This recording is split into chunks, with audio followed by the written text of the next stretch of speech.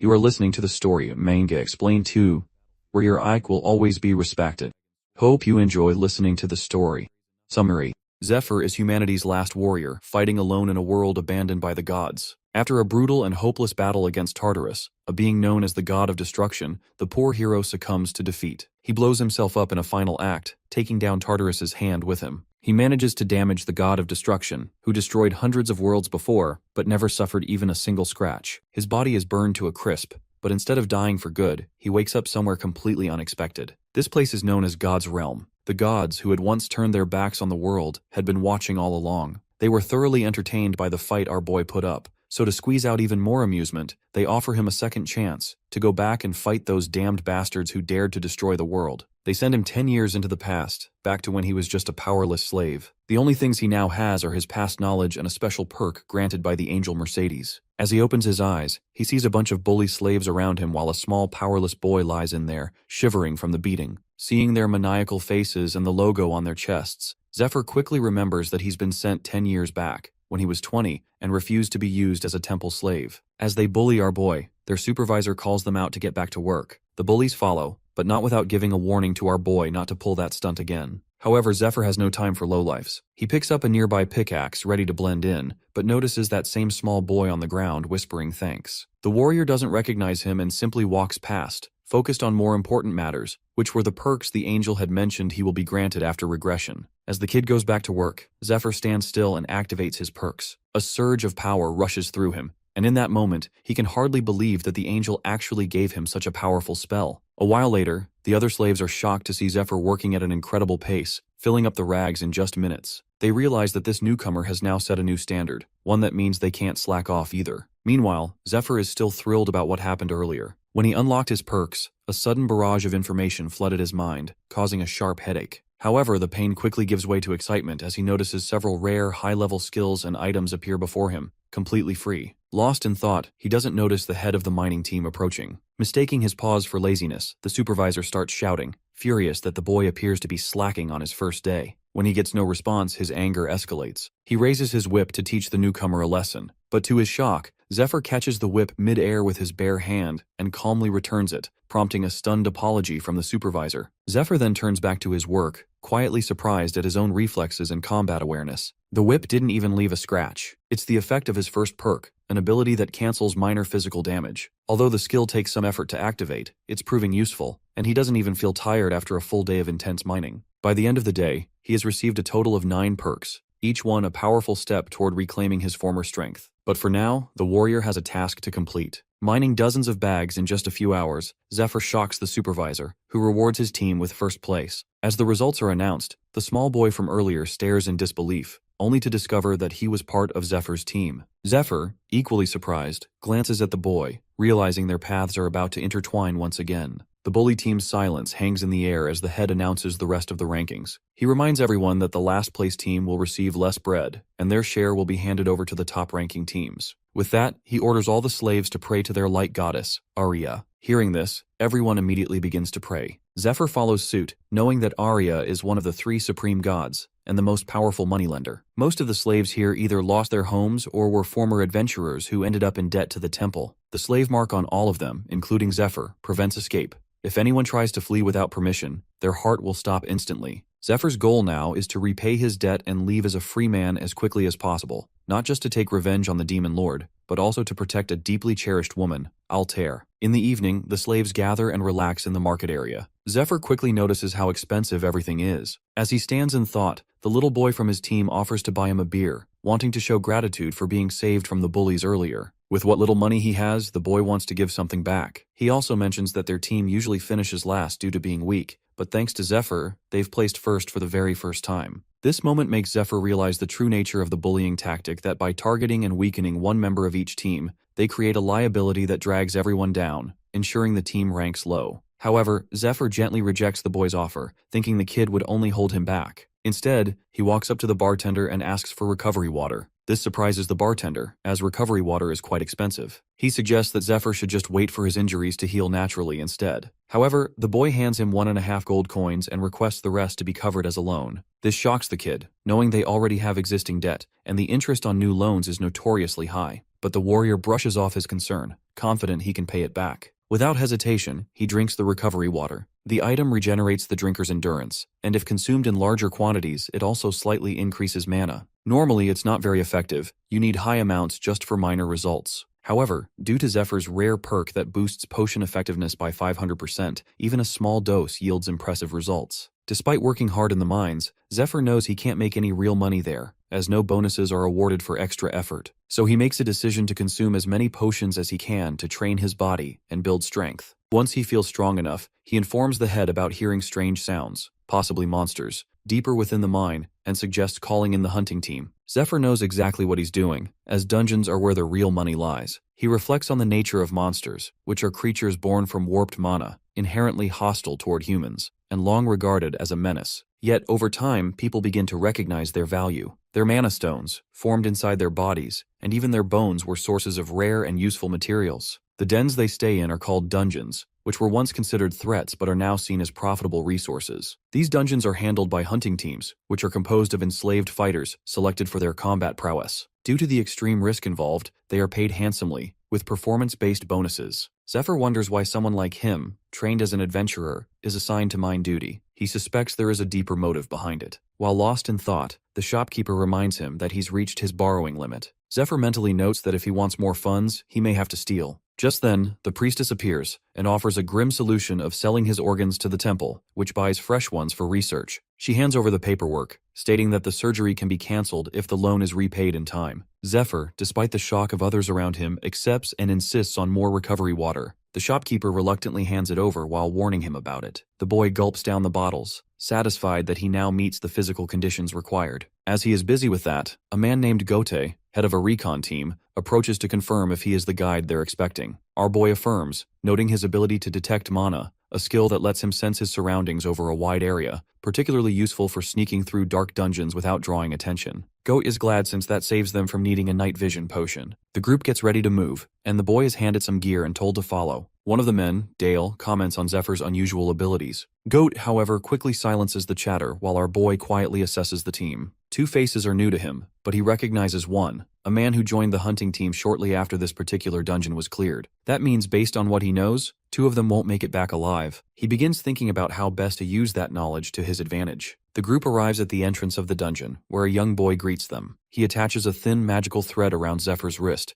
linking it to others in the team. If any of them fall, the bracelet will snap, signaling the main base to send reinforcements. Though it's just a scouting mission, the boy still wishes them caution. Inside the dungeon, two torch-wielding monsters wander in, distracted by falling stones. Got and Dale swiftly ambush and eliminate them. Zephyr watches, noting that the recon team's primary role is to gather intel and assess monster activity. Once they relay their findings, a strike squad is usually deployed to finish the job. However, sometimes the scouting unit handles things themselves if they deem it manageable. Goat assesses the slain monsters and deduces their remnants from a previous assault on another part of the mine. Dale also thinks that these were the last survivors they just killed. Meanwhile, our boy reflects that the recon members aren't just scouts, they're seasoned combatants as well. Gott suggests they handle the rest alone, but Dale questions the plan, pointing out that Zephyr, who's been reduced to carrying supplies, can't be counted as a fighter. Marco, trying to defuse the rising tension, asks if Gote has a strategy worth hearing. Hearing that, he smiles and orders the boy to take out something. Zephyr opens his bag, revealing a collection of moonbush leaves and berries. He explains they emit a scent similar to a female kobold in heat when combined with certain monster waste. This odor lures nearby creatures from great distances. The trap works flawlessly. One of the monsters, drawn in by the scent, charges blindly and is swiftly killed. Gote, seeing the results, praises the plan, soaking in the glory while his men joke about his newfound genius. What no one realizes is that the idea originally came from Zephyr himself. In the boy's first life, after being transferred to the hunting team,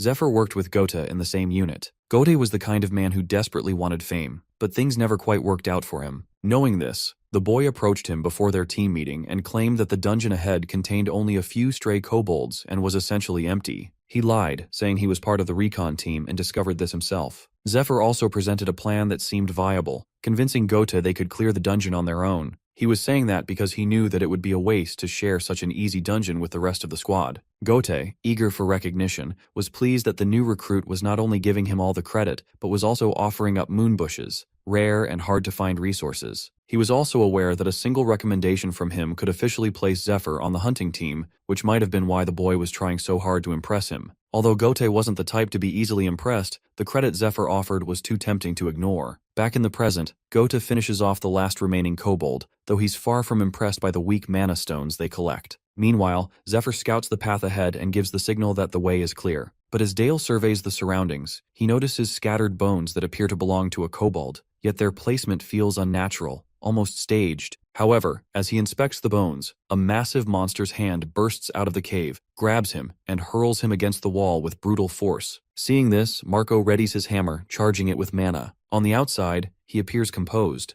but inside, he's filled with dread, unsure of what kind of horror is lurking inside that cave. He activates his mana shield and boasts about its sturdiness, but before he can finish his thought, the monster's tail lashes out in a flash and sends him flying. The sudden and overwhelming force of the strike stuns Gote, especially when he catches a glimpse of the tail. In an instant, the same tail crashes into him as well. Outside, the small guy monitoring the team from the magical threads feels 3 of them snap all at once. Alarmed, he realizes something has gone terribly wrong inside the cave. Inside, Gote is still alive, though his shoulder is badly injured. Zephyr now stands protectively in front of him. He had used his Wall of Iron perk to absorb the brunt of the monster's attack, but the blow still managed to strike Gote, hinting at the terrifying strength of the creature they're facing. While Zephyr contemplates their situation, the monster steps out of the shadows, revealing its ferocious and towering form, with his teammates limp in its grasp. In that moment, everything becomes clear. This is no ordinary beast. It's a predator that raises other monsters, luring them in with the promise of safety, only to devour them once it has matured. Without wasting another moment, Zephyr borrows Gote's spear. He activates perk 3, loading a ball of energy into his hand, and excitedly demands to know which part of the monster it wants him to kill. The perk, known as Silver Key, functions like a personal storage inventory. From it, Zephyr retrieves a piece of cloth and a bundle of dragonweed. Goat watches in confusion, unsure of what the boy is planning. But Zephyr moves with calm determination, wrapping the cloth tightly around his hand and gripping his spear. Gote, despite his injuries, feels a surge of resistance. He doesn't want to hide behind a mere miner. But before he can act, the monster unleashes its fear skill, a deafening, paralyzing roar that instantly roots him to the ground. In that moment, a chilling memory of something an old soldier once told him during his early days flashes through his mind. That man spoke of an encounter with a fully grown monster, where the entire village stood motionless, paralyzed by fear so intense they couldn't even blink. They simply waited for their turn to die. And now, in the present, the same thing is happening again. But this time, Gote watches in stunned disbelief as Zephyr moves. The boy isn't frozen. He's charging in, darting around the monster with speed and precision, dodging its massive strikes and positioning himself with practiced agility. Zephyr had used the dragonweed in combination with the effectiveness boosting perk, neutralizing the fear effect. However, he only has one offensive perk, and it's not an option at the moment as it demands far too much mana. Instead, he applies a powerful poison to his spear, one potent enough to deal with monsters like this. The potion comes from an old friend from Zephyr's past life. His friend, Fade, had spent his entire life crafting formulas, potions, poisons, and mixtures, perfecting each one. To Zephyr's shock, Fade gave them all to him, claiming the world was nearing its end and that someone had to make use of them. If those potions could save even a few lives, he said, that alone would make him happy. Remembering his friend's words, Zephyr lunges forward and drives the poisoned spear into the monster, then follows up with a swift slash across one of its arms. He knows exactly how the poison works. Once it enters the bloodstream, it begins eroding the target from the inside, and in just 3 minutes, it spreads throughout the entire body. Now all Zephyr needs to do is survive until the poison takes effect. But before he can reposition, the monster's tail lashes out, striking him hard and slamming him into the cave wall. The beast doesn't hesitate. It charges with its jaws wide open, trying to swallow him whole. Acting on instinct, Zephyr grabs the remaining vial of poison and hurls it straight into the monster's open mouth. He follows up with a powerful slash across its face, aiming for the mouth. The monster screams in pain and struggles, with only 1 minute left before the poison finishes it off. Zephyr knows he doesn't have the skills or stamina to completely evade the monster until then. He only has 2 options now: wait for the creature to collapse from the inside, or strike hard enough to bring it down himself. As the boy tries to attack, the monster swings its tail again, but with quick reflexes, Zephyr manages to grab it. He holds on tightly until he is lifted above the monster's head. Once he is directly on top, he jumps down and stabs the monster in its eye. The other end of the spear snaps from the impact, and Zephyr uses both the broken spear and his knife to stab the monster multiple times. The monster begins thrashing violently in pain. As it moves uncontrollably, the boy clings to the knife still lodged in its eye. He knows he can't let go now. There's still one more blow needed to finish it, so he leaps onto its head again.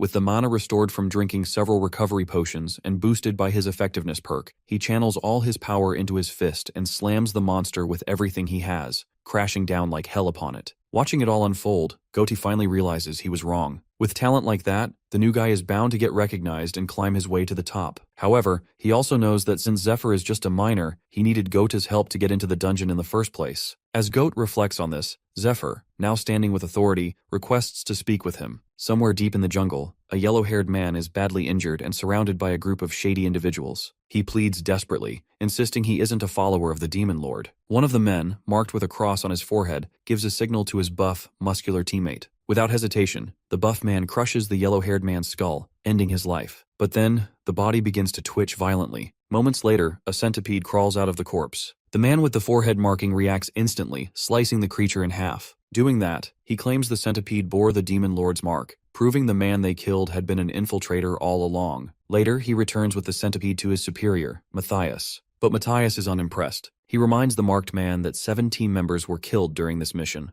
questioning whether one confirmed imposter was worth the cost. The marked man stands firm, reminding Matthias that the raid is only a month away, and that if the temple isn't purged of spies now, it could end in disaster. Matthias considers the warning and, after a moment, agrees to speak with the haunting squad to smooth things over. Still, he warns the marked man not to make him look foolish again. Back at the Department of Human Resources, Gote puts in a recommendation for Zephyr's transfer into the haunting squad. The priestess in charge approves the request but makes it clear that if the recruit fails, it's on them. Gote, confident in the boy's talent, gladly accepts the risk. He knows that if the boy performs well, he'll be the one getting all the credit. As he walks away, his thoughts drift back to that final day in the dungeon, the day they brought down the monster. In the cave, Gote was in disbelief when Zephyr suddenly asked him to forget everything about the fight, and Gote never saw the monster. Instead, the boy said he would leave the kobold corpses behind, so he had something to report to his superiors. The real prize, the giant monster's body, was something he wanted to keep for himself. As a temple slave, Zephyr wasn't allowed to keep loot like mana stones or monster parts, since everything belonged to the temple. So he planned to secretly sell the monster's corpse for money. Gote, however, thought it was impossible. There was a standby unit outside to stop exactly that kind of theft, and a follow-up team would eventually sweep the dungeon for any leftover items. But Zephyr revealed his trump card, his inventory perk. With a calm gesture, he stored the massive monster's body into his personal storage, right in front of Gote's eyes. Gote was stunned.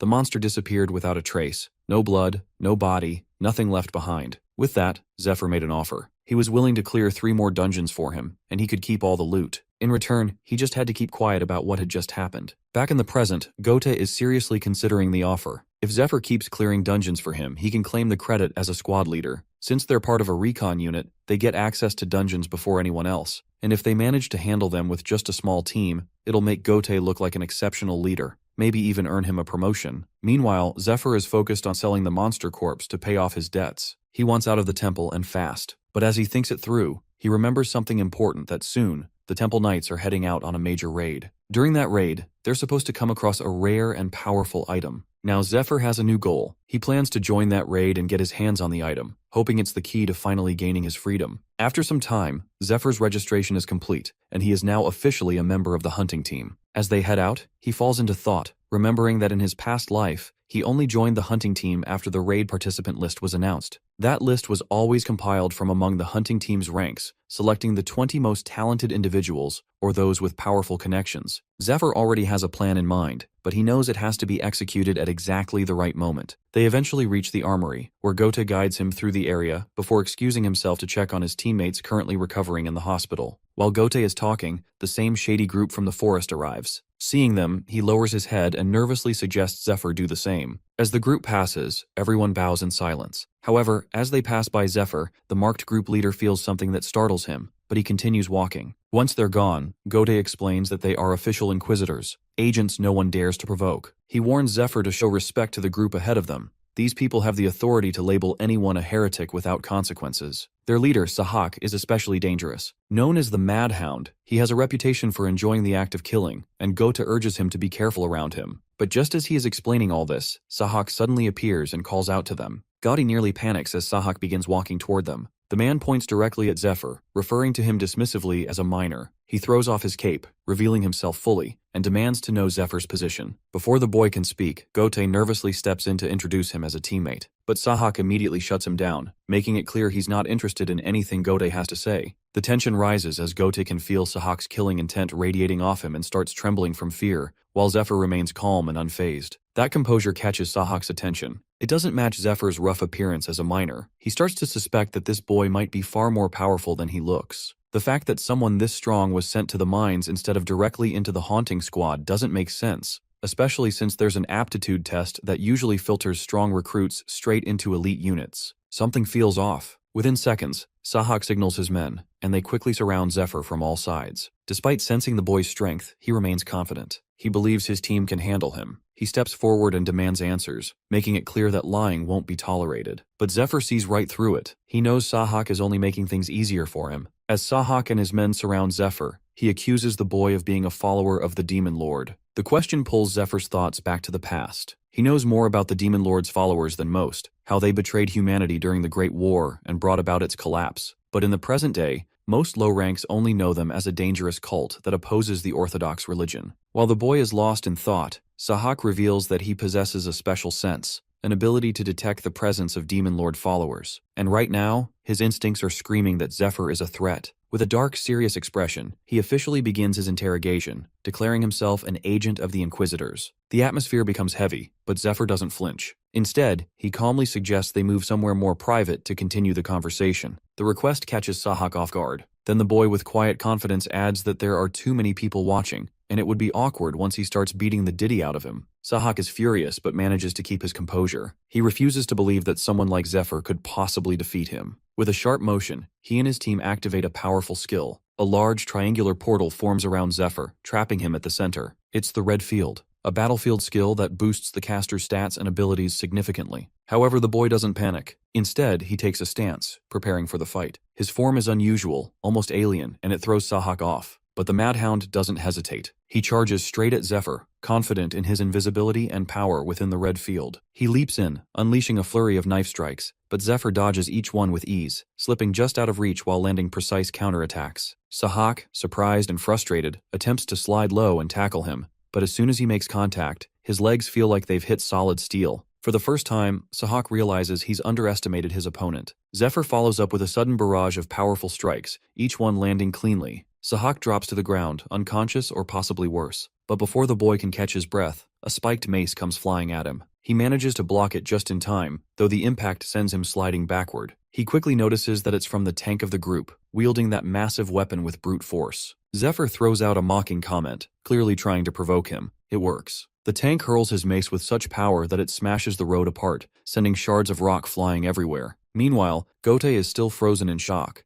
unable to believe how easily Zephyr took down Sahak using what looks like some kind of strange martial arts. He also notices that, despite the tank's wild and heavy attacks, the boy continues to dodge every blow with fluid precision. This gives Gote a bit of hope. If Zephyr humiliates Sahak's entire group, maybe there won't be any arrest warrant or punishment tied to Gote by association. After all, he's the boy's supposed leader. But that hope is quickly shaken when someone nearby points out that while Zephyr is dodging now, it's already been 5 minutes. The longer the fight goes on, the stronger Sahak's squad becomes within the red field. True enough, Zephyr begins to feel the change. The tank's chain strikes are growing heavier and faster, and he starts to struggle keeping up. Out of nowhere, Sahak reappears, slashing Zephyr across the back with a surprise attack. He's radiating an intense killing aura now, clearly not done yet. With cold fury, he launches into a high-speed assault, darting around Zephyr like a blur of light and slicing at him from every direction. For a moment, it seems like Sahak has the upper hand. He prepares to end it with a final, devastating blow. But just as he gets close, Zephyr catches him, barely, and slams his head into the ground with crushing force. Before Sahak can recover, the boy drives his knee into him again, overwhelming him with sheer strength. Beaten and bloodied, Sahak lies stunned. Even with his boosted stats and enhanced abilities, he realizes that none of it made a difference against the boy. Meanwhile, the boy taunts him, calmly pointing out that if he really wanted to show off his speed, he should have let the tank wear him down first. The comment hits a nerve. Furious, the bald tank tightens his grip on the chains restraining Zephyr, trying to overpower him. But Zephyr doesn't back down. Instead, he pulls against the chains and mocks the tank, suggesting he's too scared to fight up close. As he says this, he channels mana into his arms and activates a basic enhancement spell, Power Boost. With that surge of strength, he yanks the chains with such force that they rip right out of the tank's hands. The momentum sends the tank crashing into a nearby wall, leaving everyone around stunned in silence. Meanwhile, on the ground, Sahak starts crawling toward him, desperate and confused, asking who he really is. But the boy simply smirks and walks away, casually reminding him that interrogation is his job. Unseen by everyone, a red-haired man watches the scene unfold from a nearby window. He's clearly impressed by Zephyr's strength, and quietly wonders if this boy has been sent by their master. Meanwhile, the onlookers can't believe what they've just witnessed. Sahak, the powerful leader, has been defeated by a mere rookie. As Zephyr walks away, the defeated man can only scream at him in frustration, unable to accept his loss. The boy, on the other hand, feels a sense of relief. The first part of his plan is complete, but now he has to wait for someone specific to hear about it. As he continues walking, however, a strange sensation washes over him. His body starts to tremble and he quickly realizes what's happening. It's mana freeze, a temporary shutdown when a user runs out of mana.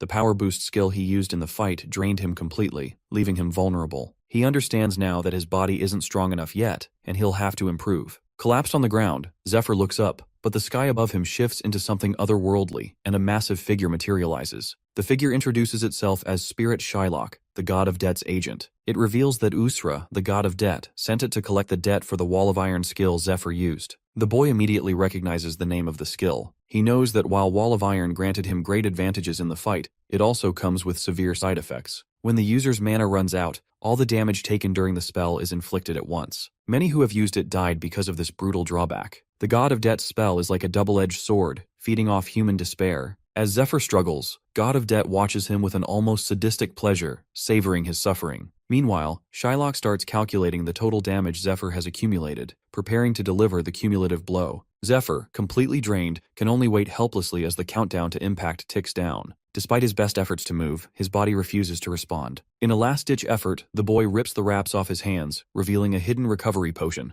With the countdown nearing its end, he manages to drink the mana potion just in time. The mana surge raises his mana by a single point, halting the debt collection attack before it can land. In a flash, Shylock vanishes and the threat is gone. Our boy breathes a sigh of relief, but he knows this was only a temporary escape. He still has much to prepare for. Zephyr survives by a split second, smirking at the sky as if mocking Usra, the god of debt, for underestimating him. After all, the boy is a survival expert, someone who managed to live even after humanity fell in his past life. He knows the secret to beating Wall of Iron is simple. Keep your mana from dropping to zero. As long as he has even a sliver of mana, the spell can't touch him. He remembers that in his previous life, Wall of Iron was a purple tier skill worth 500 gold, far more than he can afford right now. Yet the god, for their own amusement, gives him the spell anyway, and to thank them, he gives a middle finger salute, only enraging the god even more. Later, Zephyr wakes up confused, tied to a bed with the priestess standing calmly beside him. Two bulky men are also present, bringing torture tools. Nervous, he looks around as the priestess explains the situation with a disturbingly calm tone. He's in their workshop because the repayment on the loan he took from the shop expired just an hour ago. Her expression quickly hardens. She grabs a large knife and says he took multiple loans using collateral, skipped all the interest payments, and never planned to repay any of them. She holds the knife just inches from his face and demands answers. Zephyr realizes the situation is deadly serious. If he tries to use mana, the debt collector Shylock will return instantly, so he has no choice but to talk his way out of this. He begins pleading, saying he'll repay everything next week, but the priestess remains unmoved. She declares they'll definitely take his salary, but he still has to pay the shop loan with interest, something he clearly can't afford. Then, she gives the order, and one of the large men grabs Zephyr's arm. She announces they'll cut off one of his fingers, for now, to make a point.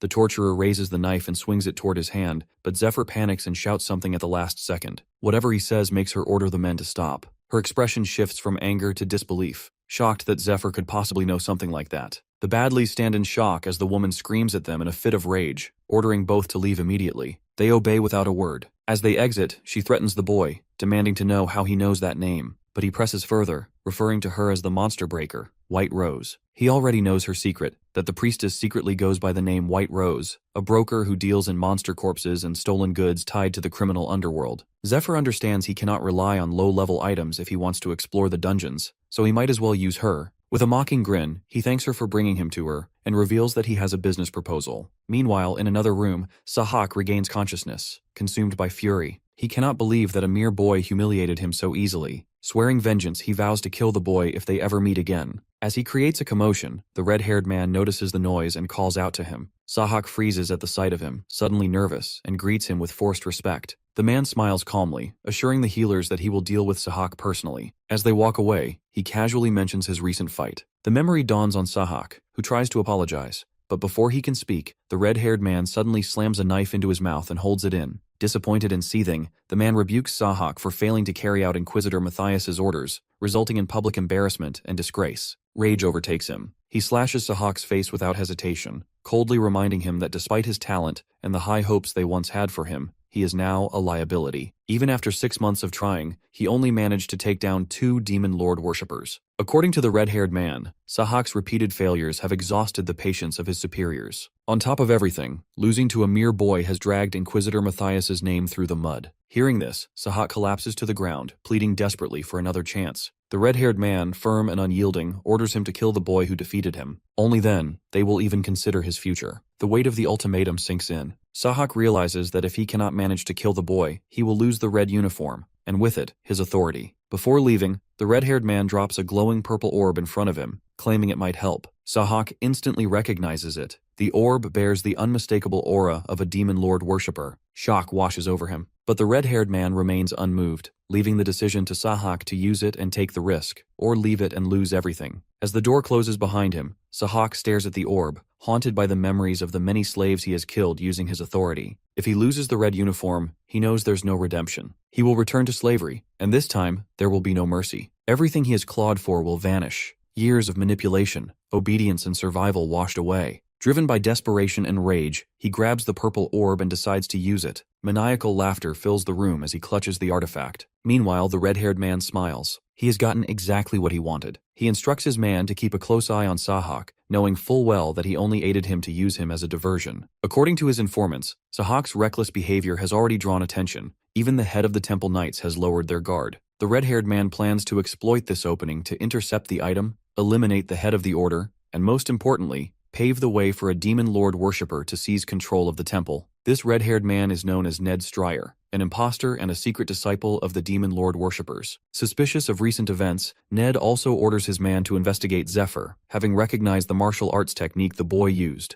a style known only to their master and his disciples. He suspects Zephyr might have been sent by the master himself to assist them. However, given the secrecy of the matter, Ned decides to test the boy through Sahak. If the boy fails them, Ned plans to eliminate Zephyr himself. Meanwhile, back with the priestess, Zephyr surprises her by revealing the monster corpse he brought back from the dungeon. Despite her initial concern, she finds herself admiring the specimen. However, the boy's offer is steep. The items he demands are valued at 5,000 gold, equivalent to the price of 3 Predator-class corpses like the one he presents. Zephyr confidently assures her that she will have all 3 within 3 weeks. Then pausing, he adds that he has one more favor to ask. After his recovery, Zephyr joins his teammates for a casual meeting. During the gathering, the group leader, Gota, reintroduces everyone to reaffirm their roles. First is Marco, the tanker, then Dale, the swordsman, and finally, he introduces Zephyr. However, tension hangs in the air. Gota quickly notices the discomfort among the others, particularly in Zephyr's presence. He also observes that no one is touching their food, which might explain their mood. Sensing the awkwardness, Zephyr lifts the mood by pulling out a luxury bottle of wine, instantly catching everyone's attention. He reveals that he acquired it from White Rose, then pours a drink for each of them.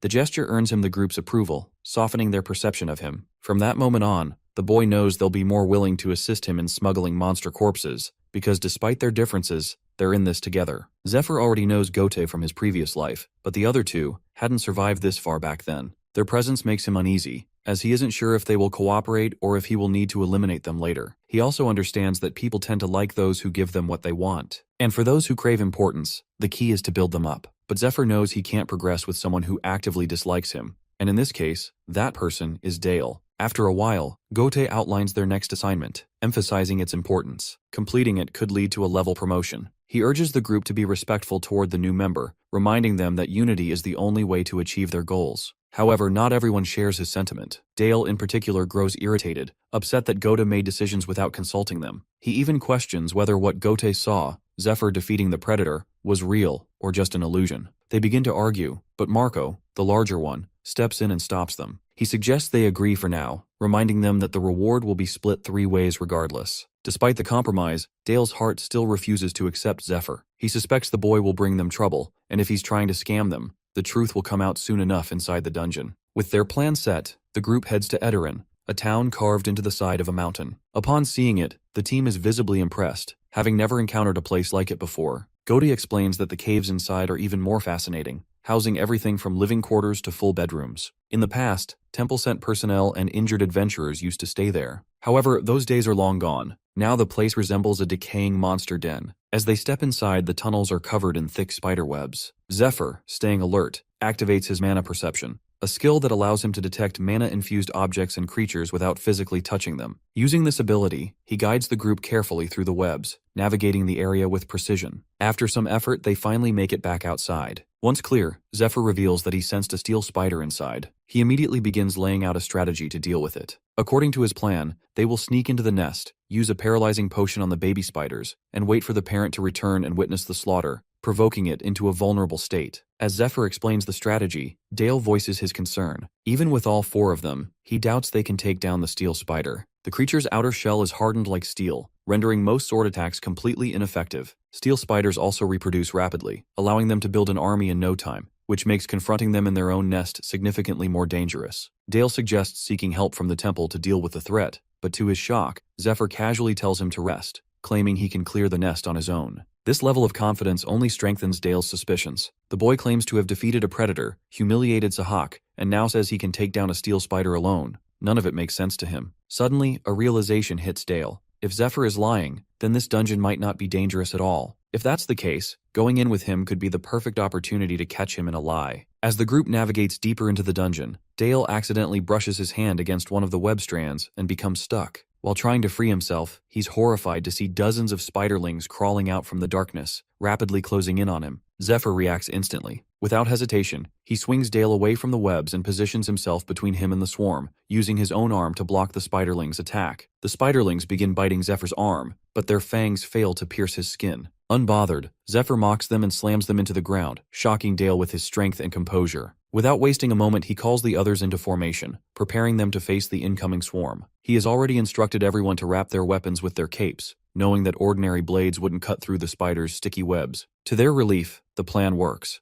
Even though the webs cling to their weapons, they can still swing them freely. Dale and Gota fight off the monsters, trying to herd them into one spot. Their strategy is clear that once the spiderlings are grouped together, Zephyr will finish them off in one blow. Everything goes according to plan. With a single powerful swing, the boy eliminates the entire swarm. As the dust settles, the group stands exhausted from the intense battle. Dale suffers a deep cut on his arm and feels both wounded and humiliated, having had to reluctantly turn to Zephyr for help. To his surprise, Zephyr hands him a recovery potion without hesitation. Watching this, Dale realizes that the boy must have been aware of everything from the start, including the exact moment he got caught in the web. All thanks to his mana perception spell. Embarrassed, Dale quietly calls himself out on it. Zephyr, however, simply reassures him and advises against repeating the same mistake again. Meanwhile, he silently observes Dale with growing appreciation. In his past life, he had to train unskilled fighters, but Dale shows surprising focus and discipline. Zephyr is aware of his lingering suspicion toward him, but he also knows that once they clear the dungeon, his doubts will resolve on their own.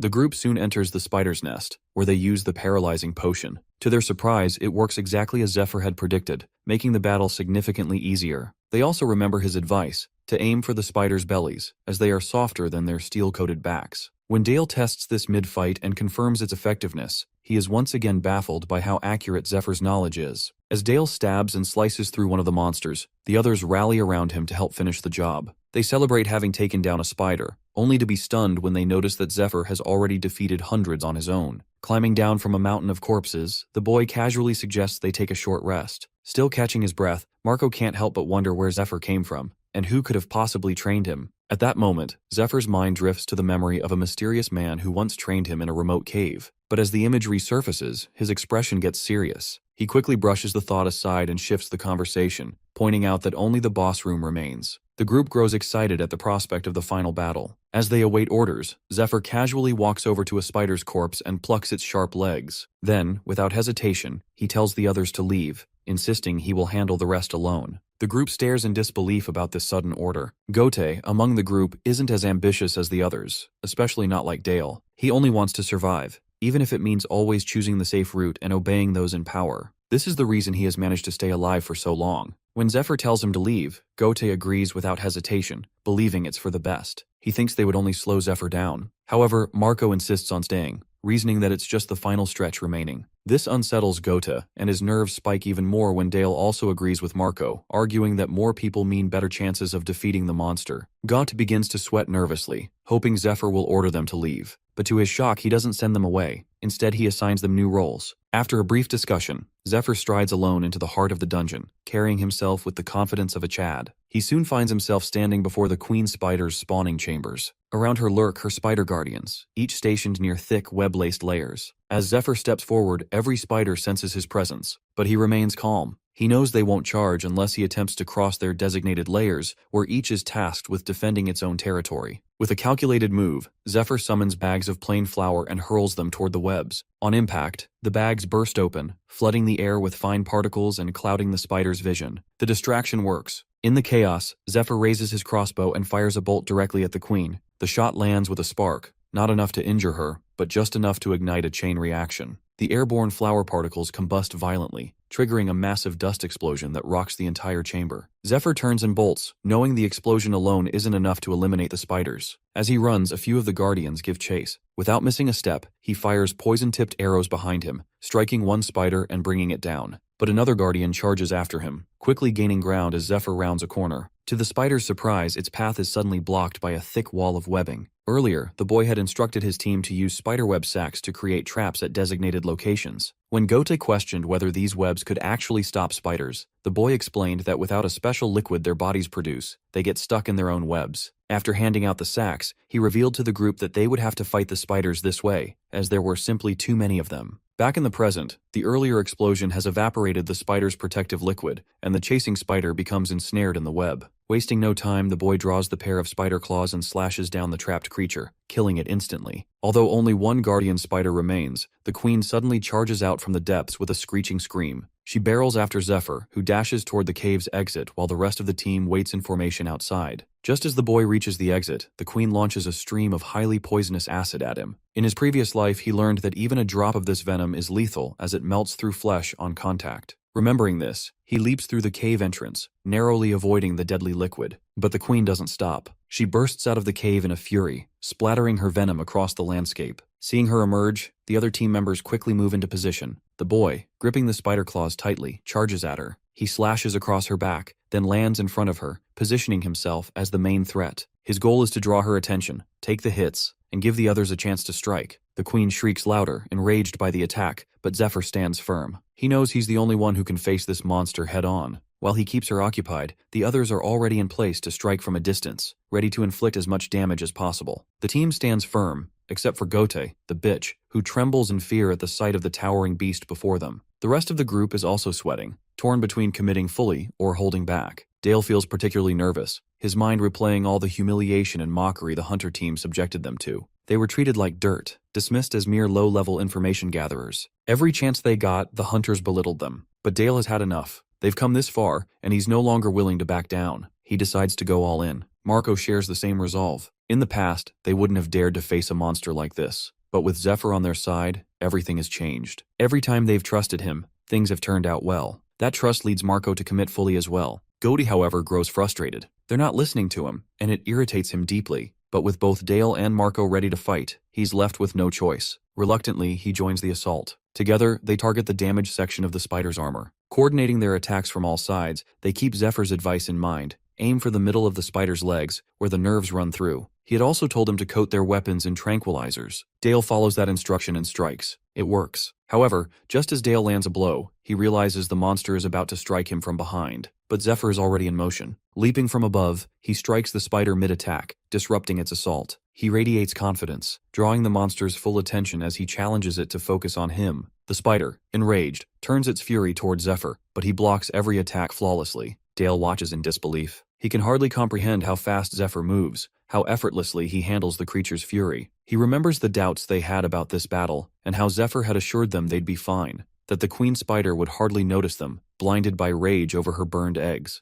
And now, watching him in action, Dale believes it. The boy had also informed them that the queen spider's hind legs are the safest place to be near. Because she lays her eggs in a narrow spawning lair, she has developed the habit of minimizing the use of her rear limbs. Now, as Dale observes the spider, he notices that she is barely moving from the back and is primarily attacking with her front half, proving Zephyr's words to be true. This realization hits Dale that the boy might have already fought monsters like this before. The boy had only been holding the line so they could pierce the tranquilizer into the creature. He would handle the rest. With that in mind, all of them attack the monster from all directions, successfully driving their weapons into her body. However, Gote's spear gets stuck in one of the spider's legs, and before he can pull it free, she lifts him up into the air. With a blood-curdling scream, the spider begins thrashing wildly, swinging her massive claws at Zephyr while Gote crashes violently to the ground. Driven by rage over the destruction of her eggs, the queen spider seethes, but she knows her claws alone won't be enough to crush them, so she begins channeling venom into her glands, preparing to melt them with her toxic poison. But before she can release it, Zephyr charges forward. With precise timing, he plunges his hand deep into her abdomen, grabs the venom gland, and with full force, rips it out from her body. He then unfastens his belt and wraps it tightly around the gland, sealing it and preventing her from using it for at least a few minutes. Without wasting a second, he leaps onto her body, springs into the air, and delivers a brutal kick straight to the spider's skull. The force cracks the monster's head. Landing firmly, he stands tall, calm and focused. He knows that with steady coordination, they can win this fight. Seeing the spider collapse, the group erupts in cheers. Dale, however, still can't believe they've actually defeated the queen spider. He turns toward the boy, searching for answers. But in that moment, he realizes that the boy let them defeat the monster. Zephyr had guided them, protected them, and made sure they were the ones to land the finishing blow. This realization hits him hard. Hunting feels completely different under a leader like him. For the first time, Dale believes that maybe, just maybe, he can become someone like Zephyr if he keeps following him. Meanwhile, Zephyr's mind is already turning, considering which monster corpses he should bring back to offer to White Rose. But his thoughts are interrupted when Dale calls out to him, proudly showing the resting place he prepared for him. He suggests he take a break, assuring him that they'll handle everything from here. To Zephyr's surprise, Dale starts praising him outright, offering to dismember the corpses for him, provide comfort, and take care of the remaining tasks. Hearing this, the boy realizes that his mana reserves are nearly depleted anyway, and accepting their help would save him the trouble of dealing with Usra's reactions later. Watching them work, he comes to a new conclusion that his teammates aren't bad at all. But then his expression turns serious. He knows deep down they still won't be enough if he has to face someone from his past life. His current gear and stats aren't good enough either, so he'll need a solid, long-term plan. Later, he brings back the Predator's corpse to the priestess, who is visibly impressed by it. She even offers him more inventory space as a reward. However, as Zephyr stands there, he silently observes the shady dealings taking place in the temple, right in broad daylight. Truthfully, he no longer believes temples are as holy as they claim to be. They collect donations from believers and use the funds not just for monster defense, but also to expand their influence, building entire cities around themselves. The donations aren't entirely for worship, they're payment for safety. Temple knights slay monsters and protection has a price, but Zephyr knows this won't last. In the future, even safety, especially for one's own children, will become impossible to buy. Later, during a private meeting with the priestess, she informs Zephyr that the monster corpse he gave brought in a good sum. She expresses her admiration for his abilities, but he cuts straight to the point that he wants to know how much debt remains. According to her, he's paid off 48% of the total. She adds that the temple will also take 20% off the top as their share of the debt. Then she remembers something else that she had personally requested and secured lab cleaning duty for him. According to her, he can use the lab's equipment once everyone has left for the day, but he'll be responsible for cleaning everything afterward. This excites Zephyr. It's much easier than having to sneak into the lab. As they continue talking, a figure approaches and calls out to the priestess. When they turn around, Zephyr sees the man's face and freezes in shock. It's Ned, an agent of the Inquisitors, and someone Zephyr had a history with in his previous life. The priestess jokes lightly, teasing that Ned must be here to ask for a loan or invite her on a date. But deep inside, she knows exactly why he's come. Ned is here for the boy. After all, Zephyr beat up Sahak and Ned is his superior. She finds it reckless, insulting even, that Ned would come all the way here to start something with her client, right in front of her. Trying to defuse the situation, the priestess politely attempts to usher Ned away. But to her shock, he calls out Zephyr's name directly and casually invites both of them for tea. With a manic expression on his face, he asks if Zephyr knows Sahak. Our boy, however, flatly denies knowing anyone by that name. As they stare each other down, the atmosphere thickens. A tremendous amount of mana bursts from both of them, saturating the air with pressure. The priestess starts trembling as the mana is so dense it pierces her skin. In that moment, she realizes that Zephyr might be as strong as a temple slave, or possibly even stronger. Ned, standing just feet away from the boy, feels it too. Channeling mana into his fingers, he prepares to fight, eager to see what the little boy is truly capable of. Just as they're about to clash, the priestess activates the slave mark spell, forcing both of them to stop. The spell only works on slaves marked by the temple, and it hits both of them hard.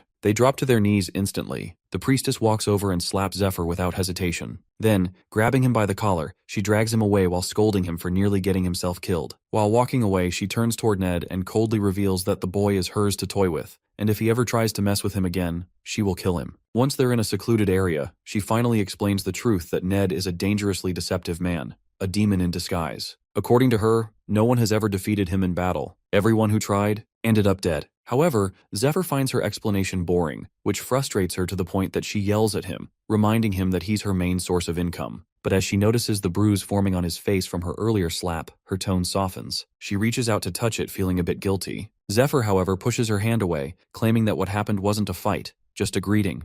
Deep down, though, he knows Ned is fully prepared and came out deliberately to provoke a battle. Without saying much else, Zephyr turns and leaves for the lab. But before leaving, he quietly asks the priestess for a favor. Meanwhile, back at the temple grounds, Ned brushes the dust off his clothes, still processing the intensity of the slave mark spell. From the beginning, Ned wasn't a temple slave. It was his master's command that placed him there. But he has always felt disgust toward the temple and its people. Yet he followed orders, even when they made his skin crawl. However, Ned was shocked when his master revealed that 2 demon lord worshippers, who had infiltrated the temple disguised as priests, had been executed. The rest were in hiding due to heightened surveillance. Their only remaining path into the temple was through the slave mark. The master explained that the priest of light didn't monitor marked slaves closely, believing them easy to control. So he ordered Ned to continue posing as a temple slave, infiltrate the temple of light, and steal the reward from the raid dungeon. Ned agreed without hesitation. Now, in the present, Ned knows they have already found a method to neutralize the slave mark, and he is confident the priests of light don't know about it.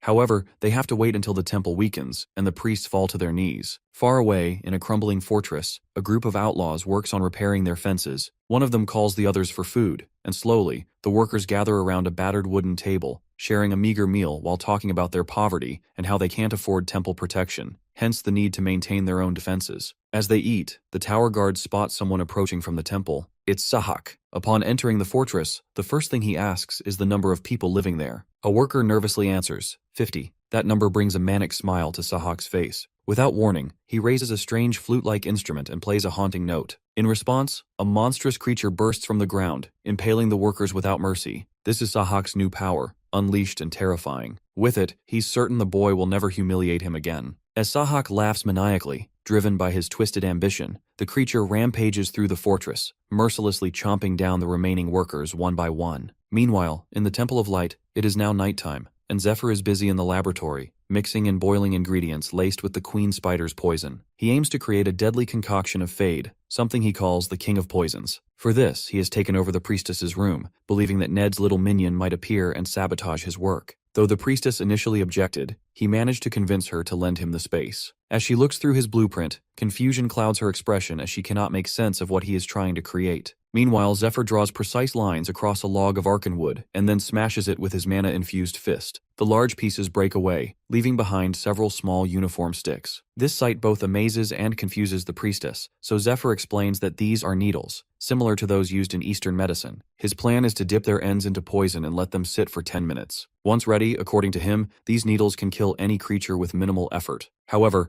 no one had ever imagined they would come to rely on poisons after the Demon Lord's attack, especially that the gods had abandoned them. With that thought, Zephyr begins inserting the poison needles into his own body. Almost immediately, the poison starts spreading through his veins, making him tremble in pain. The priestess, alarmed, moves toward him, but he raises a hand to stop her. She remembers what he had told her earlier, not to panic no matter what happens, and to simply carry out a task for him when he signals. Although she remains unsure of what he truly intends, Zephyr is clear that he seeks to upgrade himself. He knows that under the right conditions, 2 poisons can neutralize each other's effects, transforming into a medicine or even a potion that boosts one's stats. The challenge, however, lies in the fact that he is working with incredibly painful, unstable, and unpredictable toxins. The pain pushes Zephyr's body to its absolute limit, but he knows this is the only way forward. He channels his mana, directing the flow to control internal injuries and potentially boost his levels. With this, he is testing whether the technique will heal him, or if it will cause his body to shatter like a brittle mirror. Still, Zephyr knows this pain is nothing compared to what the Demon Lord once did to him. As he concentrates, the flow of mana stabilizes. His veins begin to lose their darkened hue, returning to their normal color.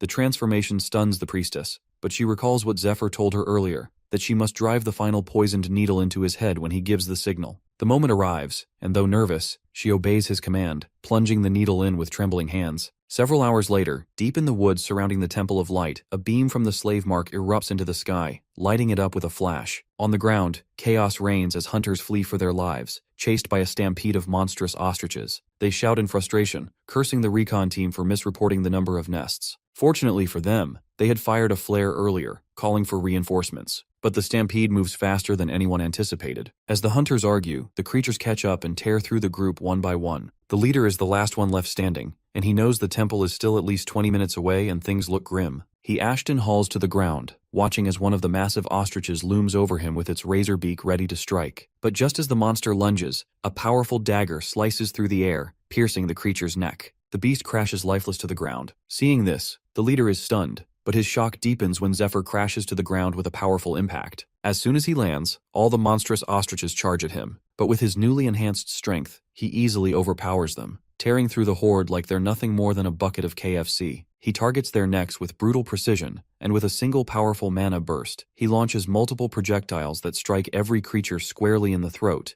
killing them instantly. The leader stands frozen, unable to comprehend how a single person, temple reinforcement or not, could do this alone. Before he can say anything, Zephyr demands the location of the monster nest. Still in disbelief, the leader points it out. Without another word, Zephyr vanishes in a single leap, leaving behind an overwhelming aura and a heavy sense of awe and inferiority weighing down on the hunter captain. However, the leader immediately regrets not giving Zephyr a critical piece of information, that the nest is extremely dangerous. As he silently blames himself for the oversight, a sudden blast echoes through the forest, followed by a chain of explosive crashes and deep cracks in the earth. To his utter disbelief, Zephyr emerges from the shadows moments later, dragging the severed head of the boss monster behind him. Despite the intense battle he clearly just fought, he looks calm, almost relaxed. The poison needles coursing through his system seem to have doubled his strength and dulled the pain. But Zephyr knows his next challenge is gear. He needs new equipment, though finding a place to forge or acquire it will come first. As he considers his next move, he fires the green flare, signaling that the emergency has been handled. Meanwhile, far away in the dungeon's dark depths,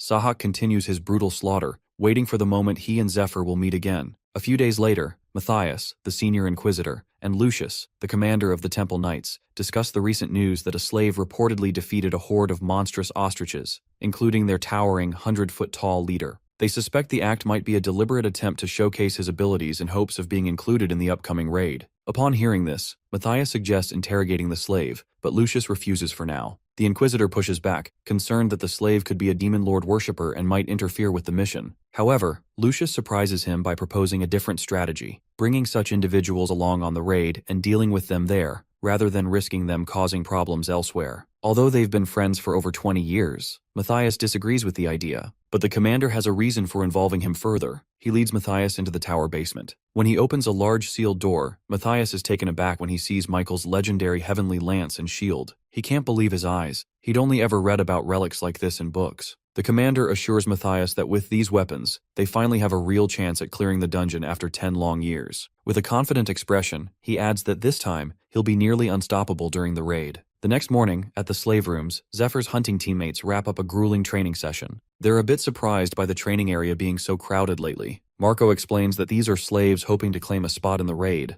Rumor has it that 2 or 3 positions might still be open. As they talk, the priestess suddenly walks out of their room and passes by them. The group immediately bows out of respect. After she walks past, a few of them quietly wonder what she was doing in their quarters. Soon, the group's worst suspicion is confirmed when they spot Zephyr in their room, wearing a golden ring. They stare in disbelief, unsure how he managed to get such an item from the priestess. Zephyr, however, brushes it off casually. Internally, he knows the ring is no ordinary accessory. It's the Ring of Purification, an item that boosts mana flow and enhances magical defense. The priestess gave it to him after his upgrade session, claiming she had more items like it that could help improve his stats. This gesture made Zephyr suspect that she's motivated by money. Meanwhile, the priestess walks toward her room, lost in thought. She's thinking about Persephone, the now-defunct guild of assassins known for using poison to enhance their stats and eliminate targets. Zephyr's growing skill in hunting and his poison-based upgrades make her wonder if he might be a former member. She recalls that the guild fell apart years ago due to internal conflict, but rumors persist that wealthy individuals are still seeking their poisons, or surviving members. She considers the possibility of profiting by keeping Zephyr close. If she equips him properly, he could bring in significant value. But first, she needs to find the right gear for him. Zephyr, sensing her thoughts, is surprised she came to the conclusion that he might be part of an assassin group. Still, he sees the upside that if she spreads that rumor, his intended target may eventually come looking for him. Coming out to the hunting team, Gote is sweating balls that Zephyr's got that riz, as he managed to get a ring from that mommy. The others agree as well, but just as Zephyr prepares to talk to them about the dungeon, someone suddenly slams at the door. Dale checks and finds a note pinned to it with a knife. It's an official order to leave immediately and report back on the situation. The group is confused about who would deliver an official document in such a strange way, especially one stamped by the hunting team. Zephyr also takes a look and instantly recognizes the handwriting. It's Ned's. Realizing this, he becomes excited, seeing it as a personal challenge. Without wasting time, Zephyr heads out and begins flashing through the woods, moving quickly while thinking about the upcoming raid. This raid isn't a typical mission. It will take place in the Tomb of the Fallen Princess, a massive ruin left behind by an ancient kingdom. It's known to be extremely difficult to conquer. No one has reached the boss room in over 10 years of attempts. To even qualify for the raid, a person must either be a slave assigned to a priest or a top-ranking member of a hunting team. Zephyr knows his current team won't make it to the top ranks in time, so he plans to rely on Ned. As a slave directly under Matthias, Ned has the influence to get someone included. Zephyr hopes to earn a recommendation from him. He's confident Ned wants to test him anyway, possibly even suspecting him to be an ally sent by the Demon Lord. As these thoughts run through his mind, Zephyr moves quickly through the mountain paths, until he crashes through a watchtower. As the dust settles, a familiar voice calls out to him, and he instantly recognizes it as Sahak. He pauses and tells Sahak to go home, clearly puzzled about why he's even there. The ugly-ass Sahak gives an evil grin, claiming he's been feeling pretty horny for him these past couple of days. As Zephyr stands there confused, Sahak suddenly pulls out a knife, attempting to show off some new power. But before he even finishes speaking, Zephyr flashes past him and drops him to the ground with a single strike. He frowns, frustrated that Ned seems to be hiding something, especially if he's sending someone like Sahak instead of coming himself. Thinking he might be nearby, Zephyr calls out, but instead of any answer, Sahak begins to move again. He rises from the ground in an unnatural way, laughing maniacally. A slimy creature starts emerging from beneath his cape. Without hesitation, Sahak pulls out a flute and starts playing it, causing the slime to lift him into the air and morph into a large monster-like abomination. Sahak, completely unhinged, shouts wildly, cursing Zephyr and vowing to make his death slow and painful. As the creature finishes forming, Sahak wastes no time and launches an attack. Caught off guard, Zephyr hesitates, and the strike sends him crashing into the side of a mountain. However, before Sahak can react further, an energy beam melts away the monster's appendages, and Zephyr reappears, unharmed and ready. The boy quickly recognizes the creature as a biological weapon created by Demon Lord worshippers. It starts off as an egg,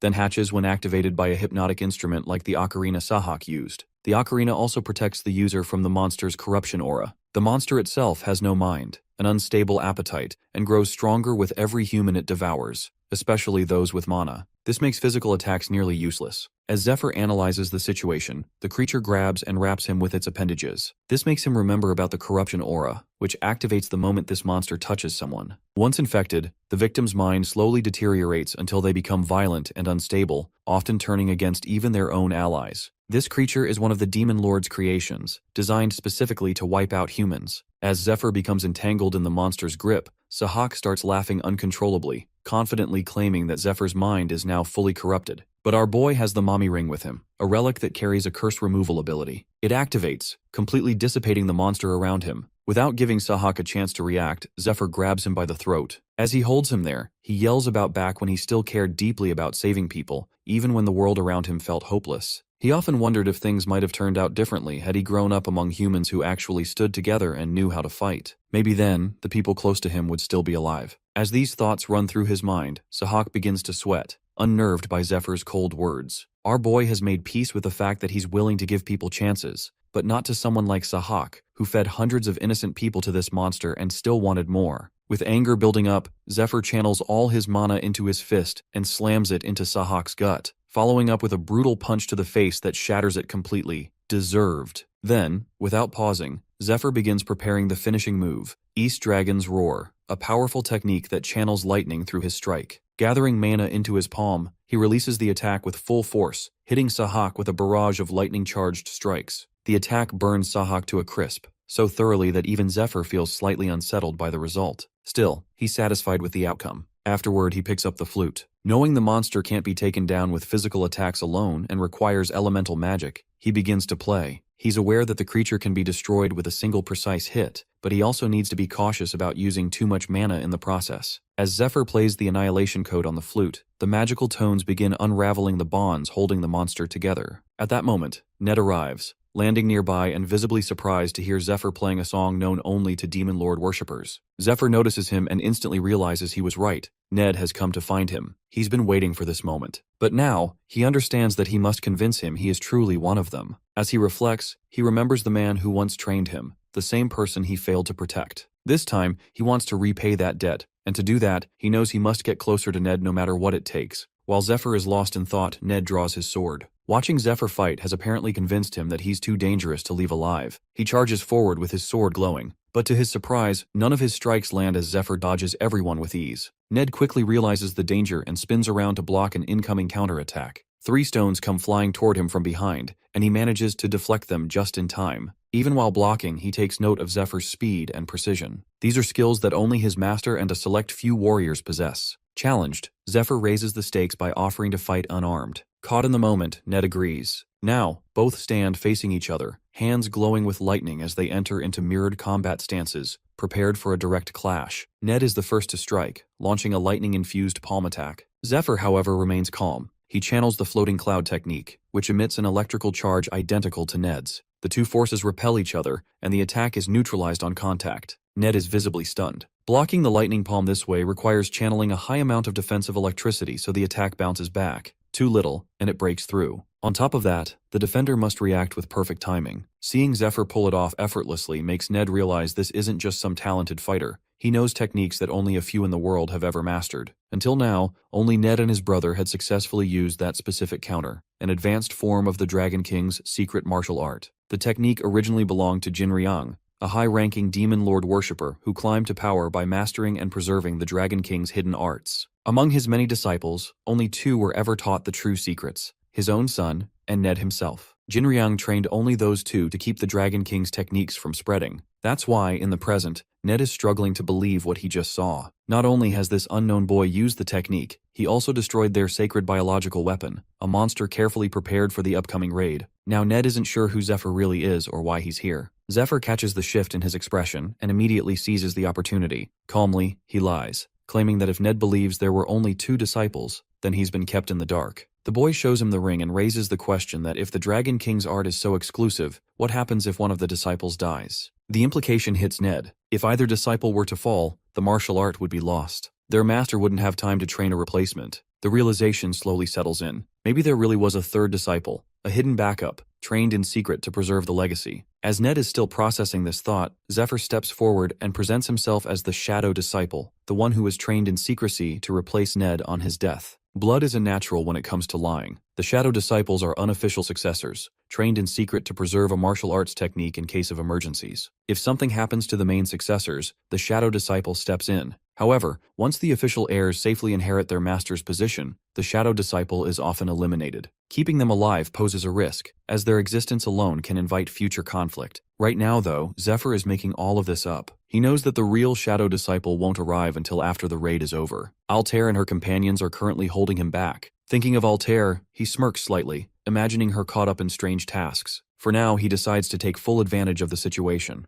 Ned, still somewhat suspicious, reveals that he already confirmed with their master, and was told no disciple had been sent. This implies Zephyr is lying, but in truth Ned hasn't contacted their master at all. He knows that if he tries, he might expose Zephyr's bluff, and lose the chance to handle the matter himself. Ned has already decided that if Zephyr does anything questionable, he'll kill him without hesitation. Our boy, sensing this tension, doubles down on the lie. He claims he was given a secret order to quietly join the raid party and take Ned's place if anything goes wrong. He even references Ned's mission to retrieve the Dragon Heart and escape. The Dragon Heart is a powerful magical core found within a dragon's chest. It grants immense power but is incredibly rare. One lies buried deep within the tomb of the fallen princess, the very dungeon where the upcoming raid will take place. Zephyr knows that Ned's unmatched speed gives him the best chance of escaping with the stone, but he boldly claims he can do the job better. He pushes Ned's temper even further by stating that he has something personal to discuss. As Ned clenches his jaw, the boy leans in slightly and quietly says he wants to talk about Blood Tear. The mention of this puts a dark expression on his face, as it is one of his family's stolen treasures, something only he and his master know about. Nervous, Ned asks him if he knows more about it. However, Zephyr first requests to be included in the raid. With no other option, Ned agrees and tells him to follow. He leads the boy to an abandoned building near the temple and introduces him to the other members as someone sent by their master. Matthias, who is also present, becomes excited about the new addition and immediately starts explaining their plan. According to him, all the members of the raid are demon lord worshippers, gathered from various places. He walks Zephyr through the details of the operation once again. Zephyr, eager to learn more about the Demon Lord worshippers, is surprised to discover that all 40 members are followers. These individuals make up an elite unit, specially trained to complete difficult missions. Despite the group's strength, the boy remains confused about why such capable people would choose to worship the Demon Lord. Meanwhile, Ned silently reflects on the situation. He wonders if their master might have revealed certain secrets to Zephyr that were supposed to be known only to them. A brief moment of doubt passes through his mind, imagining that the master may trust Zephyr more than him. However, Ned quickly dismisses the thought, reminding himself of the master's promise to help him get revenge if he proves himself useful. This promise continues to drive Ned's efforts. He is determined to earn his master's approval and achieve his goal. Still, one thing continues to trouble him: the Shadow Disciple himself. Zephyr considers the possibility that the Shadow Disciple might simply be waiting for Ned to die so he can take his place. Or worse, he might be planning to kill Ned himself. While Ned reflects in silence, Matthias finishes the operation briefing and divides the team into two groups, one assigned to protect Ned and the other tasked with eliminating Knight Commander Lucius. Without wasting time, Ned reaches out to Zephyr and invites him to join his team. He wants to keep him close, which would also make it easier to eliminate him if needed. Receiving the invitation, the boy pauses for a moment. He remembers that in his previous life, Ned had been consumed by his desire for revenge. That obsession caused him to place his trust in the wrong person, someone who ultimately led to his downfall. Despite this, Zephyr also remembers that Ned had been a fiercely loyal individual. If he could bring him over to his side, Ned might become a powerful ally.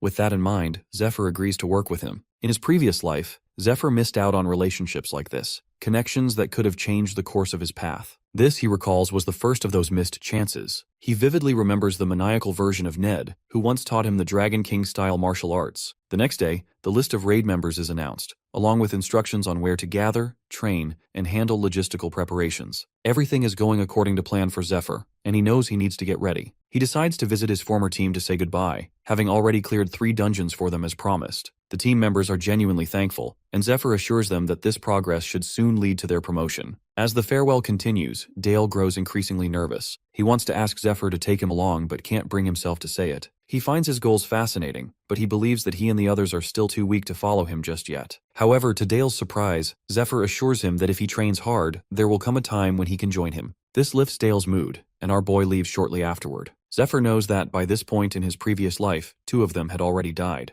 Though they are still alive now, he believes they are more or less doomed. In 3 years, the Demon Lord will be summoned, and most of them will lose their lives. This is why he needs the Dragon Heart, to prevent it all. Afterward, Zephyr heads to the priestess to collect his gear. Surprisingly, she has prepared everything exactly as he requested. The weapons are blunt and have good mana conductivity. He specifically asked for this because he knows the raid dungeon will be filled with skeletons, which are resistant to regular sword strikes. For that reason, blunt weapons are essential to break through them. After inspecting the equipment, Zephyr decides to buy everything, though he is particularly drawn to the Twilight Longsword. The priestess acquired that sword solely at his request. However, she remains concerned, knowing it is not effective against skeletons. Meanwhile, Zephyr thinks about the dungeon itself, how even after 10 years of effort, the temple failed to conquer it. Yet now even the Demon Lord worshippers are willing to risk everything for it. Also, everyone in the raid is technically Zephyr's enemy, and Ned still doesn't trust him. He knows that if he fails to win him over, they may end up fighting to the death this time. As they continue their discussion, an instabaddie named Agilia arrives. She works as an enchanter for the temple's lab and greets them politely. In this world, enchantments involve imbuing items with mana and magical energy, and Agilia is among the best at the temple. Once she settles in, she uses a holy light spell to fully infuse Zephyr's items with light energy. This process is part of the dungeon preparation,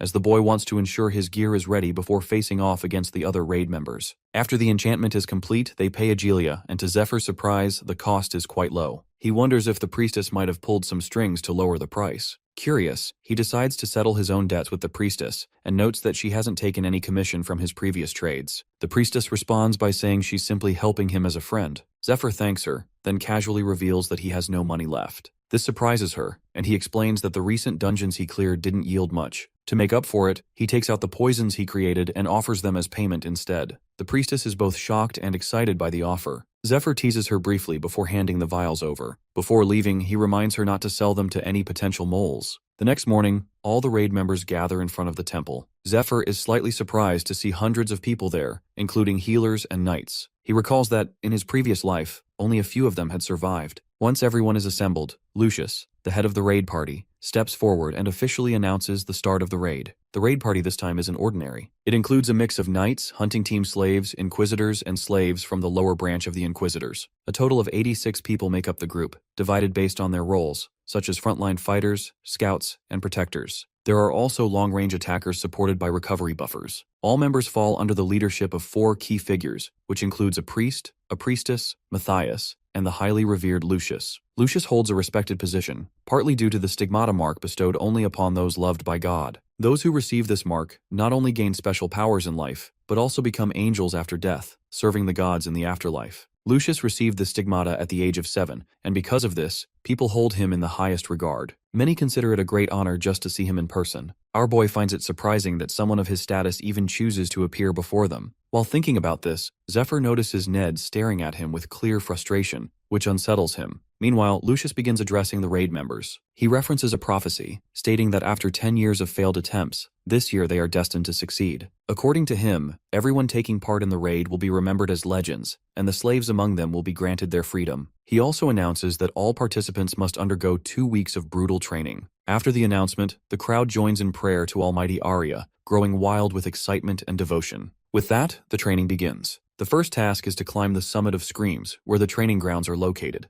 As Zephyr ascends, he grows increasingly annoyed by how Lucius calls all of this an honor. He knows the truth. Clearing the dungeon isn't about glory, it's business. He understands that politics plays a major role in organizing the raid. Securing labor, gathering proper equipment, and preparing the team all require years of effort. And to fund it all, they need investors. For Zephyr, it's clear this raid is less about divine purpose and more about careful planning and financial backing. They begin constructing roads and cities in the newly secured area to capitalize on the rising value of land, effectively turning the operation into a business. The Temple of Light, now functioning as the third parish, serves as Lucius's base of operations, where he prepares participants for the raid and regularly oversees their training. As the training progresses, the Holy Priestess sets up a mock battleground using training golems, practice dummies, and her own spells. When the battle starts, the dummies begin attacking aggressively, sending the raid members flying in all directions. Many struggle to keep up and quickly become overwhelmed. However, Zephyr and Ned easily tear through the training obstacles, turning the session into a personal competition. While attacking, Ned reminds Zephyr not to use the Dragon King style, then charges at a golem ahead of him. Seeing this, our boy prepares his own strike. Their attacks hit the golem at the same time, bringing it down together. Afterward, the group takes a short break. Observing their progress, the Holy Priest starts feeling hopeful. He sees promise in the current group of slaves, especially in Ned and Zephyr. He believes that with their presence, this team might actually stand a chance in the dungeon. Soon, the healer completes his recovery spell and informs everyone that they can resume training. Thanks to continuous healing support, the group begins to feel the intensity of 2 weeks of training stretch into what feels like 2 months. Time passes this way, and eventually, the end of the training period arrives. Remarkably, not a single person is eliminated, and everyone manages to hold up well throughout the sessions. The priests offer the raid members food and drinks in celebration, but Ned sits alone, lost in thought. Zephyr brings him a plate, knowing that he has barely eaten during the entire training period. Ned refuses, saying he needs to keep his body light for agility. Hearing this, Zephyr sets his own plate aside as well. He doesn't feel like eating either, knowing he must be ready to take his position soon. This irritates Ned, but our boy shifts the mood by pulling out a luxurious bottle of wine. Ned accepts a glass and while sipping it, asks how much Zephyr actually knows about him. During training, he realized that Zephyr hasn't shown any intent to harm him.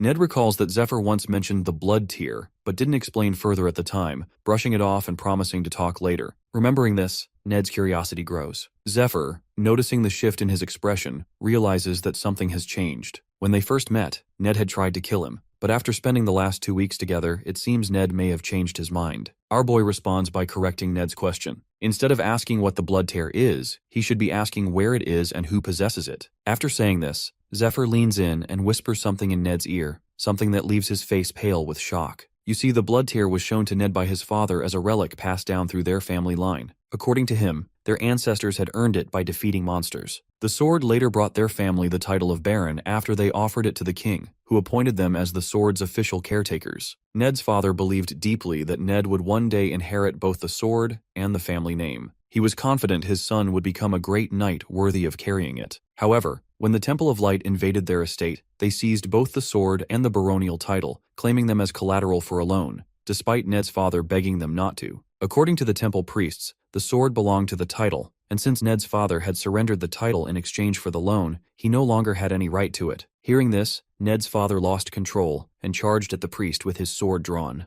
But before he could strike, the guards stabbed him. Little Ned, who was there at the time, witnessed everything and screamed for his father, while the priests reminded the dying man that he was lucky the sword hadn't touched him. If it had, even his son would have been executed. 12 years ago, this kind of event wasn't uncommon. Dungeon speculation had been growing wildly out of control. Investors made fortunes during the peak, as loot prices soared due to successful raid parties. But when the raid started to fail, and scams began surfacing, the dungeon market lost its appeal. The Temple of Light, which had profited the most during the boom, continued to mislead investors, claiming the market was stable. They sold worthless items at high prices to squeeze out as much profit as possible before the collapse. Ned's father was one of those investors. He had borrowed money from the temple, but when the market crashed, he lost everything. Those responsible for the collapse never faced any consequences, especially the priest Olden, who had been close to Ned's father but still deceived him. Since that day, Ned's only goal was to take revenge and bring down the Temple of Light. Alongside that, he has spent years searching for the blood tear, but has never been able to find it. Back in the present, Ned can't believe it when Zephyr revealed that their master possesses the blood tear sword.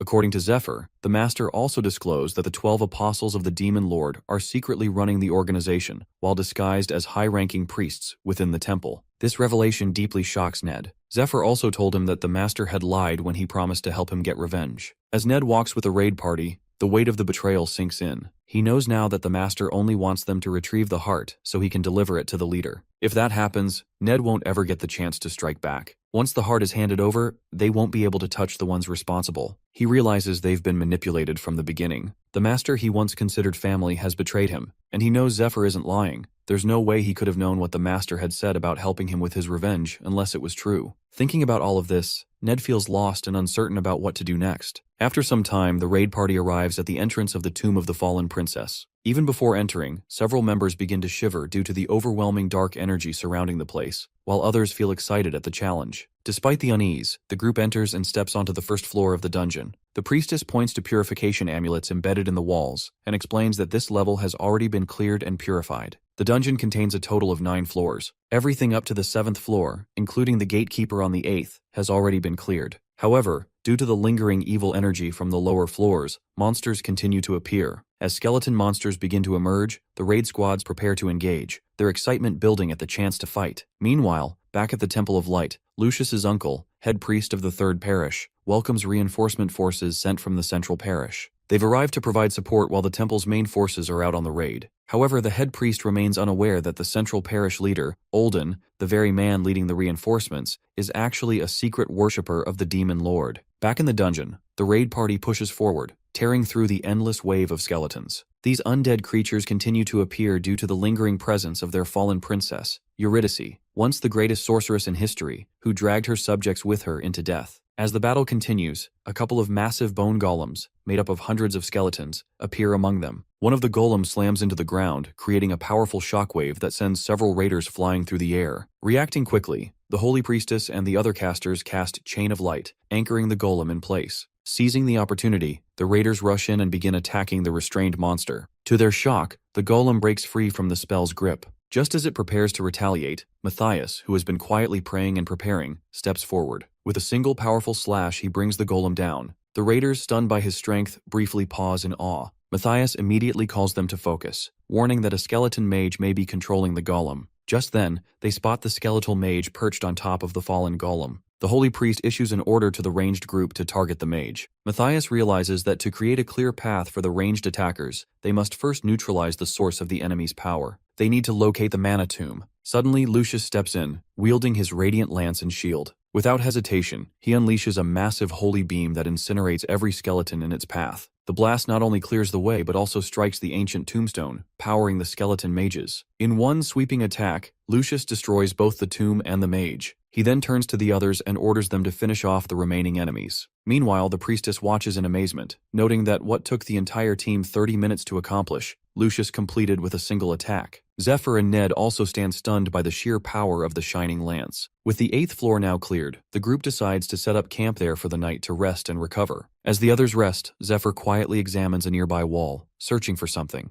and eventually, he finds it. Elsewhere, in a temporary meeting room set up within the dungeon, Lucius briefs the other head members about the 9th floor. He proposes that they clear all the tombstones before approaching the boss room. The priestess disagrees, arguing that heading directly to the boss would be more efficient. However, Lucius firmly reminds the group that the last raid failed because they took the shortcut. Although they reached the boss room, they were surrounded by waves of skeleton soldiers and lost many lives. He refuses to make the same mistake, even if it means spending extra days clearing the path. Hearing that, the priest understands that even the slower approach will result in casualties, and the burden of those deaths will fall on the survivors. One of their top priorities now is to preserve Lucius's mana and health so that he can face the boss and secure victory for the team. He recalls how, during last year's raid, the group froze in place upon reaching the boss gate, overwhelmed by the oppressive aura of dark energy it radiated. Back in the present, the meeting is suddenly interrupted by distant screams from the raid party. They are under attack by the pet monster previously used by Sahak. 5 of these beasts, originally intended to assist Matthias in his plan, have gone into a frenzy. Something has triggered their hypersensitive danger sensors, causing them to rampage. Meanwhile, Zephyr, still inspecting the wall, discovers a hidden wheel embedded in the stone. Without hesitation, he activates it. As he turns the mechanism, the entire dungeon begins shifting. The floor and walls move like interlocking cubes, creating a massive transformation that confuses and terrifies everyone inside. All of this had been planned a few days before the official announcement of the raid party members, during a secret gathering of the Demon Lord worshippers. At the meeting, Matthias briefed the group with critical information. He explained that the boss room door would not open unless the gatekeeper was defeated, and once inside, they could only leave by killing the boss. This information was gathered from ancient wall texts and court records. One of the members questioned whether they could simply break through the dungeon walls,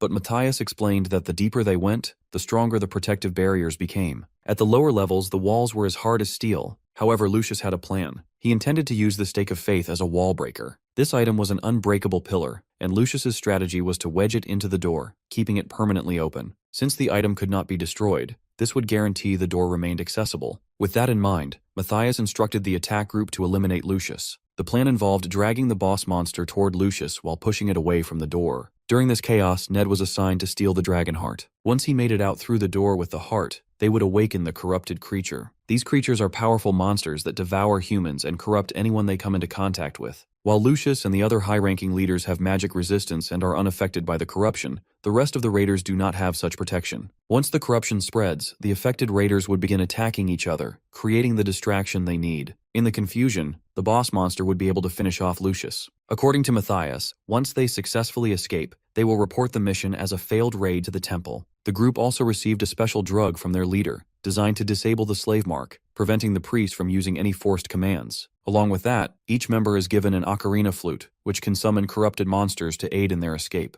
This part of the plan excites Zephyr. It makes his task of stealing the dragon heart much easier. At the time of the raid, acting outside of the original schedule, Zephyr uses the flute and activates the corrupted monsters earlier than intended. The sudden appearance of the creatures causes widespread panic and chaos throughout the raid party. He knows the healers are present, so most of the raiders will survive the chaos. As Zephyr moves forward with his plan, the leaders spot him. Matthias notices him and remembers seeing him once before, when Ned brought him to the gathering. However, he is confused about what Zephyr is doing there now. Realizing he's been seen, our boy presses a hidden button and turns a concealed wheel built into the wall. It's part of an old protection mechanism from when the dungeon was once used as a shelter during the demon invasion era. The device randomly alters the dungeon's internal structure. Zephyr, having encountered this mechanism before, is familiar with how it works and uses it to his advantage. As he escapes, Lucius catches a glimpse of him and instantly recognizes him from Matthias's earlier mention. Suspecting him to be a demon lord worshipper, Lucius attempts to use the slave mark's force command. To his shock, the command fails. Matthias also notices this, and immediately realizes that Zephyr must have taken the special drug he had distributed earlier. Enraged, Matthias charges his sword with powerful energy. However, before he can strike, Ned appears in a flash and slices through his arm using his flexible sword. Matthias stands in disbelief, unable to accept that Ned is betraying him as well. While pursuing Zephyr, Ned, despite blocking Matthias's attack, remains concerned about Lucius's response. At that moment, Lucius also releases a holy beam from his lance, aiming directly at Zephyr. To his surprise, the boy dodges it with ease. His evasion is the result of a powerful luck perk, an ability granted by the gods when he was reincarnated back in time. This perk allows him to receive bursts of extreme good fortune during 3 critical moments. Back in the present, Zephyr knows the dungeon's shifting structure creates unexpected openings,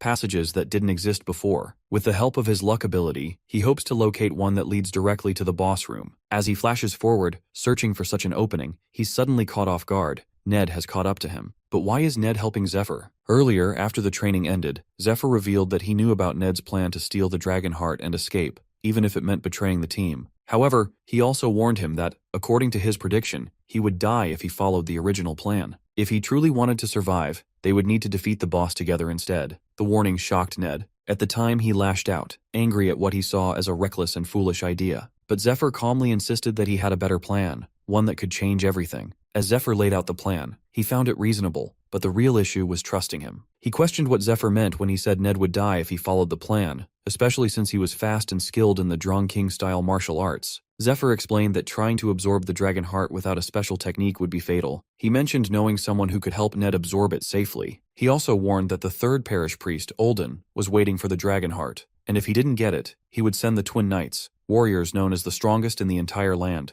On top of that, all the Demon Lord worshippers, including their master, would come after Ned. Zephyr then asked again whether Ned truly believed he could defeat them all without his help. Returning to the present, both Ned and Zephyr move swiftly through the restructuring dungeon. As they advance, Ned recalls his earlier argument with Matthias, during which he requested to personally deliver the dragon heart to their leader. Matthias firmly opposed the idea, insisting that he should not be concerned with the transportation, as Olden himself was assigned as the carrier and would not make any mistakes. Matthias also seemed surprised that their leader had shared everything with Ned, given that the organization operated under strict secrecy. Meanwhile, Ned had asked those questions only to verify whether Zephyr's claims were accurate, and they were. It became clear that Olden, his longtime rival, was one of the leaders among the Demon Lord worshippers. That revelation made the situation even worse. Not only had Olden killed his father, but now he aimed to keep Ned under his control. The thought enrages him, and as they flash past a skeleton golem, he releases a burst of energy and destroys it in a single blow. His desire for revenge against the demon worshippers and the Temple of Light grows stronger. Noticing Ned falling behind, Zephyr calls him out, aware that they have no time to waste on monsters. His strong luck skill has only 15 seconds remaining. As the timer continues to tick, they dash toward the boss room door. Just as they approach, the gatekeeper spots them and prepares a slash infused with dark magic, launching it in their direction. The two manage to dodge the attack and notice a narrow opening in the boss room door. With only 3 seconds left in the spell, they rush toward the gap and barely make it inside in time. Once inside, Ned is surprised to find the room empty. There is no boss in sight. Suddenly, a powerful voice echoes through the chamber, questioning how the two managed to enter without defeating the gatekeeper and warning them for daring to disturb her. Meanwhile, outside the dungeon, the raid party manages to defeat all the corrupted monsters, and the dungeon finally stops shifting. As they begin tending to the injured, Lucius remains in disbelief after witnessing the slave mark being neutralized right before his eyes. His mind races with possibilities, wondering whether the boy never had the mark to begin with or somehow neutralized it himself. He is also shocked by the revelation that someone brought corrupted monsters into the dungeon and that the boy used some kind of device to interfere with its structure. These events make him suspect that Demon Lord worshippers might be hiding among them. Lucius finds it hard to accept, especially since he personally ensured that the raid party was made up of trustworthy individuals. Still unsettled, he asks the holy priest about the two who escaped. The priest names them, and when Lucius hears that Ned works under Inquisitor Matthias, his face turns pale. At the same time, Matthias stands nearby, enraged that his two men ruined everything simply because they were afraid of the boss. It was a perfect plan, one that would have elevated his standing with both the Demon Lord worshippers and the Temple of Light. But now it has all fallen apart. While lost in thought, he orders the other worshippers to prepare to fight or be killed. As confusion spreads, the worshippers turn around and see Lucius standing with several temple leaders, all armed and ready. Lucius gives Matthias one last chance to explain himself, but he has already made up his mind. He is going to fight. Back in the boss room, our boys stand in front of the princess, momentarily stunned, especially Ned, who struggles to believe that someone labeled a killer could appear so beautiful. As he notices the sadness on her face, he begins to question the historical accounts of her supposed cruelty. He even feels a strange desire to ease her sorrow if he can. Caught in her aura, Ned appears dazed and starts to move toward her, but our boy quickly grabs him, stopping him before he does anything reckless. He cannot believe Ned nearly fell under such a basic illusion.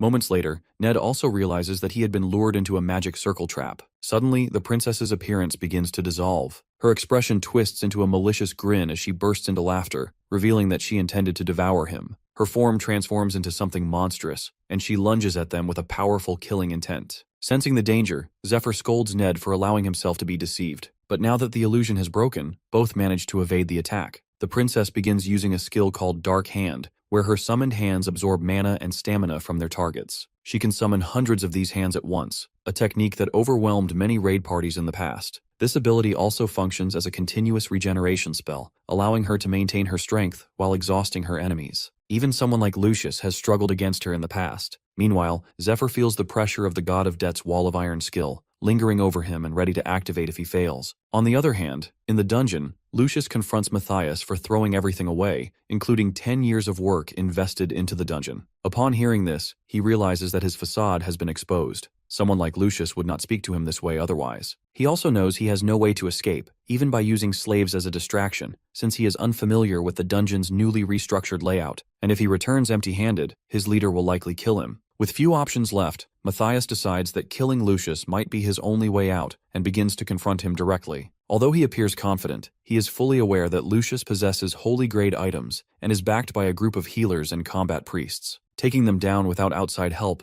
would be incredibly difficult. However, Matthias still holds on to one last advantage. Some of the priests standing beside Lucius are actually his imposters. If they can catch the others off guard, he might still turn the situation around. With that thought, he discreetly signals his men to drink a potion on the count of 3 and proceed with Plan C. The potion is designed to disable their slave marks and allow them to escape unnoticed. To buy time, Matthias challenges Lucius to a duel while silently counting down for his men. But the head of the raid party sees through his act and immediately orders his soldiers to attack. Before Matthias's men can drink the potion, Lucius activates their slave marks, forcing them to obey his commands instead. Now Matthias finds himself cornered, his own men turning against him while Lucius leads the attack from the front. Though Lucius remains in control, he expresses clear disappointment in Matthias. From the age of 12, they had been friends. They grew up together, fought alongside one another, and came to know each other deeply. That history only makes Lucius's disappointment heavier. But for now, he is focused on forcing Matthias to dismantle the traps he set. After a brutal fight, countless slaves lose their lives, but the group manages to trap Matthias. As the slaves fall, Demon Lord-marked bugs emerge from their bodies. These insects carry the engraved mark of the Demon Lord, which grants worshippers the ability to serve as slaves to the light, the priests, and the Demon Lord simultaneously. Aware of this dark magic, Lucius steps on one of the bugs, showing his deep disappointment in Matthias. He never imagined his friend would align himself with the Demon Lord.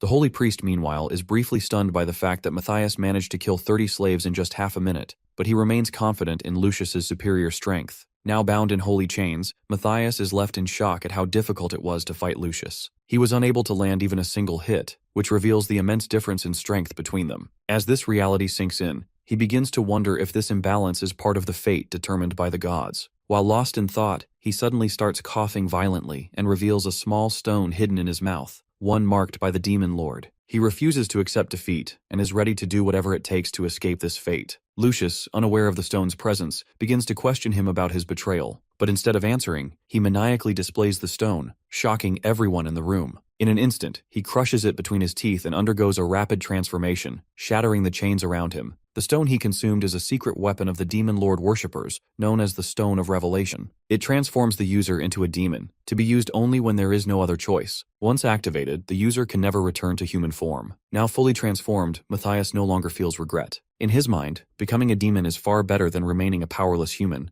Lucius, witnessing his transformation, immediately panics and orders his priests to attack. The head priest casts a spell to boost the stats of all allies, and they launch a full assault on the demon. However, their attacks prove ineffective as the demon blocks them effortlessly with his bare hand. To his surprise, Lucius is already upon him, swinging his holy lance with full force. Everyone expects this to end the battle, but to their shock, the demon stops the lance with his hand. The priests and their leaders are stunned. Even legendary grade weapons seem to have no effect on the demon, leaving them unsure of how to support Lucius now. Suddenly, the priestess remembers the stake of faith, a sacred weapon Lucius entrusted to her in case of emergency. She rushes toward the demon, intending to retrieve the weapon from her inventory case. To her dismay, the case is missing. Meanwhile, inside the boss room, Ned has the stake. He had stolen it from the priestess earlier as part of their plan. As the princess casts her skill, Ned begins counting down. To his surprise, the spell fades away exactly as Zephyr predicted, after just 15 seconds. The reason becomes clear that the spell requires the caster's brain to function in overdrive. Overusing it risks severe damage, even causing the brain to melt if pushed too far. The limitation means the spell cannot be cast repeatedly, giving them a narrow window to act. To counter the side effects, the caster is forced to use lower-level skills, allowing the brain time to cool down. This creates an opening, an ideal moment for an attack while the princess's ability is on cooldown. Following Zephyr's attack pattern, both leap toward her. Our boy draws his Twilight longsword and strikes with a powerful sweeping slash. He understands that no matter how well one prepares, the outcome can never be fully predicted.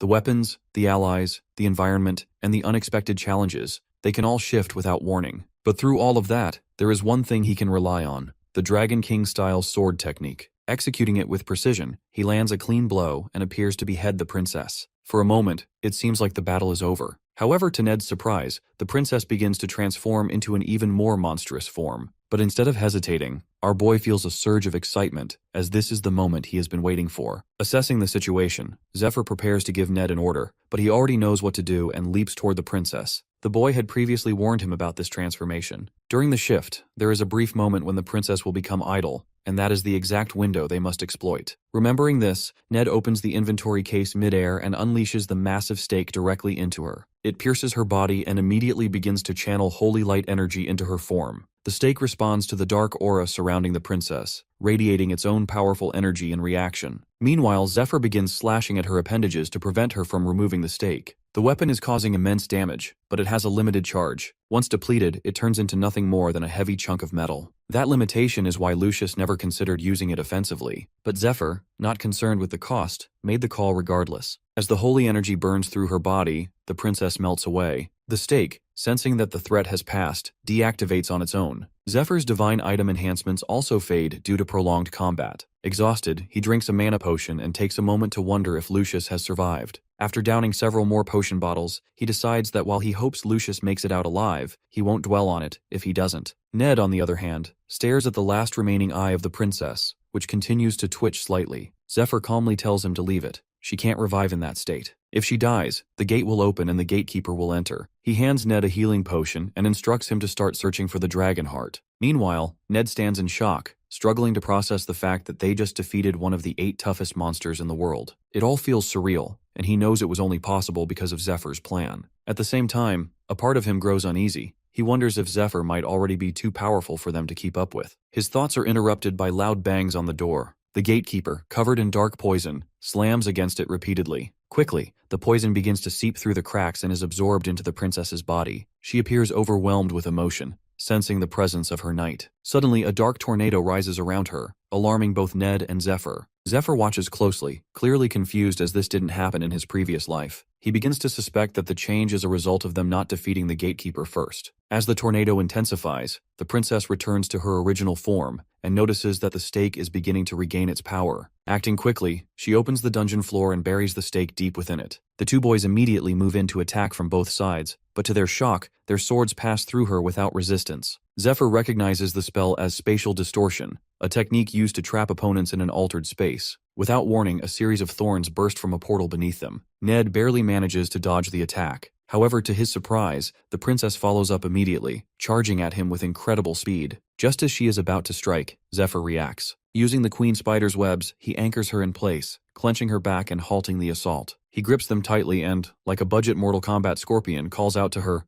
"Get over here!" The princess retaliates against the pull, but Zephyr activates his power boost skill and yanks her toward him. However, just before contact, she vanishes. From this, he realizes that while inside her spatial distortion, she cannot launch attacks either. That means once she reappears, they'll have a brief opportunity to strike. As she reemerges, Zephyr pulls on the web to drag her in, but the princess anchors herself by driving her thorned roots into the ground. To her surprise, Ned appears in a flash and strikes her with a powerful swing. The hit looks clean, but to Ned's shock, he's the one who ends up wounded. The princess had used a Black Mirror spell, reflecting up to 300% of the incoming damage. She quickly follows up with Dark Hand, draining his mana and stamina. Just in time, Zephyr intervenes, striking her from behind with a lightning palm attack. As the Dark Hand continues to leech power, Zephyr targets a few specific points on her body using his mana control skill. This technique disrupts her mana flow at the targeted spot, disabling her ability to cast spells. As a grand sorceress who relies entirely on mana, Zephyr hopes this tactic, learned during his training under Altair, will be enough to shut her down. As the princess attempts to retreat and gain distance, Zephyr pulls her back again using the web and follows with a series of heavy palm strikes. He then takes out a rosary item he acquired from White Rose, which contains 9 sacred temple beads. He tosses 3 of them toward Ned, hoping they will keep him alive for the remaining 9 seconds of Dark Hand. But just as he makes the throw, the princess lands a direct hit to his face, sending him crashing to the wall. Zephyr is stunned by how quickly she broke free from the mana control. The princess wastes no time. She roots Zephyr in place with another binding spell, then launches a barrage of massive dark energy spheres. All of them hit him directly, causing a powerful explosion that shakes the entire room. Meanwhile, at the temple, the priestess grows increasingly worried about Zephyr, regretting that she hadn't given him more temple beads. Back in the dungeon, the beads are destroyed, and Zephyr is covered in blood. Ned also lies unconscious on the ground. Our boy realizes that the moment he lost control of the battle's momentum, the princess gained the upper hand. He knows that, although she is a difficult opponent in this life,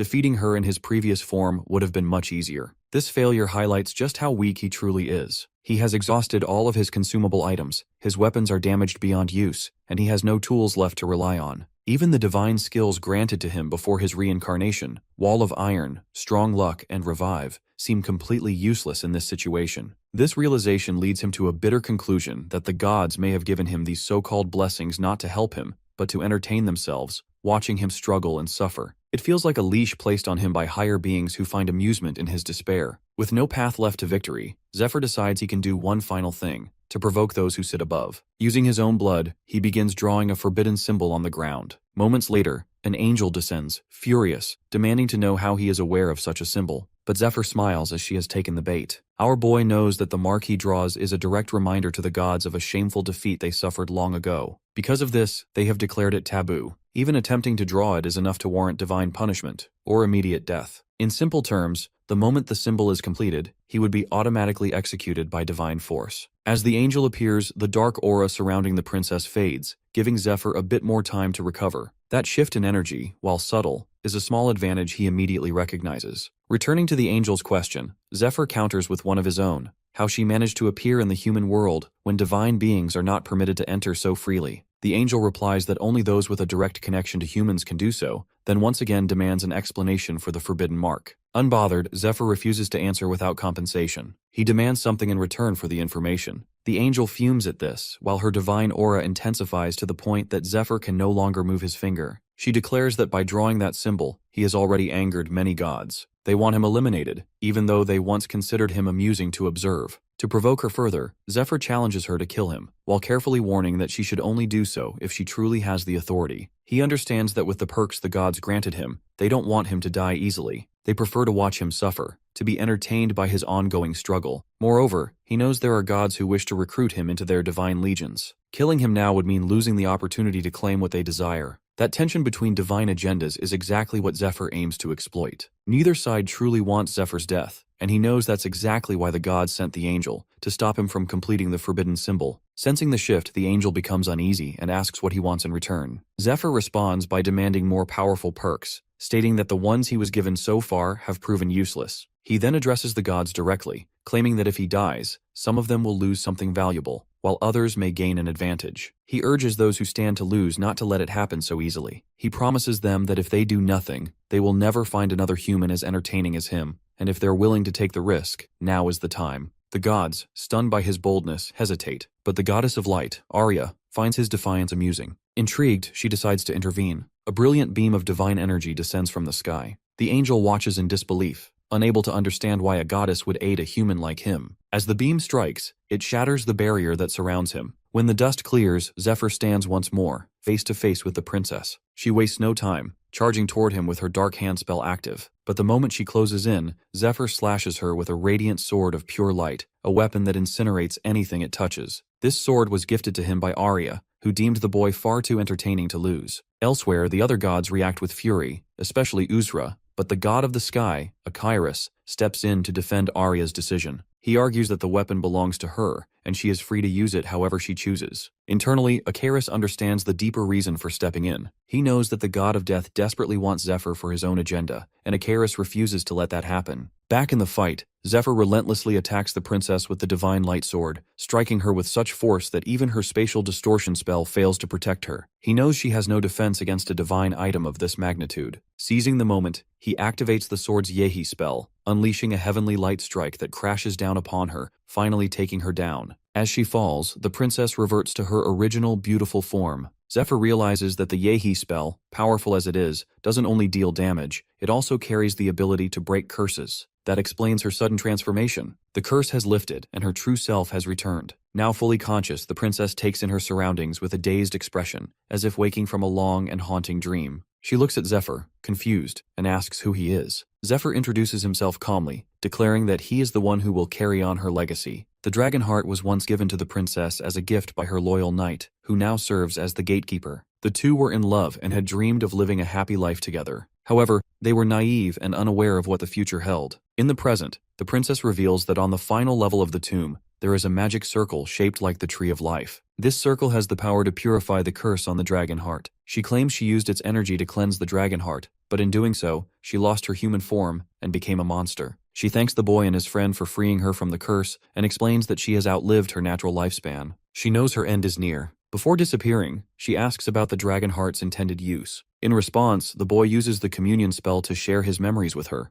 Through this, she sees everything: Zephyr's previous life and the journey that brought him here. Meanwhile, outside the tomb, Lucius battles Matthias, who is now in his demon form. Although Lucius possesses a light blessing, the demonic energy overwhelms him every time Matthias makes contact. Matthias, intoxicated by the sudden surge of demonic power, begins to lose control and fully embraces the chaos. He launches an attack on Lucius, who raises his shield to block it. The clash triggers a massive explosion. Nearby, the other priests stand by helplessly, unsure of how to assist. Amid the confusion, a demon lord worshipper hidden among the priests sees an opportunity. Realizing that the others are distracted, he decides this is the perfect moment to eliminate the head priest and, in doing so, claim the Stone of Revelation as a reward. As the man pulls out the knife, a dark force begins absorbing into a mark on his arm. Suddenly, worms burst from the bodies of several individuals. The head priest stands in disbelief, realizing that so many demon lord worshippers are still hidden among them. This outbreak of worms is actually part of Matthias's power drain demon skill, which he uses to empower himself. He absorbs all the dark energy and condenses it into a strong, glowing energy sphere. Recognizing the danger, Lucius immediately orders his men to use everything they have to stop the attack. However, it is already too late. Matthias launches the energy sphere toward them, burning many in its path. Lucius manages to shield both himself and the head priest, taking the brunt of the impact. The Holy One calls out for Matthias to stop, but he refuses. He has carried a long-standing resentment toward him. Lucius received the stigmata at the age of 7, which broke the traditional process. Normally, all holy candidates train until the age of 15, after which a competition is held to select the chosen one. Matthias, who had trained for years with hopes of being chosen, was overlooked. Matthias's family could not believe what had happened. They had invested everything into his training. According to ancient records, when someone is chosen outside of the official competition, it signals the beginning of chaos, a situation that benefits the temple greatly. Matthias was enraged because after Lucius was selected, his father used the opportunity to grow wealthy by exploiting worshippers. Many people went bankrupt as a result, and some even took their own lives. Matthias believes Lucius's family did nothing to stop it, and instead created an era of dungeons and profited from the chaos. From Matthias's point of view, they are the true villains. Inside the boss room, as the princess goes through all the shared memories, she begins to feel a deep sense of sympathy for the boy after witnessing everything he has endured. He adds that the demon invasion will happen again, and this time, he does not want to be weak. That is why he wants to ask her for a difficult favor. Zephyr understands that absorbing the dragon heart requires a special technique. Originally, he had planned for someone else to perform it. However, now that the princess is present, he realizes she is capable of doing it with ease. She was the one who originally planted the dragon heart in Georgios, the first dragon slayer, and he now wishes for her to do the same with him. To his surprise, the princess reveals that she cannot perform the process. 1,000 years ago, one of the second strongest dragons, Chrysaorus, unleashed devastation across the world, nearly burning it to the ground. Chrysaorus was originally one of the 12 heroes who led the war against the demons. However, after being cursed by them, it lost its mind and turned against everything it once fought for. To oppose Chrysaorus, the remaining 11 heroes, including the princess, her knight, and the golden dragon, united to stop its rampage. After a long year of battle, they finally managed to bring the dragon down, with Knight Georgios landing the final blow. In the present, the boy reminds the princess of these past events, emphasizing that all their sacrifices could be in vain if the demons succeed in summoning the demon lord into their world. While the gods are forbidden from entering the human realm, the demon lord can be summoned directly. A group of worshippers has formed with the goal of summoning him once again. The boy recalls from his past life that human greed played a major role in this. Many humans joined the demon lord's followers for power or gain. When the demon lord became a serious threat, only he and his few companions stood against him. This time, he is determined to change the outcome. He believes he has come to the past to win, and because the princess once used her power to help the good, he asks her to grant him that same power to protect the world. At that moment, Zephyr reminds her of Georgios. He was courageous and, despite her attempts to stop him, firmly believed that with the dragon's power, he could save the world from demons and others seeking to destroy it. His only goal was to create a safe and peaceful future for their daughter. With that purpose in his heart, Georgios left. Unfortunately, the rest of the story did not go well. During a battle in the temple, he was struck by the same darkness curse that had once consumed Chrysaorus. The princess, who was also present at the time, tried to help Georgios, but her maid stopped her, warning that it was too dangerous. By then, Georgios had already transformed into an evil skeleton. As the transformation unfolded, the golden dragon arrived and voiced the very question on the princess's mind. How could this happen if the curse on the dragon heart had been broken? The golden dragon answered the question himself. He admitted that he had only made it appear as though the curse was broken. He pretended to be their ally in order to complete his own hidden objectives. He then bound the princess with magical shackles and silenced her, ensuring she could never speak of the secret she had discovered. He praised her for embedding the dragon heart into her husband and revealed that she would now be forced to watch him use that power to destroy the world. As he said this, Georgios fully transformed into a monstrous skeletal warrior. He drew a massive sword and swung it toward the princess. Back in the present, the princess reveals that she was forced to tear the dragon heart from her husband's chest. Since then, she has waited for someone like Zephyr, someone capable of carrying that power. However, she senses that his body is not yet ready to receive it. If she attempts to embed the heart now, it will completely destroy him. The boy already knows this. He also knows that he cannot accelerate the strengthening process through the poison technique without resting between sessions. Still, he believes there might be a chance if he relies on a powerful luck-based effect. However, the princess believes otherwise. She reveals that he will need to use the luck perk one more time. Just as she is about to share more details, her neck snaps. It is the result of the golden dragon's binding, which prevents her from revealing certain secrets directly. Despite this, the princess chooses to speak indirectly. She explains that he would need the dragon heart when he will be forced to choose between the person who matters most to him and someone else. She advises him to first strengthen himself using the items stored within her tomb. After that, she will embed the dragon heart into him and alter the layout of the dungeon to ensure his escape. She also warns that if he insists on receiving the heart now, despite the risk, he must first defeat all the dragons within a year. Hearing this, the boy feels confident in himself. He promises that he will make the world safe, just as Georgios once vowed, and declares that he will do it in 6 months. He considers it his mission now and assures the princess that she can rest. Moved by his determination, the princess sheds a tear and opens the tomb that holds the dragon heart. When the boy sees it for the first time, he is shocked. She then instructs him to lie down and begins the embedding process. As the process begins, the boy activates his strong luck perk to maximize the chance of success. Suddenly, everything fades around him, and he finds himself in a dark realm. However, he immediately senses that he has experienced something like this before, and that he is not alone. Suddenly, a massive red eye opens behind him, followed by a claw that grabs him in an instant. It is Chrysaorus, still lingering within the dragon heart. Though only a remnant of the dragon's overmind remains, its presence is powerful enough to make the boy feel as though his heart is being torn in half. Chrysaorus, filled with rage, recognizes the scent of the gods within Zephyr, and questions why they have sent another puppet into his domain. The dragon refuses to grant his power, especially not to Zephyr, and with that, crushes him tightly in his claws. Meanwhile, back in the dungeon, Matthias, in his demon form, has managed to take down everyone, including the head priests. Lucius is now the only one left standing. He blocks his relentless attacks with his holy grade shield. As Lucius deflects another strike, he attempts to retaliate by launching a fiery beam. However, Matthias easily dodges and flashes behind him, striking him hard in the back. This moment confirms what the demon has suspected.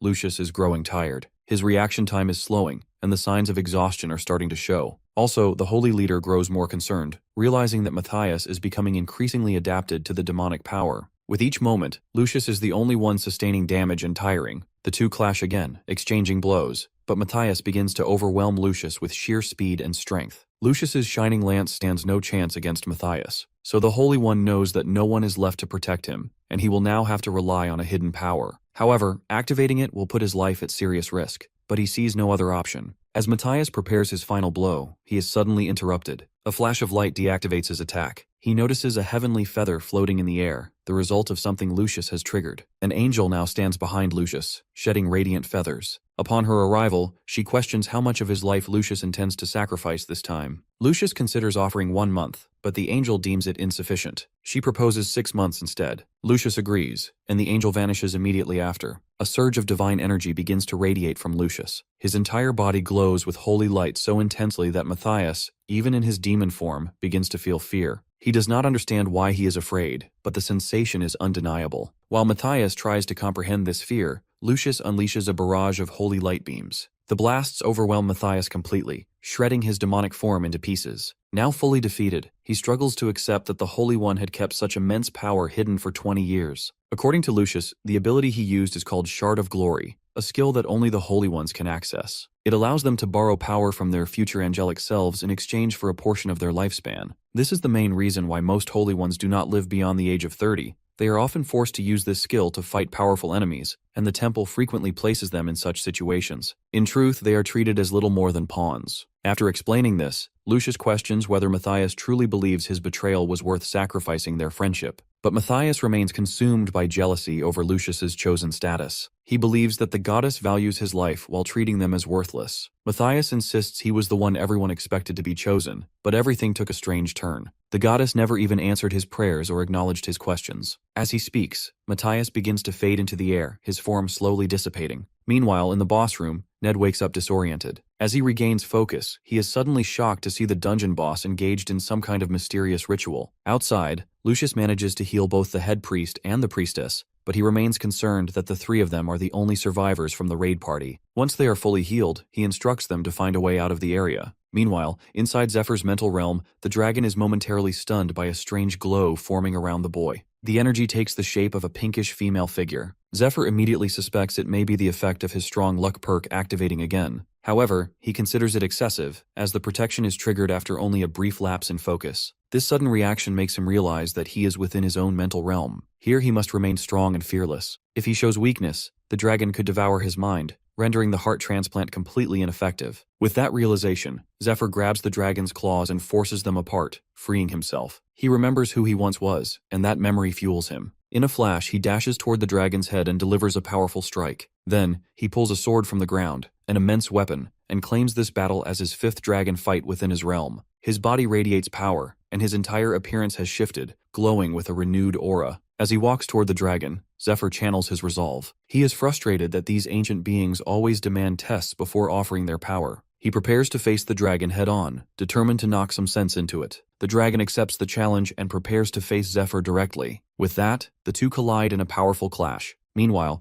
outside the realm, Ned notices Zephyr lying unconscious. He also realizes that the dungeon boss is so absorbed in the process involving Zephyr that she has completely forgotten his presence. Thinking it might be the right moment to strike, Ned tries to stand, but he is unable to move due to his low mana. The dark hand from the princess had drained all his energy earlier. While he reflects on this, the princess herself turns her attention to him and advises him to rest. With a simple motion of her finger, Ned suddenly coughs up a marked bug, the same kind used by Demon Lord worshippers. As he stares at it in shock, the princess reveals that she removed it from his body. She expresses her admiration for the fact that he never used its power and instead relied entirely on his own effort. She recommends that he rest now, as the extraction will leave him with extreme fatigue. She then encourages him to enter a deep sleep. Ned still struggles to understand why the dungeon boss is helping him, but before he can process it, he falls asleep. Outside the tomb, the head priest informs Lucius that the entire structure of the dungeon has changed. They have been searching for a way out for 2 days without success. Lucius suggests that their best chance is to locate the stake, as it may be the key to escaping in time. As they move quickly to search for it, they begin to wonder about the two suspicious slaves who had stolen the stake of faith. According to Lucius, although the two suspicious individuals appeared to be Demon Lord worshippers, they never allied with Matthias. In fact, they even attacked him during the battle. The head priest speculates that they may belong to a different worshipper faction. Their goal could have been to manipulate the fight between Matthias and Lucius, hoping both would weaken or destroy each other, giving them a better chance at success. This possibility makes Lucius realize something important. If he were to die, the temple would likely auction off the dungeon, leaving it vulnerable. He suspects this was the true intention behind the infiltration,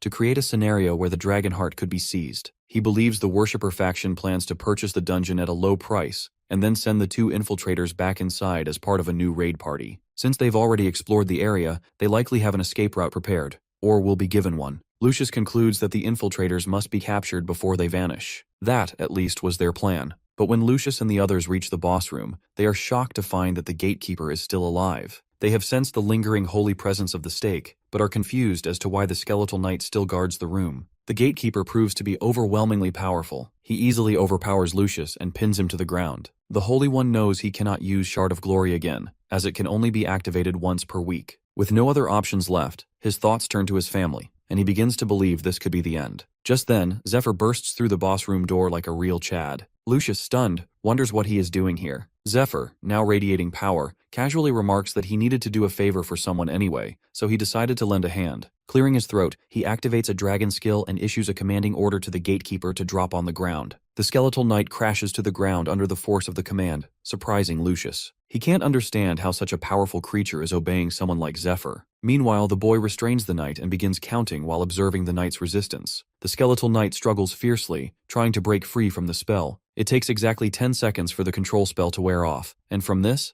Zephyr confirms that he has only a 10-second window of control. Currently, his access to the dragon heart is limited to just 1% of its full power in order to match the capacity of his still developing body. Once freed, the skeletal knight grabs his sword, which Zephyr immediately recognizes as Gram. The weapon was specifically forged to slay dragons and is highly effective against them. Wielding the sword with full force, the knight swings it at Zephyr. Zephyr counters with his own light sword, a divine weapon given to him by the goddess of light. The sword came with a condition to use it in order to protect the Holy One. Zephyr agreed, and now he is fulfilling that promise. He channels all his holy energy into the blade. Then, with a respectful goodbye, he releases the energy in a powerful attack aimed at the skeletal knight. The impact generates a massive wave of radiant light that even takes Lucius by surprise. Lucius cannot believe a former slave is wielding such a divine item. Even more shocking, he senses the direct presence of the goddess of light emanating from Zephyr. The overwhelming aura reminds him of the first time he encountered the golden dragon as a child. Realizing the significance of what has just happened,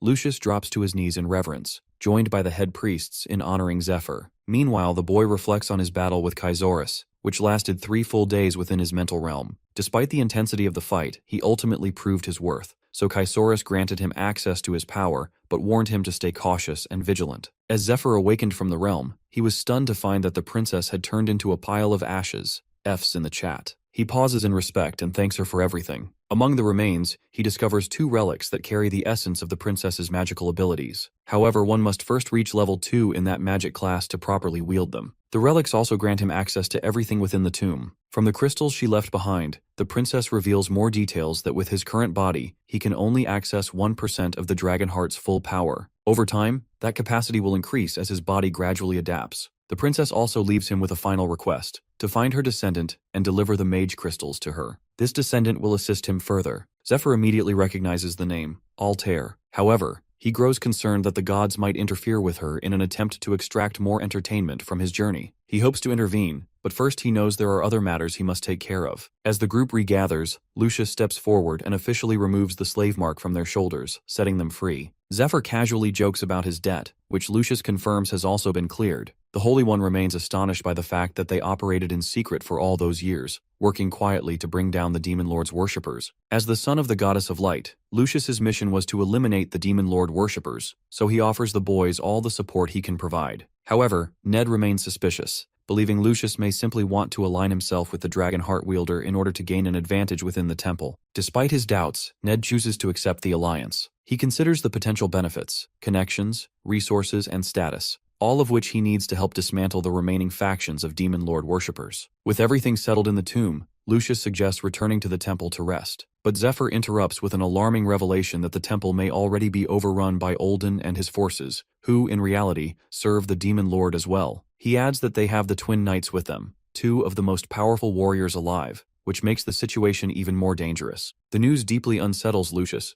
but he continues, explaining that he still needs time to adjust and fully unlock the Dragon Heart's power. As he speaks, he pulls out the crystal, triggering a sudden shift in the dungeon's structure. A hidden treasure chamber reveals itself, filled with artifacts left behind by the princess, signaling that it was now time for them to gear up. No one has been able to access the chamber for the past 1,000 years. When Zephyr finally opens it, everyone is stunned to see multiple glowing crystals floating within the room. Even the priests are left speechless, recognizing several ancient items encased inside the crystals. There are dozens of high-level artifacts scattered throughout the chamber. As Zephyr activates one of the crystals using the princess item, the sight makes Lucius realize that without Zephyr's help, they would never have gained access to these items, nor could they claim any credit for defeating the dungeon boss. After retrieving several items, the priests begin using their appraisal skills to inspect them. They quickly confirm the equipment is of extremely high quality, infused with powerful magical enchantments. Many of the items are rare, with none of them having appeared for sale in any known market. While exploring the chamber, Zephyr notices a familiar potion bottle and becomes visibly excited upon recognizing it. The others also begin selecting what appeals to them, especially Zephyr, who reclaims the Gram Sword from the Skeletal Knight and equips a full Dragon Slayer outfit. As the group settles and organizes their newfound gear, Lucius expresses concern. He explains that although Zephyr revealed Olden's true identity as a demon lord worshipper, the temple currently has no method to identify infiltrators like him. This presents a serious problem for the battles still to come. The only way they can confirm someone as a worshipper is by forcing them to use a skill, which makes it nearly impossible to catch Olden. Ned suggests killing him, as doing so would reveal the worshipper bug from the body. However, Lucius strongly disagrees. The problem lies in Olden's position. He comes from a noble family and now holds the rank of cardinal. His pedigree and responsibilities within the central parish make him nearly untouchable. Additionally, he maintains a neutral stance in the temple's internal politics and is closely associated with Lucius's family. Arresting or killing him without solid proof would carry enormous risk. Ned begins to suspect that Lucius doesn't fully believe Zephyr's claims and is simply avoiding confrontation. However, Zephyr remains calm. He knows there's a way to prove everything. The answer lies in the familiar potion bottle he discovered earlier. Meanwhile, back at the temple, Olden is in the process of hypnotizing a bishop. At the same time, Lucius's wife and child are held hostage by the twin knights. She is confused and terrified, unable to understand why Olden is doing this. At that moment, Olden reveals the truth. According to him, all demon lord worshippers carry a marked bug inside them. The bug grants them power and grows over time. Once the bug fully matures, as in Olden's case, it becomes a queen.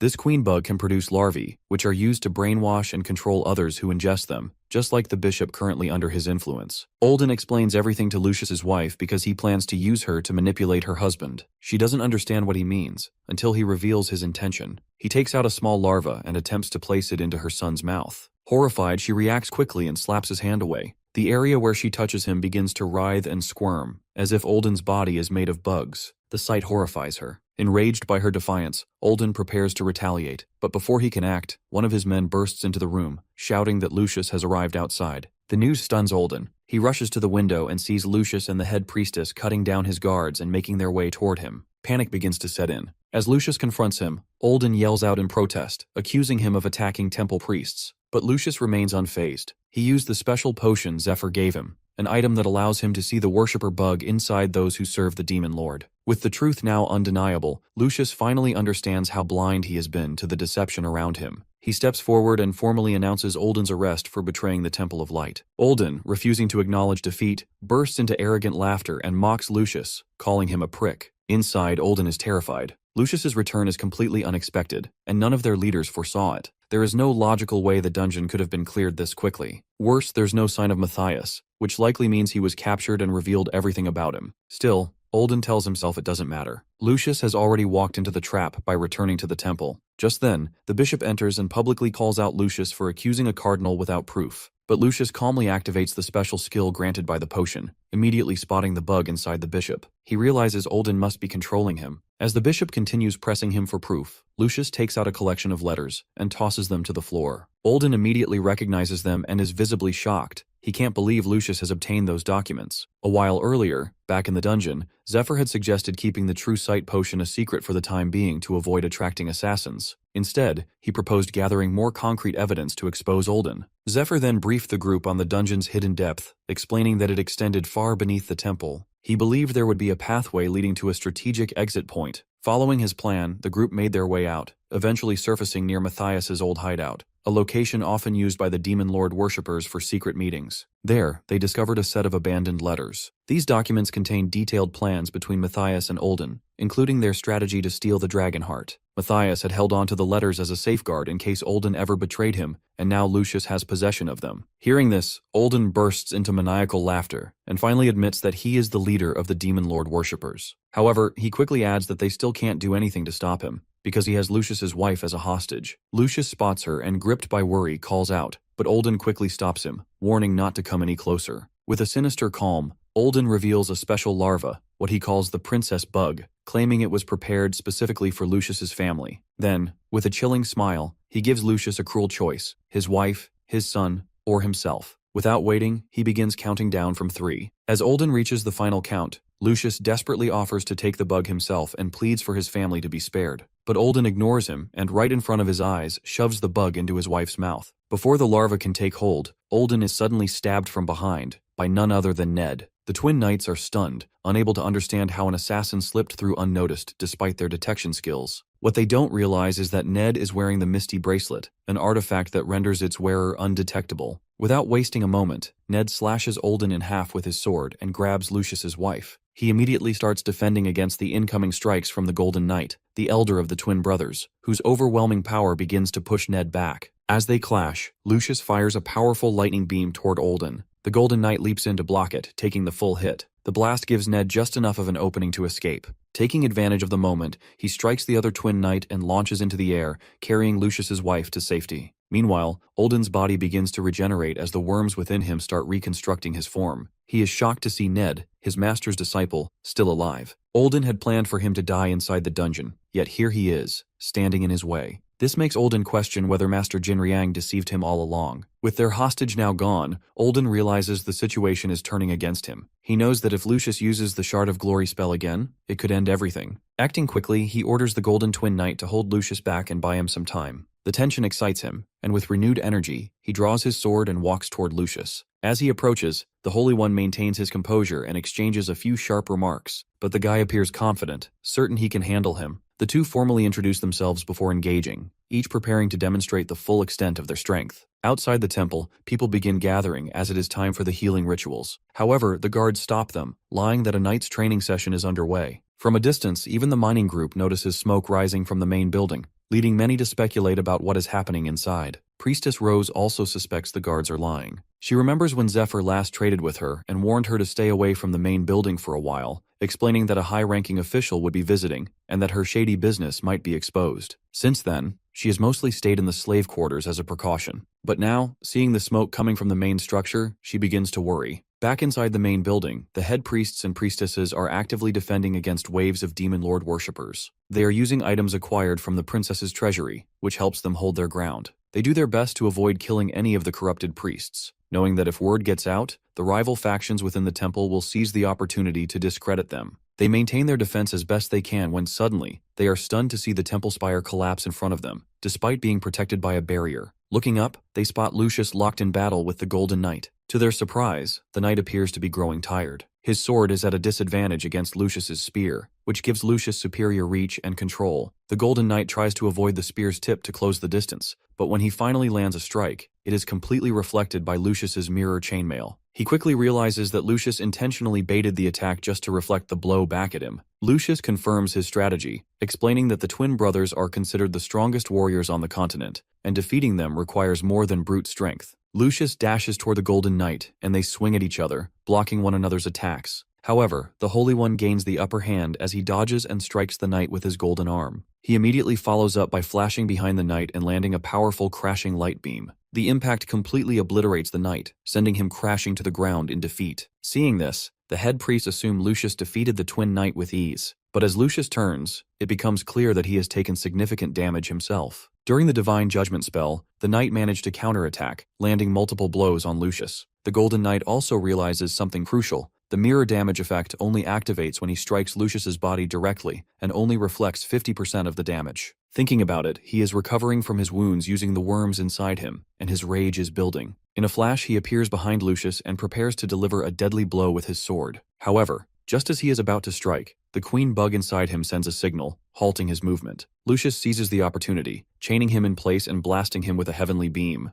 Though wounded, he continues to receive signals from the queen bug. At the same time, Olden's body has been dragged into a secluded forest by Zephyr. The boy gives him a brutal beating but chooses not to kill him yet, keeping him alive for a reason. Back at the main building, Lucius and the head priests reveal that the strategy was to isolate the twin knights and Olden by keeping them occupied, allowing the group to take them down one by one. The plan worked perfectly. Realizing he has been outmaneuvered, the twin knight loses his shit. Some time ago, Olden personally volunteered to oversee the transportation of the Dragon Heart. He confidently told the master that, with his mind control skills, he could safely take over the temple in the Third Parish and keep the Dragon Heart under close watch without needing to move it. The master approved the plan and gave him the green signal. Now with everything falling apart, he tries to make sense of how everything unraveled, how the raid ended so quickly, how Ned uncovered the assassination plot, and how the dungeon was cleared in record time. It all seems unbelievable. He begins to suspect that the master may have orchestrated this to eliminate him once his part was complete. When they reach their royal carriage, one of the demon lord worshippers has already prepared it for escape.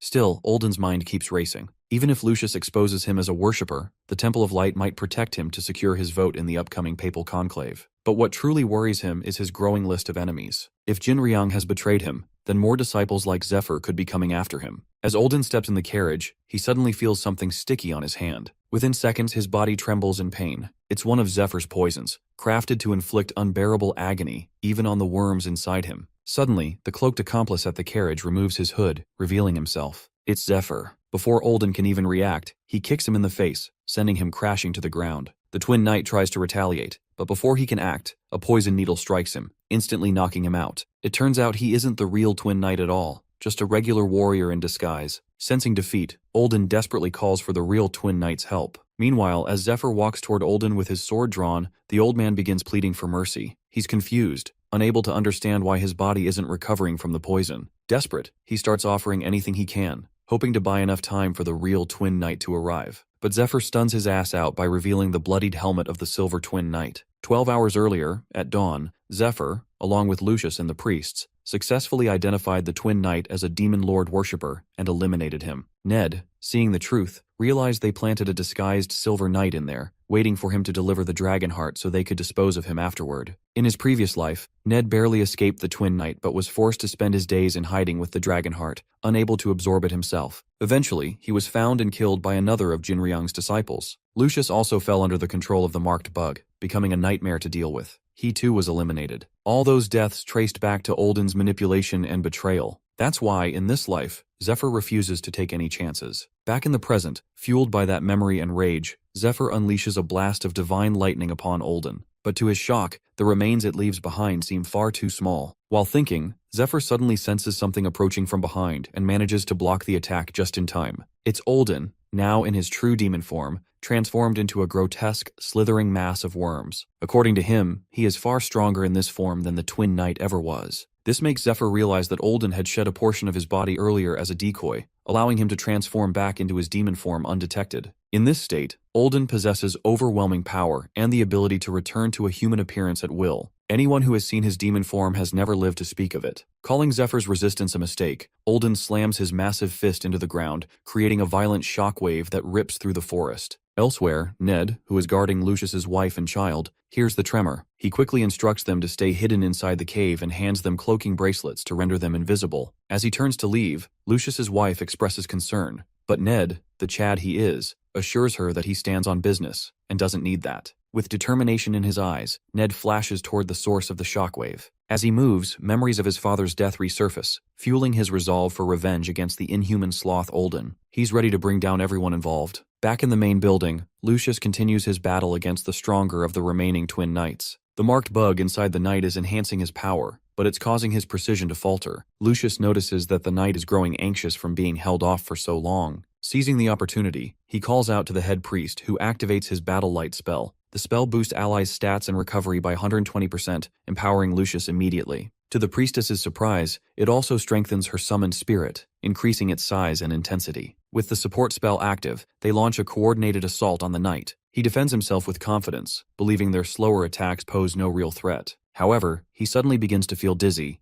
the effect of the shooting star spirit's debuff kicking in. Lucius uses the moment of weakness to charge forward. His lance, glowing with holy energy, pierces through the knight's torso with a massive blast. Though the knight attempts to strike back, he misses completely. When the dust settles, only the lower half of his body remains, slumped to the floor. Just as it seems the battle is over, Lucius turns in shock to see the entire structure behind him sliced cleanly in half. The head priest quickly realizes what happened. During the fight, the knight wasn't just aiming at Lucius, he was targeting the building, attempting to bring it down on the brainwashed priests inside. Lucius immediately rushes toward the bishop to help, but he's too late. The rubble collapses, burying the area. Meanwhile, the knight, gravely injured but still conscious, begins to flee. A third of his bug has been burned away, weakening him significantly, and he's now headed toward Olden in hopes of being restored. Despite everything, he remains shocked at how effectively Lucius managed to keep him occupied. Believing it to be the only option left, the Twin Knight rushes toward Olden, the man who once offered him purpose when everything seemed lost. In the past, the twin knights joined Olden after their elder sister claimed the earldom. At that time, the priest manipulated them with slick words, convincing them that only by supporting the true god could they ensure the world's rightful order. The promise worked. Now, filled with gratitude and a sense of debt,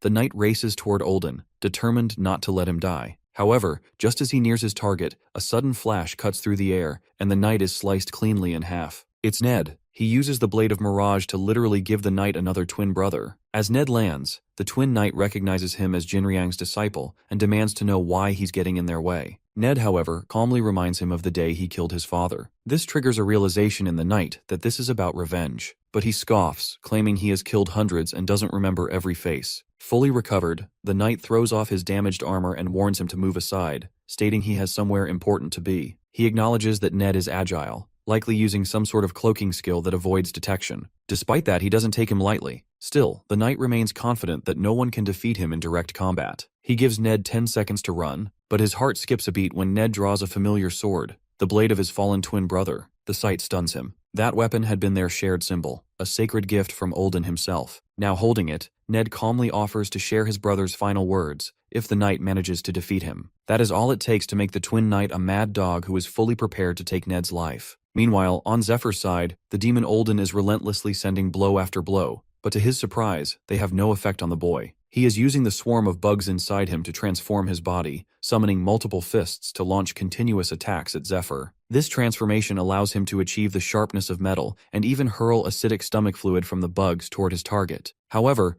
Zephyr is able to dodge every strike, following up with precise counterattacks using the Dragon King style. With one of these counters, he manages to cut Olden into pieces. Yet even after being torn apart, the scattered pieces morph into fully formed weapons that begin attacking Zephyr from all directions. Despite being repeatedly sliced, Olden's demon form shows signs of immortality, recovering each time without fail. He seems unfazed by the damage, confident that Zephyr will eventually run out of stamina and mana. As the fight continues, Olden charges forward and grabs Zephyr by the collar. He reveals a disturbing intent that he admires Zephyr's power and strength and plans to implant a bug inside him to turn him into a servant. He then hurls him to the ground with immense force. As he crashes into the earth, Olden follows up by slamming his massive fists down on him, generating a series of powerful shockwaves. Finally, the demon reshapes his arm into a sword and brings it down onto Zephyr. The move takes a toll on Olden as well, visibly tiring him. Well, how did Olden become like this? In the past, he was persuaded by the master himself to join the worshippers, who offered him power beyond imagination. The master gave him a marked bug, advising him to take good care of it. From that day onward, Olden began borrowing the bug's power. He went on to kill countless people, and once the bug inside him matured, he used the Stone of Revelation to complete his transformation into a demon. In the present, despite unleashing a series of powerful attacks, Olden is shocked to see Zephyr completely unscathed. Zephyr holds back the demon's arm with his bare hand, showing no signs of injury. This stuns Olden, but the boy explains that he could have taken down Olden along with the twin knights earlier. However, he intentionally split them apart to give Ned a chance for personal revenge. The other reason is that Zephyr recently gained the power of the Dragon Heart and wanted to test it against a strong opponent like a demon. He activates his Dragonification skill, temporarily boosting his heart's power by 9%, a skill that can be used only once a day. Since Olden poses a real challenge, Zephyr chooses to test the enhancement on him. At the sight of the Dragon Heart, Olden begins to panic, unable to comprehend how Zephyr possesses such power. The boy attempts to grab him using his enhanced dragon arms, prompting Olden to flee in desperation. However, before Olden can get far, a powerful slash strikes him from behind, slicing him into several pieces. For Zephyr, this is only the beginning. Meanwhile, back in the jungle, the twin knight manages to pin Ned down with his sword. As Ned holds the blade back with his hands, he recalls Zephyr's earlier instructions. He had briefed him on a critical detail on how the twin knight could be defeated, using something deeply connected to Ned himself. 25 years earlier, when the twin knights were just children,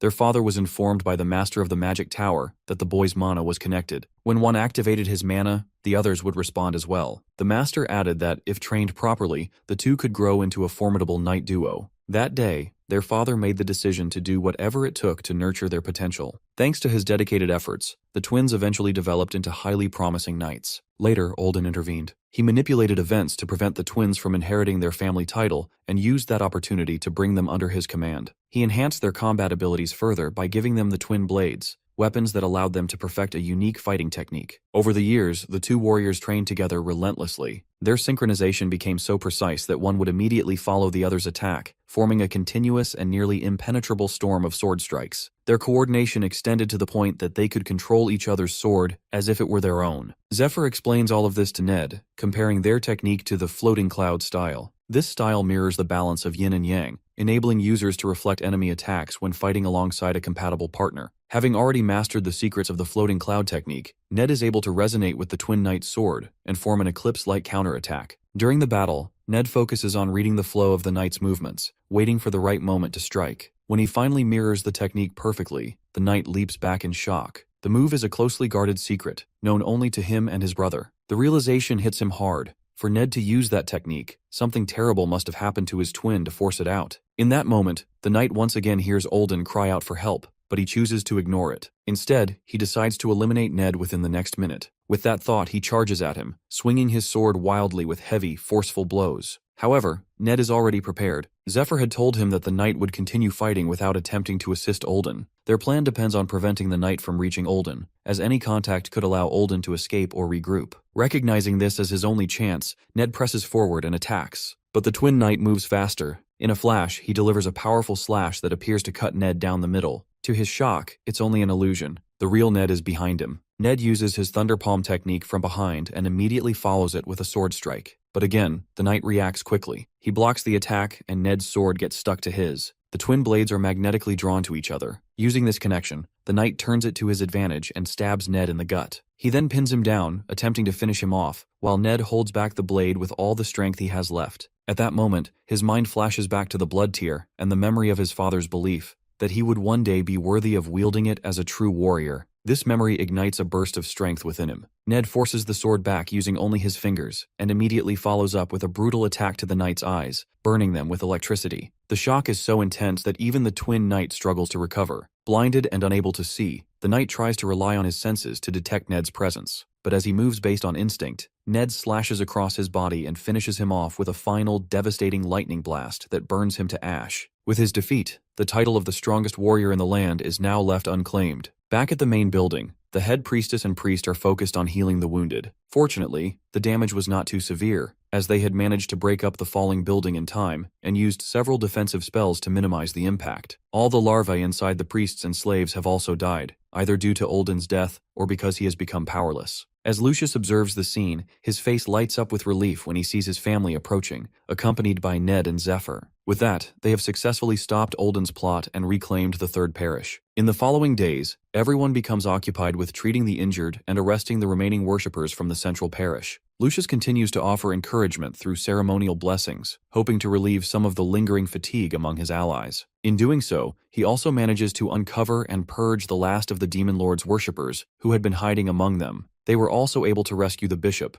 who remains in disbelief over everything that has happened and is still recovering from internal wounds. Lucius personally looks after him with great care. Zephyr and Ned are hailed as heroes, and the bishop thanks them both in person for their efforts. As a gesture of goodwill, Zephyr presents the bishop with the shriveled, worm-covered head of Olden. The bishop is visibly disturbed by the gift, worried it might still be dangerous. Zephyr assures him that the head is now powerless and may even hold valuable information. When he asks Ned for his opinion, he doesn't seem concerned. They have already extracted everything they needed from Olden. Internally, Ned feels a sense of satisfaction, but he is also troubled by the fact that he can no longer follow through with his original plan. Finally, Zephyr hands over the intelligence they retrieved from Olden to the bishop. It contains the locations of hideouts, operational plans, and the names of worshippers across the region. Upon reviewing the information, the bishop is shocked to discover that it contains plans to summon the Demon Lord himself. Even more alarming is the revelation that the ones pursuing this goal are from the Eastern Union. The kingdom of Cayenne lies on the continent of Aslan, which is divided into the Eastern and Western Unions,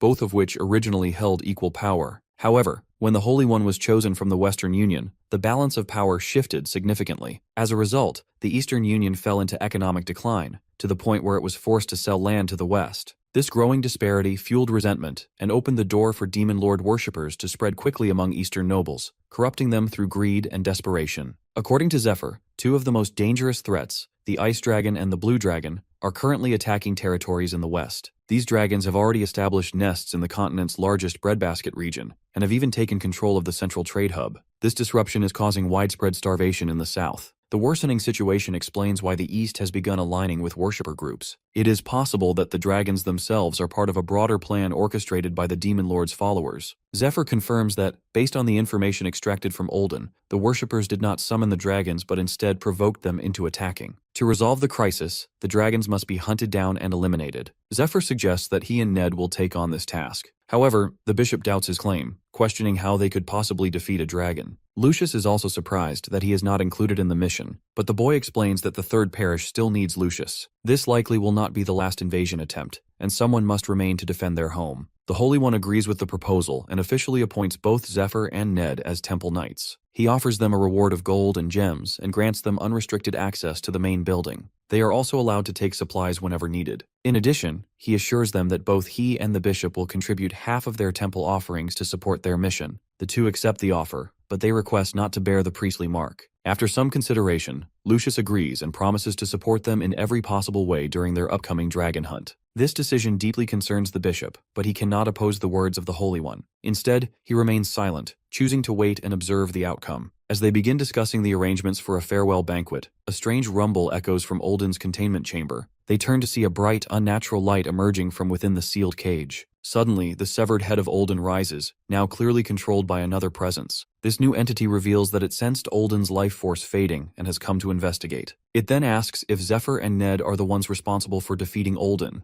Lucius, alarmed by the sudden development, demands to know who the figure is. But before anyone can act, a flash of purple light erupts from the chamber. The cage shatters, and Olden's head begins to float toward them. The presence speaks again, ordering everyone to kneel before it before asking any questions. It declares itself as the true leader of the Demon Lord worshippers. Realizing who it is, everyone freezes in fear. Their weapons are still under repair, and they are not prepared for another battle. However, the leader seems focused entirely on the Dragonheart's energy radiating from Zephyr. He asks if Zephyr is the one who possesses it. Meanwhile, the boy is confused. In his previous life, the head of the worshippers had shown no interest in the Dragonheart and was content living a double life, staying hidden. The master was not supposed to intervene for another 2 years, giving Zephyr time to eliminate his subordinates one by one. That's why he had been calmly executing his plan, killing Olden and the twin knights without fear of early retaliation. Now, with the master appearing so soon, many questions flood his mind. While he stands in thought, Ned and Lucius move in front of him, shielding him from the master to buy some time. They both know this enemy is not someone they can defeat easily. After all, he broke through the reinforced cage without any effort. Lucius, however, holds on to some confidence as he already has the Shard of Glory spell. With no time to waste, both he and Ned channel their mana into their weapons and launch a simultaneous attack, hoping that a single decisive blow will be enough to end the threat and deactivate the spell. Just as their strike lands, the master suddenly transforms. 2 massive claws made of dark energy emerge, capturing both of them mid-air. They are unable to activate any skills while trapped inside this binding spell, known as Ancient Dragon Shadow. Then the master speaks. He admits he came expecting a woman had interfered with his plans. Disappointed, he realizes it's not who he thought, and decides the encounter is a waste of time. As he prepares to leave, he unleashes multiple dark curse spells upon Ned and Lucius. The magic strikes them both, causing them intense pain. Even the bishop is unable to stop the curse from overwhelming them. At that moment, Zephyr steps in and uses his light sword to cut through the dark energy claws, shocking the worshipper master. The master cannot believe what he's seeing. It's the Sword of Light, a weapon that requires exceptionally high stats and the direct permission of the Goddess of Light. It is also the only known way to break the loop of that curse. Meanwhile, Zephyr has boosted his stats by combining the effects of 2 enhancement spells, allowing him to wield the sword for 10 seconds without the goddess's permission. He understands the risks. The worshipper master might have been sent directly by the Demon Lord,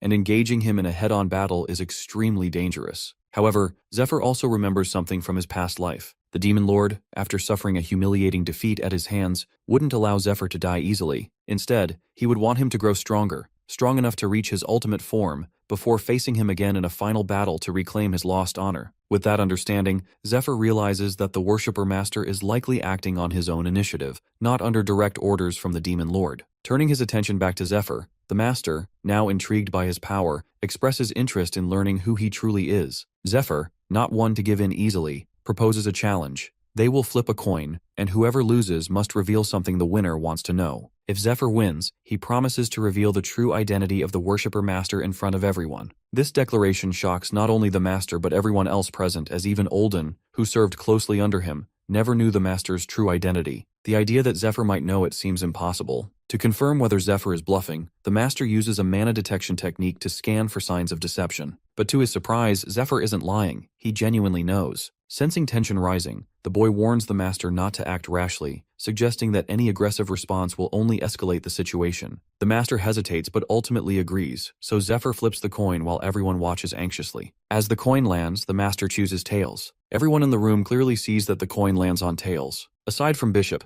the others have trained their eyes well enough that the coin appears to move in slow motion. They are all surprised, not because it landed on tails, but because the boy allowed the master to call it so easily. Ned suspects there may be some kind of trick involved, while the master himself is confused by how easily Zephyr gives him the choice, even though the outcome seems obvious. However, this isn't just an ordinary coin toss. As the coin spins through the air, beams of highly condensed light clash mid-air, one from Zephyr and one from the master. Both had cast spells as part of the flip. The outcome isn't determined by the coin's landing alone. It is decided the moment the hand is lifted, but only if the one flipping the coin can strike first and prevent their opponent from interfering. Whoever beats their opponent before the reveal controls the result, turning the game into a contest of power rather than chance. The master summons a claw of dark energy to restrain Zephyr, attempting to overpower him before the hand can move. Zephyr struggles against it, fully aware that backing down now would mean surrendering the outcome. This rule, in fact, exists for that very reason, to ensure both parties see the contest through to the end. Despite the pressure,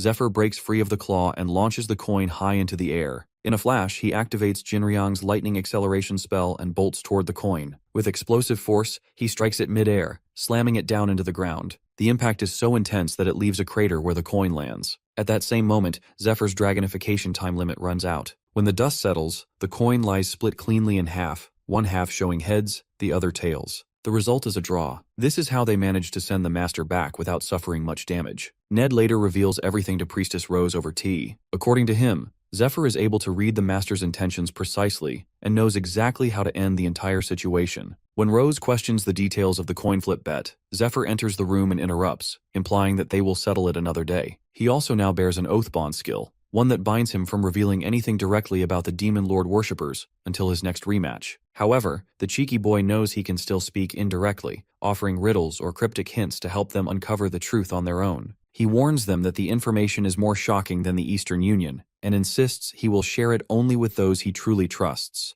As he prepares to reveal a hint, the scene shifts. We now see the master, walking through a royal palace, carrying a large bouquet of flowers. Looking at the oath bond, he seems surprised that the mad boy has not exposed his identity yet. Despite Zephyr's bold challenge and open hostility, he has kept his silence. This makes the master wonder whether the boy is simply mad, or dangerously ambitious, perhaps hoping to learn more before acting. As he enters the grand palace hall, the master greets a black-haired girl. He addresses her as Altair and hands her the bouquet for her 20th birthday. She is the first princess of the Kingdom of Cayenne. The master, her brother, is Polaris, the first prince of Cayenne and the youngest cardinal of the Temple of Light. Back at the third parish, Lucius can't help but think about the hints Zephyr gave them. Clues that suggest the master is someone with unimaginable power. He knows they can no longer back out after committing so much. They've gone all in. Ned, too, understands that his revenge is far from complete. The master and all his disciples still remain. He also realizes that everything worked out so far only because of Zephyr. For that, he owes the boy a debt far greater than his own life. Meanwhile, Zephyr, while focusing his mana, is troubled by the master worshipper's sudden appearance.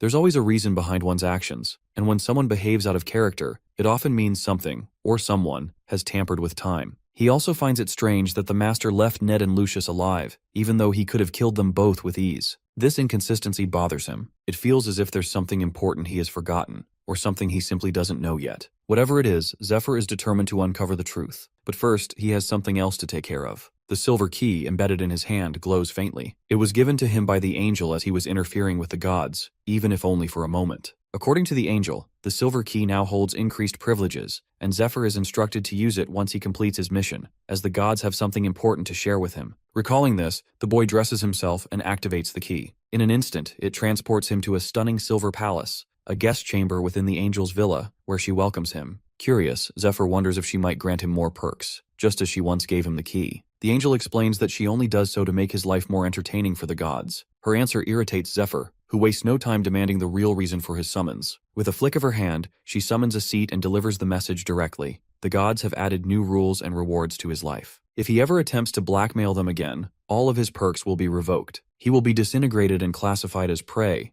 and the one who kills him will inherit everything he had. Zephyr understands that the warning means if he doesn't behave, his enemies will inherit everything he possesses. Still, he has no intention of challenging the gods again. He presses the angel to reveal the perks promised by the goddess of light. According to her, he has already received one, the loosening of the restriction on the sword of light. He is now the only person, without being a priest, who can wield that sword. However, to use it, he must first complete a task for the goddess. She also explains a new rule. Zephyr must now carry out divine requests. In return, he will receive powerful perks. By passing the gods' tests and fulfilling their missions, he must prove himself worthy of the blessings he has been given. Zephyr accepts the conditions. Now, alongside Ned, he prepares for the upcoming dragon raid venture. The head priest, along with Lucius, arrives to personally offer their apologies for sending them through the back gate in secrecy. Zephyr assures them it isn't necessary. Given the current situation and the looming end date of the raid, informants are everywhere, and caution is essential. The boy uses a cloaking enchantment bracelet to keep them hidden,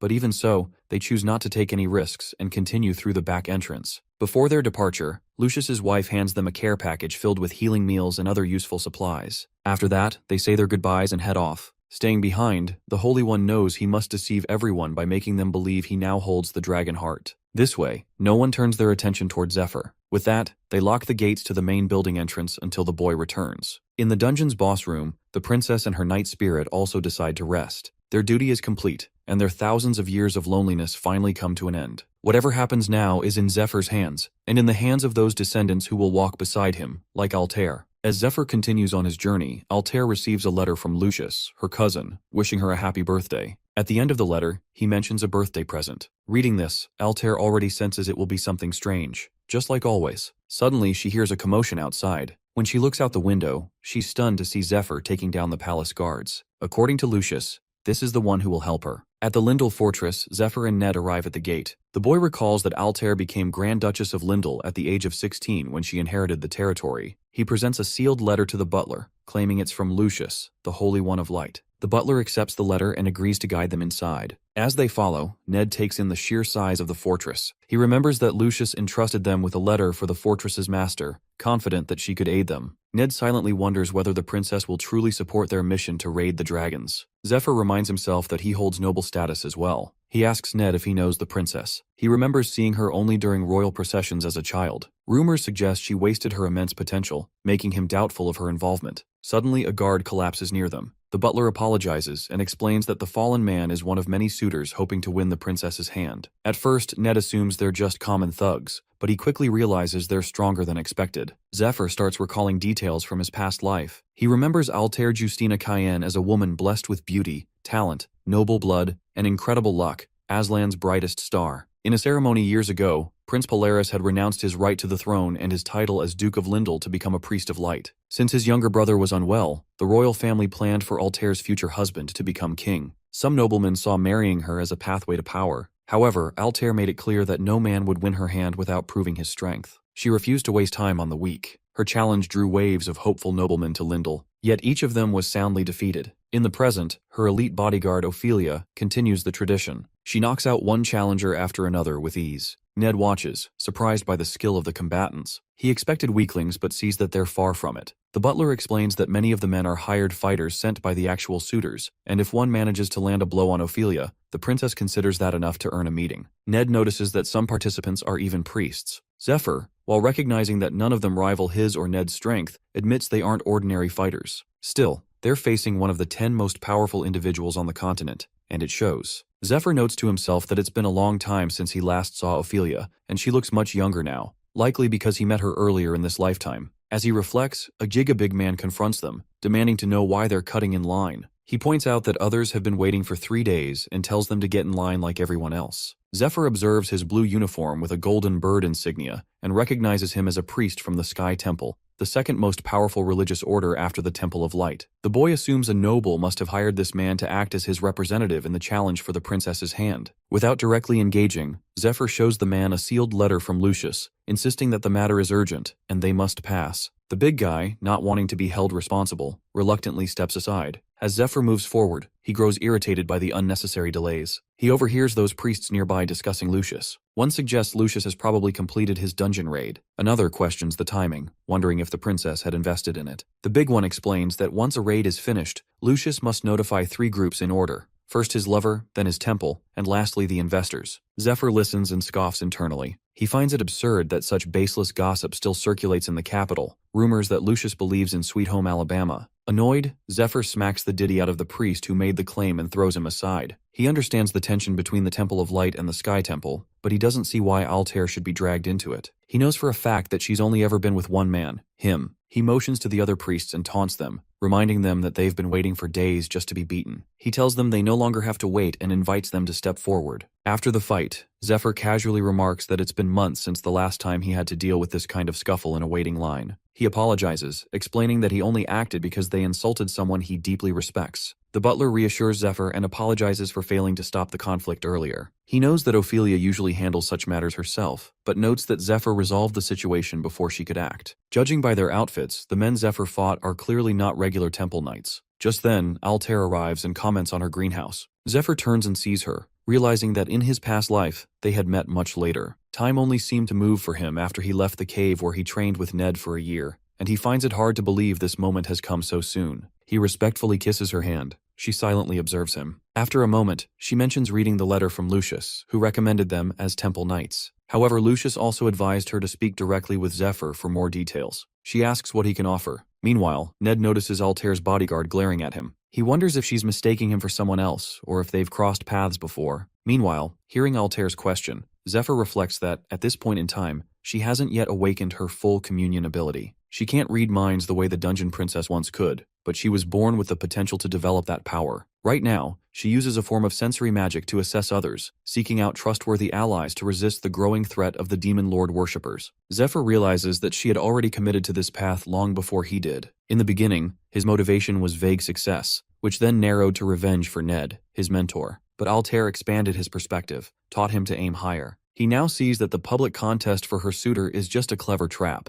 It's not about marriage, it's bait to attract strong warriors. With the kingdom under threat, even a royal heir like Altair has limits. What she truly needs are powerful, reliable allies. Wanting to prove himself, Zephyr begins casting magic, deciding it's faster to demonstrate his power than to explain it. Ophelia watches closely and wonders if his strength comes from the dragon heart. Altair, recognizing the aura within him, asks Ophelia if she's ever fought him. She hasn't, but soon gets her chance. Ophelia steps forward with her sword and announces that she will attempt to strike him 3 times. Zephyr prepares to face her. Though his posture seems relaxed, she notices no openings. She knows that any reckless move will give him an advantage, so she proceeds carefully. On her first strike, his smooth movements deflect her blade with ease. On the second, despite a full-force thrust, she can't even break his skin. On the third attempt, just as she loses grip on her weapon, he silently appears behind her and gently taps her shoulder. Stunned, she wonders when he moved behind her. She admits to herself that she's seen enough. His defensive magic and battle instincts are beyond exceptional. Later, Zephyr brings up the recent destruction of the granary by the Blue Dragon. He says rebuilding farmland won't help. It will only attract the Demon Lord worshippers again. Instead, he urges Altair to move forward with a more aggressive strategy. Clear out the thorny mountain range. If she takes control of at least 1 or 2 mountains, she can redirect the enemy's attention during the upcoming dungeon raid. He promises her that if she follows the plan swiftly and quietly, he will bring her the Blue Dragon's head within a month. Altair then asks what he wants in return. Zephyr says he'll accept any reward she finds appropriate, but brings up a more pressing concern. Due to complications during the raid on the princess's tomb, the third parish lacked the healers he needed. He requests that she send him as many healers as she can spare. Altair reflects that Zephyr clearly wants something more meaningful than wealth or rank. She asks how likely he is to defeat the dragon. He replies that it depends on her support, and then hands her a crystal. The crystal is an elite-level magical artifact, containing a spellbook encoded with ancient magic from the lost kingdom of Medea. Zephyr reflects that the lineage of ancient Medea magic has long been broken. Fortunately, Altair learned it at a young age, though he remembers she had reached a plateau around this time. He explains that the mage crystal is an heirloom, entrusted to him by one of her ancestors. He believes that if Altair absorbs the crystal, she will fully awaken her powers and gain the ability to properly balance the dragon heart for him. With that, he informs her that he's taking his leave. If she's impressed by his abilities, she will call for him again. As he departs, he notes to himself that this first meeting has gone far better than it did in his previous life. He had missed her deeply,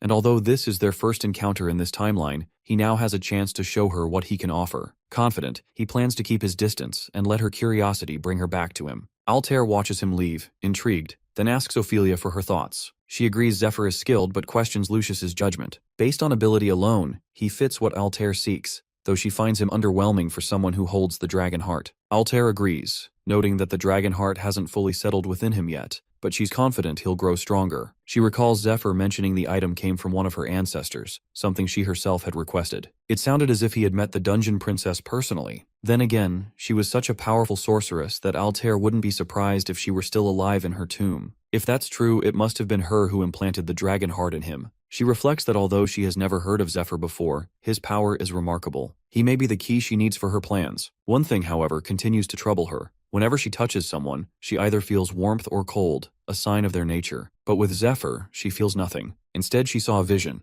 It's only the second time in her life this has happened, and she wonders what it could possibly mean. Meanwhile, in a distant place, Alfred, the second in command of the Demon Lord worshippers, kneels before their head. He acknowledges her summoning and awaits instructions. The master informs her that a position among the 12 apostles is now vacant. Alfred assumes this means Olden has failed, but when she questions him further, he rebukes her, implying she should have already known. He recommends a replacement for the apostle role, reminding her that while his apostles are given great freedom, their final mission must be fulfilled no matter what. Olden's absence must not disrupt the plan. She accepts this order, silently ashamed that her earlier failure disappointed their leader. Soon after, Alfred spots a priest nearby and orders him to prepare the phantom horse immediately. She must depart for the third parish without delay. Meanwhile, Altair reflects on how everything has gone smoothly. The investors are satisfied, and the ancient script in the dungeon has been successfully deciphered. The raid on the princess's tomb is finally complete. She thinks about the spellbook she's been seeking for so long. Her magic has been stuck at level 2, but with this discovery, she's ready to advance further. Altair recalls a farewell message from a woman, likely her master, who told her that her time was ending. The woman apologized for not being able to teach more,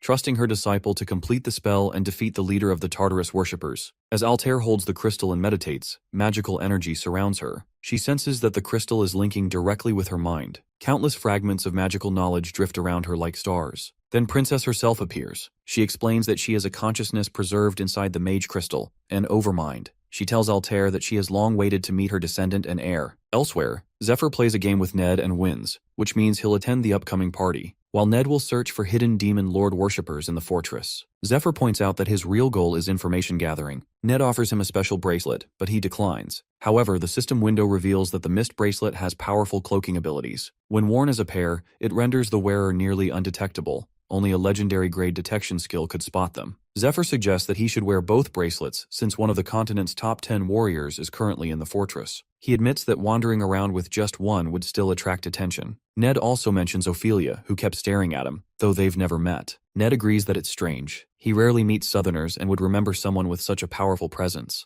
He wonders if Ophelia recognizes him from his time spent undercover among demon lord worshippers, or maybe she's the real threat, not him. He examines the potion of true sight, which reveals the insect-like mark hidden inside all worshippers. Zephyr doubts Ophelia is one of them but advises Ned to stay alert just in case. Zephyr then prepares to use a skill called transfiguration, an Eastern technique that manipulates facial muscles and expressions to disguise identity. It's a signature trait of a true shadow disciple, one destined to become a member of the 12 apostles of the worshippers' cult. He reflects on how powerful appearance and behavior can be. A true master of disguise can deceive even someone they just spoke with, and then vanish without a trace. Zephyr believes his camouflage skill isn't yet master level, but it's good enough for a crowded ballroom where faces change every night and most people are distracted by alcohol. He arrives at the ballroom and spots the big guy from earlier. From the setting, he realizes that the suitors competing for Altair's hand are powerful warriors and noblemen from across the kingdom, essentially VIPs. Naturally, they expect elite treatment. As a result, the fortress annex now serves two purposes. It houses the suitors, their bodyguards, and the spectators, and it functions as a ballroom for nightly parties. Elsewhere, party guests chat about the princess. One person wonders if she's truly as beautiful as the rumors say. Another insists she's not just beautiful, but also the most talented sorceress in history, according to a professor at the academy. Some even believe she might be the prophesied hero who will save the world. Yet, instead of acting like a hero, she hosts lavish parties and constantly travels. Another guest enjoys the drink and comments on how different royal life is. They express a desire to meet the princess, but doubt she'll appear at the event. In another room, a yellow-haired man mentions that nothing has been heard from the third parish recently. His brother-in-law, who was there as an investor, was told to leave town and wait in the surrounding areas until the raid was over, but hasn't been allowed back in yet.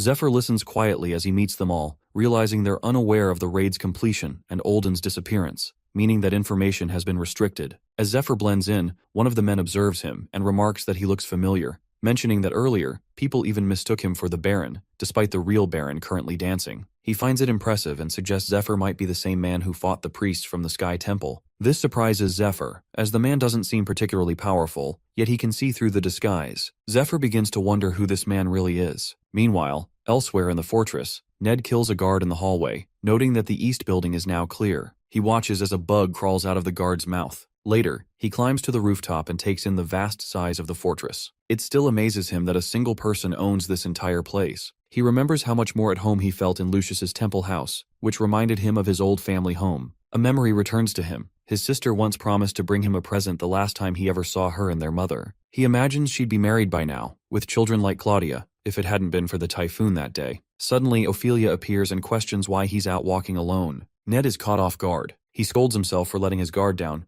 but reassures himself that he's wearing both Miss bracelets. Even with a legendary detection skill, he should barely be visible. Still, Ophelia is no ordinary warrior. She's the princess's elite bodyguard and one of the 10 strongest fighters on the continent. Her reputation is well earned. She assures him not to be nervous and explains that she sensed something unusual in the area. She also mentions she came to speak with him directly. Ned, suspicious, asks how long she's been following him. She admits she's been tailing him since the second floor of the East building, and says that makes things easier now. Ned explains that the people he killed were demon lord worshippers, and that the bugs are crawling toward the bodies as proof. He invites her to check it herself and apologizes for not seeking permission before acting. He argues that eliminating the cult was more urgent. She accepts his reasoning but tells him that it's not the reason she sought him out. Then without warning, she attacks. Ned dodges, surprised. She explains that the princess has been preparing for the dragon raid for a long time and has gathered only the best warriors. Zephyr has already proven his worth, but Ned still has to do the same. She challenges him to show his abilities. Ned responds, understanding this is a test. He agrees to the challenge. Elsewhere, near the Temple of the Third Parish, Alfred searches the area with the help of her minions. She finds another clue,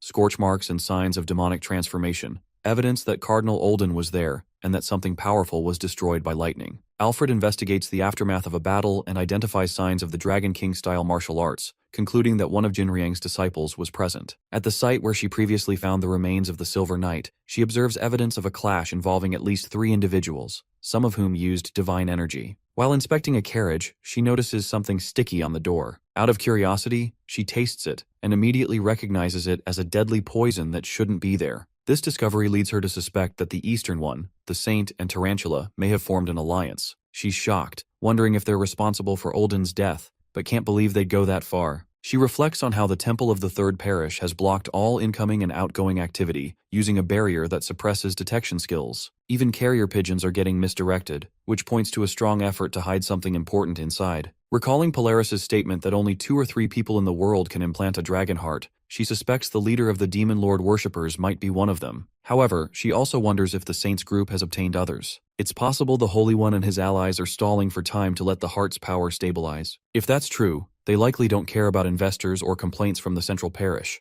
Their secrecy is a calculated move to avoid interference. She despises how meticulously everything is being carried out. The critical question now is, who has the dragon heart? Realizing time is running out, days have passed since the battle with Olden, she decides to act quickly and gather proof before the heart is fully integrated. Suddenly, a mysterious woman appears and comments on the bird mask, wondering if it belongs to the second in command. She then tries to flee. Sensing her involvement, Alfred orders her minions to pursue. As they attack, the woman defends herself using lightning palm, confirming Alfred's suspicion. It's the Dragon King style. Alfred quickly identifies her as the Jinriang's disciple and states that she has urgent matters to discuss, asking her to cooperate peacefully. Internally, the woman finds it all rather annoying. Meanwhile, back at Lindell Fortress, Ophelia continues to test Ned. She knocks him off a building during their spar. Ned questions the fairness of the test, reminding himself they've already exchanged 3 sword strikes. He wonders if he's being excluded from the dragon raid because he's only as strong as Ophelia. When she attacks again, he blocks her strike and shifts the shape of his mirage sword, catching her blade mid-air. Catching it, he tosses it aside. She reacts quickly, trying to kick him, but he dodges by bending down. When she strikes again, her target vanishes into dust. It was just a clone. In the next moment, Ned reappears behind her, having used the crow's cloak, which creates a clone using mana and teleports the real user nearby. He quietly observes that if she had hit him instead of the clone, it would have really hurt. Ophelia is surprised by the trick and wonders how he pulled it off. Ned reflects that he's heard stories about her power and is sure she hasn't shown her full strength yet. Neither has he. He believes if they both went all out, the fight would turn disastrous. He suggests they stop. Ophelia guesses his hidden trump card is the Dragon King-style martial art and asks about it. She reveals that her highest stat is in her eyes, meaning cloaking or barrier skills don't work around her. This is the reason she was assigned to a special mission until recently. Meanwhile, the strange woman, a shadow disciple of the master, drinks from a lake after escaping pursuit. She realizes just how dangerous the second-in-command truly is. She reflects that things are going smoothly. By the time she slipped away from the princess's guards, the raid had ended, and she had already found proof that one of their own had betrayed their master. She also witnessed the second-in-command sneaking around where the events unfolded. Elsewhere, Ophelia confirms that Ned shares traits with the shadow disciple also known as the Smiling Woman, who is one of Jinriang's elite disciples and a master of camouflage. Both use the same breathing, movement, and anticipatory fighting techniques. She explains that her mission was to prevent the Smiling Woman from stealing the dragon heart, and fighting Ned has confirmed her suspicions. She also acknowledges that while Zephyr shows similar characteristics, the princess has vouched for his loyalty.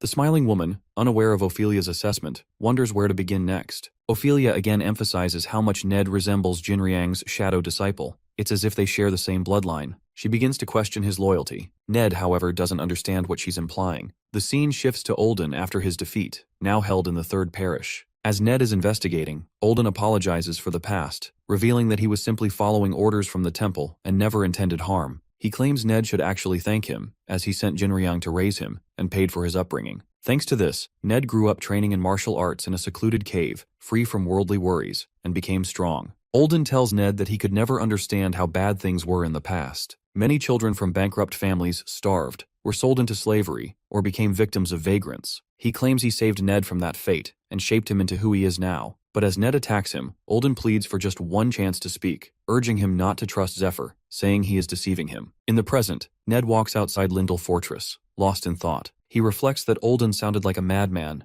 which is why he ignored him until now. But things no longer add up. He remembers Zephyr once saying he was trained as a shadow disciple in case something happened to him. Then he recalls Ophelia's warning. Jinriang's shadow disciple, a red-haired, yellow-eyed woman, was one of the 12 apostles and trained in Dragon King-style martial arts. She resembled him so much, it was as if they were siblings. Ned begins to question everything. Could his sister, whom he believed dead, still be alive? Could she be the Smiling Woman, the disciple of Jinriang? He doesn't know who is lying to him or if he's simply making the same mistakes again. All he wants now is the truth. Meanwhile, a brown-haired girl plays the violin inside the ballroom. Zephyr and the guy who suspected him sit together, chatting. As the music plays, a priestess there notes it's the night sonata, a signal that the ballroom is closing for the evening. He shakes hands with Zephyr and suggests they meet again tomorrow for a drink. Zephyr agrees. As they part ways, the guy laughs to himself. He reflects that Zephyr is a rare kind of person, strong, cunning, and sharp. Despite seeming like a man in his 20s, Zephyr carries the wisdom and strategy of someone who's lived twice that.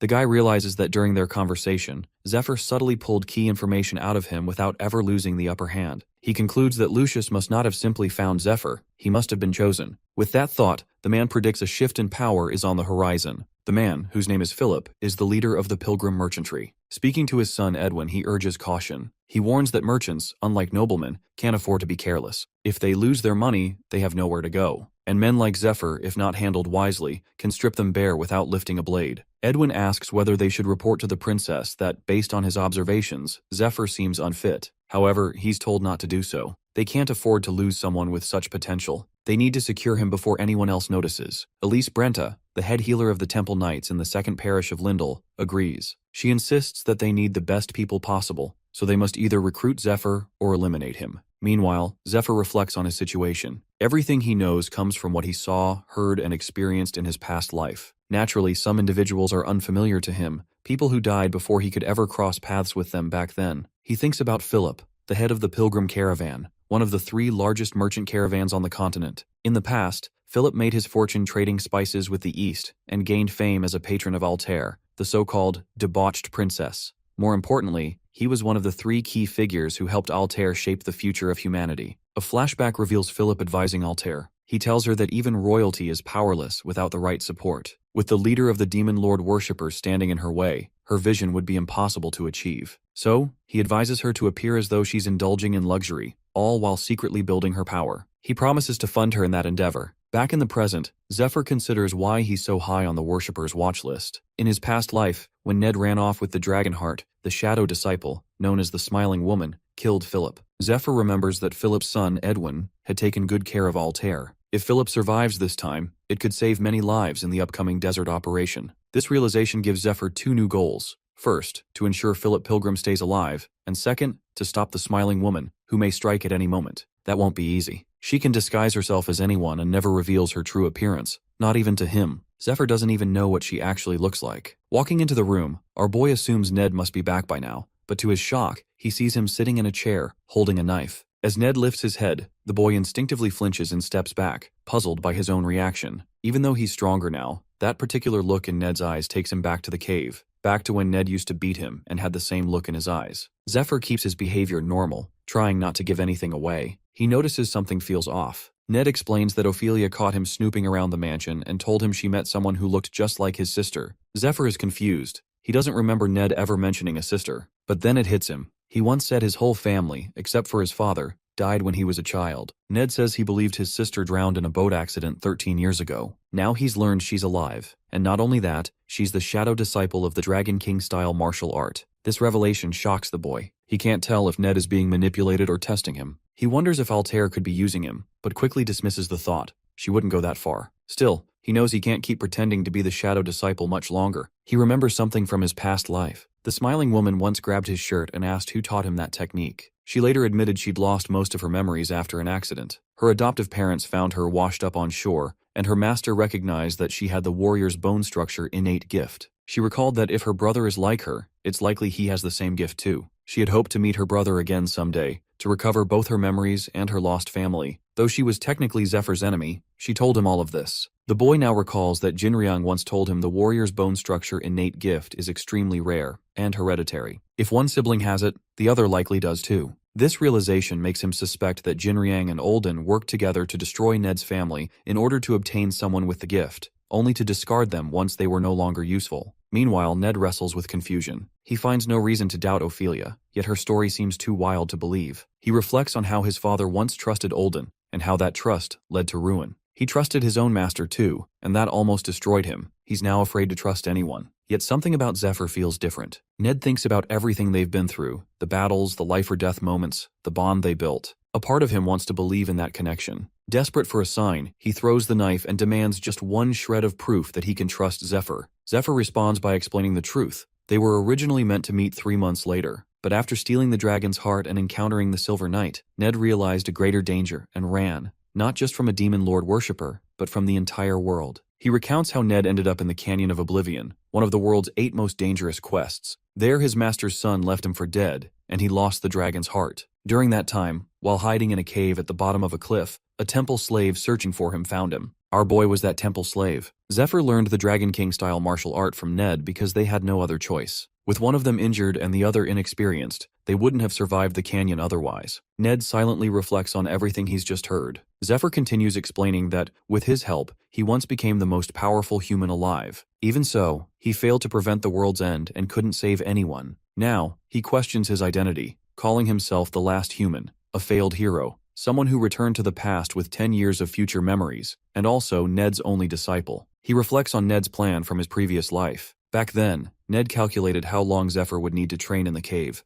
factoring in the strength required to escape the Canyon of Oblivion and his own physical limits. Survival and revenge were his driving forces, pushing him to live through impossible odds. But they were forced to leave the cave sooner than planned. Our boy remembers the battle with Ondur, the Lord of the Canyon, where Ned was badly wounded. Zephyr still regrets what happened. If he had been a little stronger or trained a bit longer, things might have ended differently. Ned had pushed him away to protect him, sacrificing his long-awaited revenge for someone who, at the time, was just a nobody. They could have both escaped alive. In that final moment, Ned demonstrated one last secret technique, something he never had the chance to teach Zephyr. With his remaining strength, he unleashed it using magic, striking with his spear. Zephyr will never forget the sight of his master's back that day. Back in the present, the boy now sits in front of Ned, who tries to process everything he's heard. It sounds unbelievable, but it explains so much, like Zephyr's unnatural strength, his deep knowledge, and his ability to wield divine items without being a priest. Ned realizes that everything is unfolding just as he once predicted. If he really returned from the future, blessed by a god, then all of it begins to make sense.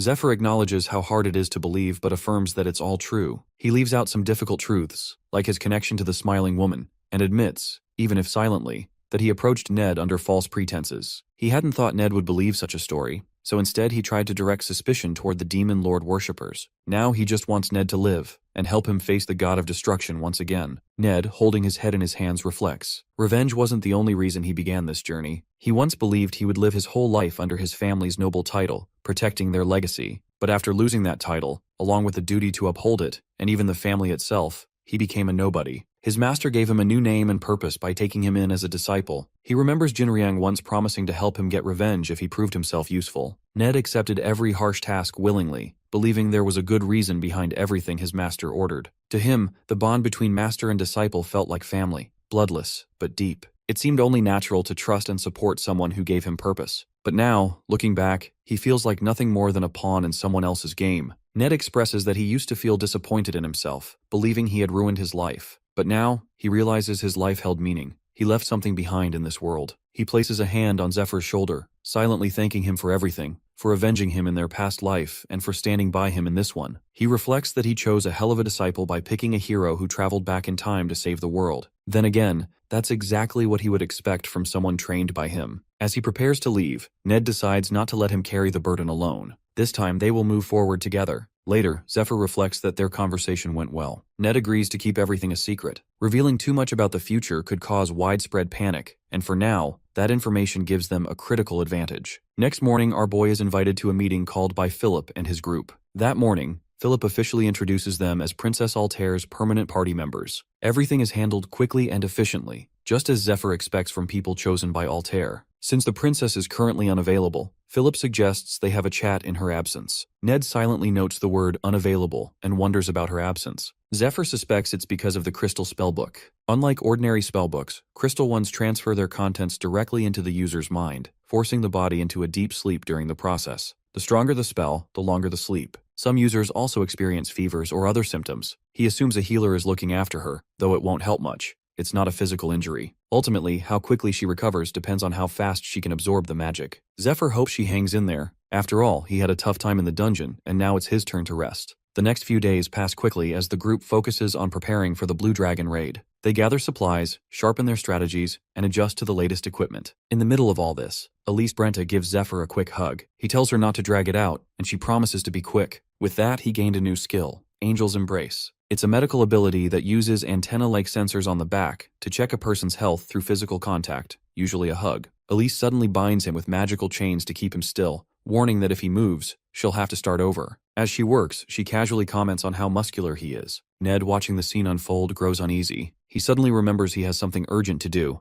but as he turns to leave, Philip grabs his shoulder and asks where he's headed. Ned stammers that every party member needs a health check before a raid. They can't risk someone being unwell. But Elise doesn't let it slide. She says it's Ned's turn now. He quickly tries to dodge her attention, politely refusing and looking for a way out. At that moment, Ophelia walks in. Clearly unimpressed, she tells them that the princess has asked to see both of them. Hearing this, Zephyr immediately thinks Altair must be awake. They follow her to the room, and on the way, Zephyr remembers that the dungeon princess Overmind is still sealed in the magic crystal. During their last conversation, she had shared a few important things with him. Inside the room, Altair is sitting up in bed, awake and alert. She greets them calmly, while Zephyr studies her carefully, wondering if she already knows something about Ned. Some time ago, within Altair's consciousness, the dungeon princess appeared and shared that 3 stars had aligned, signaling that Altair's Median magic had advanced to level 3. She congratulated her and explained that this meant she now held all the basic knowledge of Median magic. From here on, she would need to continue training, awakening her powers, and gaining levels. With each new level, another star would join the alignment. The princess went on to say that no one, not even herself, had ever reached level 8, but she remained confident that she could be the first. If she managed to succeed, a gate to the stars would open. Altair agreed, though she was already feeling the effects of overusing her magic. Princess revealed she would now fall into a deep sleep. Because of the overwhelming magic flow, she wouldn't remember anything from this moment afterward. Before fading, the dungeon princess gave her one final reminder to trust Lord Zephyr. He was doing all of this for her, both in this life and the one before. Meanwhile, in the present, Princess Altair slowly opens her eyes. As she reaches for her hair and tries to sit up, a priestess gently advises her to take it easy. She's been asleep for an entire week. The news stuns her. She vaguely remembers someone telling her something important, but no matter how hard she tries, the memory won't come back. Not wanting to waste any more time, she immediately asks to see Lord Zephyr. Later, Zephyr arrives, clearly relieved to see her awake. Altair greets both him and Ned, apologizing for meeting them while still in her pajamas due to her condition. Seeing her like this, Zephyr quietly wonders how much she might have learned from Princess Overmind. He considers what this could mean for their relationship, the raid on the Blue Dragon, and the role she's expected to play in it. Zephyr suspects that Altair may have learned a communion skill, an ability that lets users read memories through touch, just like princesses. He remembers how the dungeon princess had tapped his hand and shared her memories. If Altair had that same skill, it would make things much easier. It could help him avoid long explanations and keep her out of unnecessary danger. He steps forward and offers his hand, testing the possibility. Altair immediately understands what he's doing. She tells him that when he gave her the mage crystal, she originally thought he was just trying to impress her and join her raid team, but she realizes now there was more behind it. Even so, she admits she hasn't learned communion yet. It's a high-level ability. She's only level 3, far below her ancestor, who was level 7. For now, reading minds is beyond her reach. She shifts the conversation to something more urgent, the plan they discussed a week ago. If Zephyr wants her support and access to her troops, he needs a real strategy to defeat the Blue Dragon. And not in some distant future. He has 3 weeks at most. She invites him to make his case. Zephyr agrees, but first asks if she's eaten, noting the talk will be heavy on an empty stomach. Then, to everyone's shock, he summons hundreds of strategy scrolls. A few days later, the group finishes all preparations for the Blue Dragon raid. They set out, joined by knights and healers from Lindell. Zephyr carries his silver key and a fully stocked inventory. To cover their movements, Altair claimed she was simply traveling and shopping. Meanwhile, a maid dressed as the debauched princess rides in a luxurious carriage, keeping up appearances and helping maintain the illusion that Altair never left. As they travel, Zephyr figures the Demon Lord worshippers are now suspicious of each other. He had deliberately removed any traces of the Dragonheart's power from the Third Parish, stirring confusion. He believes powerful figures are still trying to figure out why Lucius has locked himself away. With any luck, this confusion will buy them a month or two, but no more. That makes it even more important for Zephyr to stay low and move quickly. The first step is the Blue Dragon raid, and securing an alliance. He decides not to tell Altair the full truth yet. She hasn't recovered her memories, and she doesn't know he's from the future. Ned also cautioned him to hold back. If Zephyr suddenly claims they were lovers in a past life, she might think he's crazy. After all, she barely knows him now. Ned pointed out that, despite everything, Altair already seems to trust Zephyr, maybe because of a skill tied to touch. Either way, he warned Zephyr not to break that fragile trust. Zephyr sees that Ned is right. He can't ignore the past, but he has to be careful how he brings it up. Still, Zephyr couldn't help but wonder why Altair trusted him so easily. Maybe it was because Lucius had introduced them, or perhaps it was tied to their past life, where she had already lost several people close to her. As the journey continues, Edwin announces they've reached the plains of Danakil, the largest farmland region on the continent. He mentions that both he and his father are originally from here. Ned shares that he visited as a child and remembers being amazed by the golden fields that stretched as far as the eye could see. The thought impresses the group until they open the carriage window. What they see instead is a landscape in ruins. Broken homes, scorched earth, and decay cover the land. They step outside. Ned quietly comments on how bad things have gotten. Philip Pilgrim explains that the damage began 3 years ago, when the Blue Dragon first appeared. Princess Altair adds that even the kingdom's best healers couldn't purify the soil. In just 3 years, 80% of the farmland has been lost. Zephyr looks around and estimates that the remaining 20% won't last another year. In his eyes, it's a miracle they've made it this far, likely due to the river's rare healing properties. But he knows time is running out. If they don't act now, they won't just lose farmland, they'll lose everything. Soon, a guard welcomes the arriving caravan. Philip mentions they've brought food and asks about the current situation inside. According to the guards, it's pretty bad. Princess Altair adds explaining that things are still difficult. The location serves as a temporary aid station for farmers who've been displaced by the poisoned land. She mentions that they're expecting to join forces with troops sent by the Lord of Danakil, but for now, the front line remains low on supplies. She suggests they stay at the station for a while to regroup and get organized. Zephyr agrees and heads into one of the rooms, where Lord Grimes lies unconscious. A nearby priest fills him in, explaining that Grimes is a knight from the Lord's castle. While patrolling, he encountered a monster and managed to defeat it, but suffered serious injuries in the process. Examining him more closely, Zephyr notices that Grimes's skin has turned a deep purple, a clear sign that the Blue Dragon's poison has spread through his body. He immediately recognizes the symptoms. Whether it was from drinking tainted water or being attacked by a creature from the dragon's nest, the result is the same. The poison can't be purified. Even the best healers can only ease the pain while the victim slowly succumbs. Altair quietly comments that she knows Grimes. He's a dependable and seasoned knight, and she suspects he may be part of the reinforcements sent by Danakil. Zephyr agrees that it's likely and asks how secure the station is, noting that they'll be working with these troops soon. She assures him that the station can be secured if needed, and he nods, satisfied. Though the dragon's poison is lethal, Zephyr has a countermeasure in mind, one that involves using poison to fight poison using his needle skill. Zephyr recalls that Fade only completed these poisons near the end of his previous life. Many of the ingredients were incredibly rare. This one, for example, uses the blood of Asmodeus, the 32nd Dragon Lord. Though originally meant to melt flesh from the inside, when used carefully alongside healing magic, it can actually burn away other poisons and rapidly restore health. He explains the process to the priest that each time he inserts a needle, he should wait 3 seconds before casting a recovery spell. The priest agrees to help. Watching closely, Altair thinks about the dual nature of poison. Depending on how it's used, it can either harm or heal. She wonders if this method might work against the blue dragon's toxin, especially since nothing else has. Just then, her mana perception picks up movement, indicating that someone is approaching. Moments later, Regulus Danakil arrives. As the commander of the Scarecrow Knights and the Lord's eldest son, he brings several knights with him. He greets Philip Pilgrim warmly, who returns the greeting.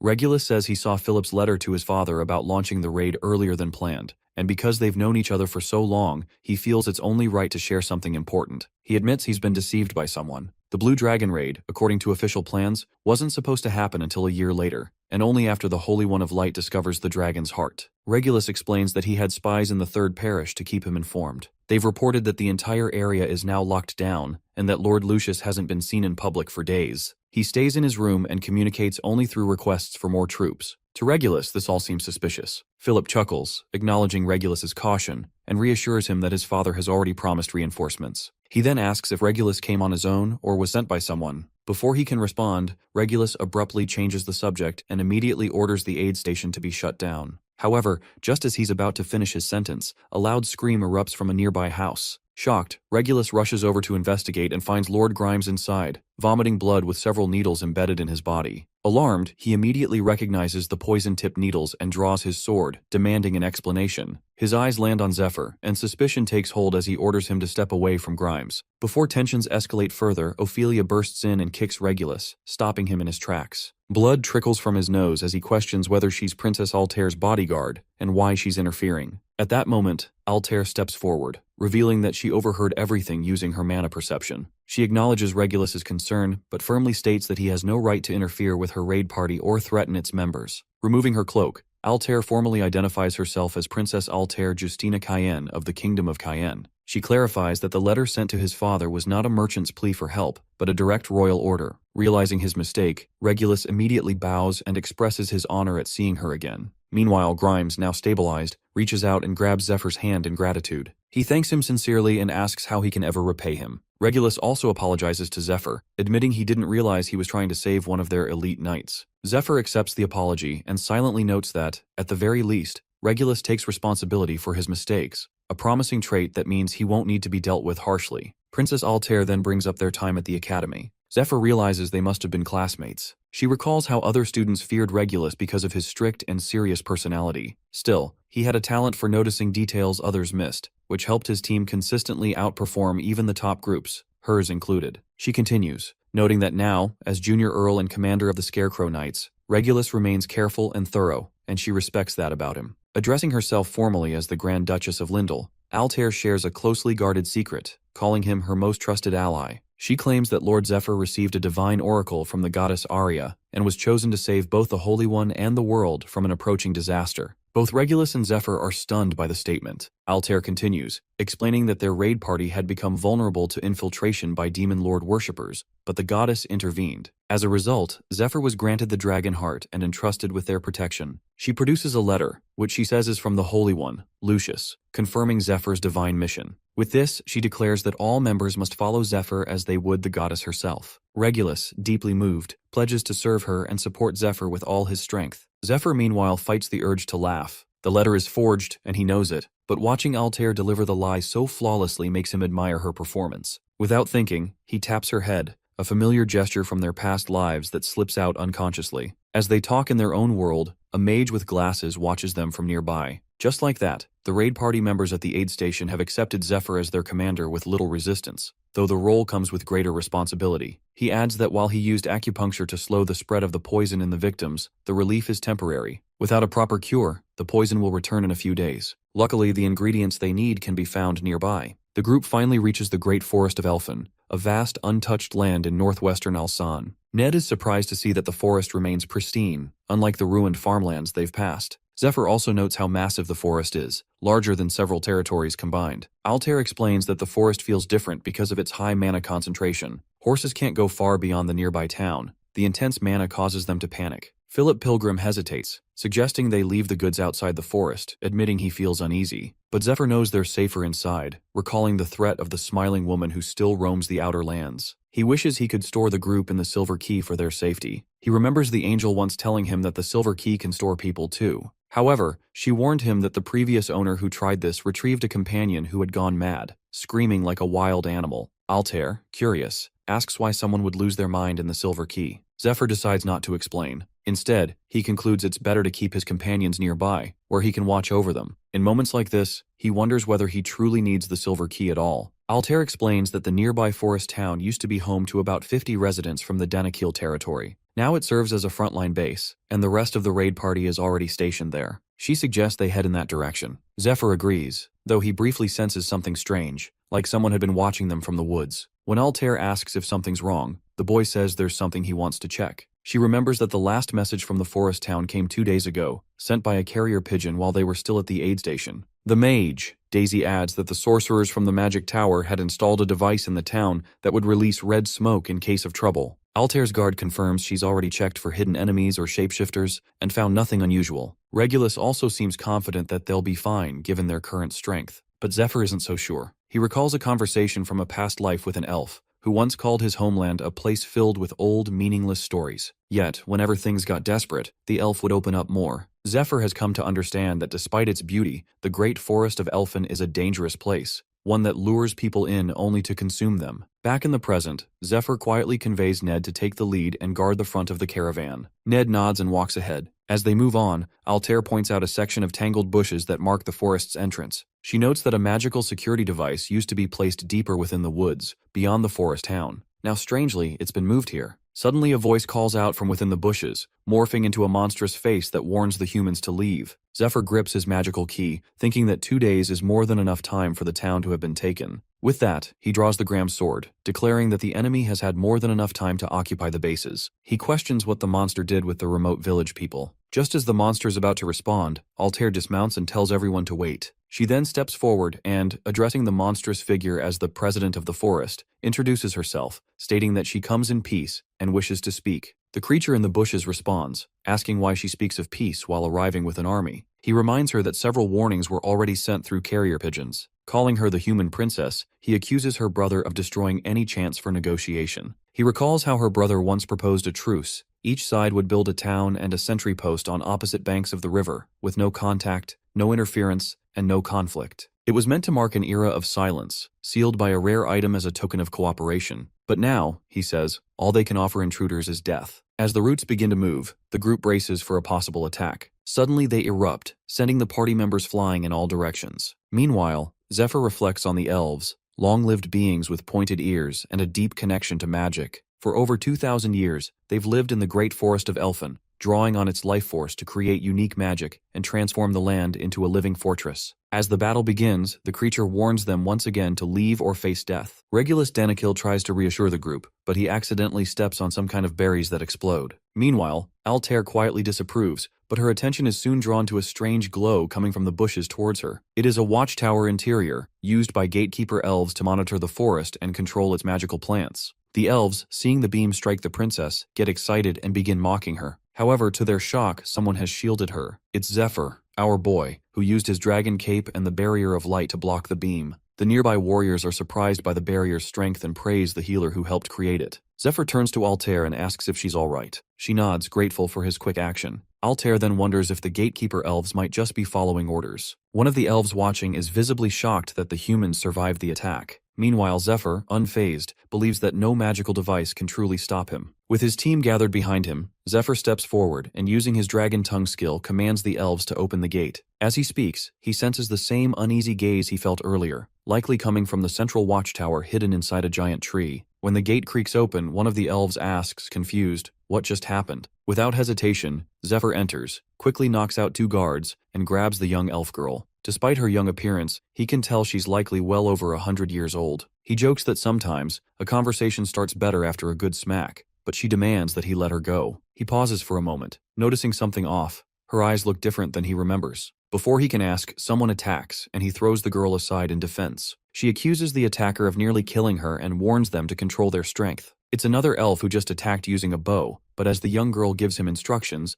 Zephyr notices him. It's none other than Dariel, the divine archer, one of the strongest archers across the 10 continents. Hearing the girl, Dariel calmly announces the exact distance to his target, 0.63 miles, and begins preparing his shot. After that, he suddenly launches an attack. Meanwhile, Altair's group is left stunned, unsure where the attack is coming from. The mage quickly takes control, using her Grea's Eye spell to summon a few long-range scouting golems to assist Zephyr, and another to trace the direction of the attack. To her surprise, she discovers it wasn't a spell. It was an arrow, fired from over half a mile away with incredible precision. Back at the clearing, the arrow is about to hit our boy, but he deflects it with his sword. Though it cuts his arm, he casually remarks that it was a decent shot. The little elf girl doubts he blocked it on purpose, but the wound convinces her he won't last long. She urges Dariel to use a stronger skill, promising to back him up. Dariel agrees and unleashes his Crimson Meteor attack. Now his arrows fly 3 times faster and hit much harder. Zephyr knows he can't rely on language enchantment to stop them. It takes too long to activate. Dodging them is risky too, as the shockwaves could hurt his allies. With no other choice, he decides to go all in and fight at full strength. As he transforms, Ned watches in awe.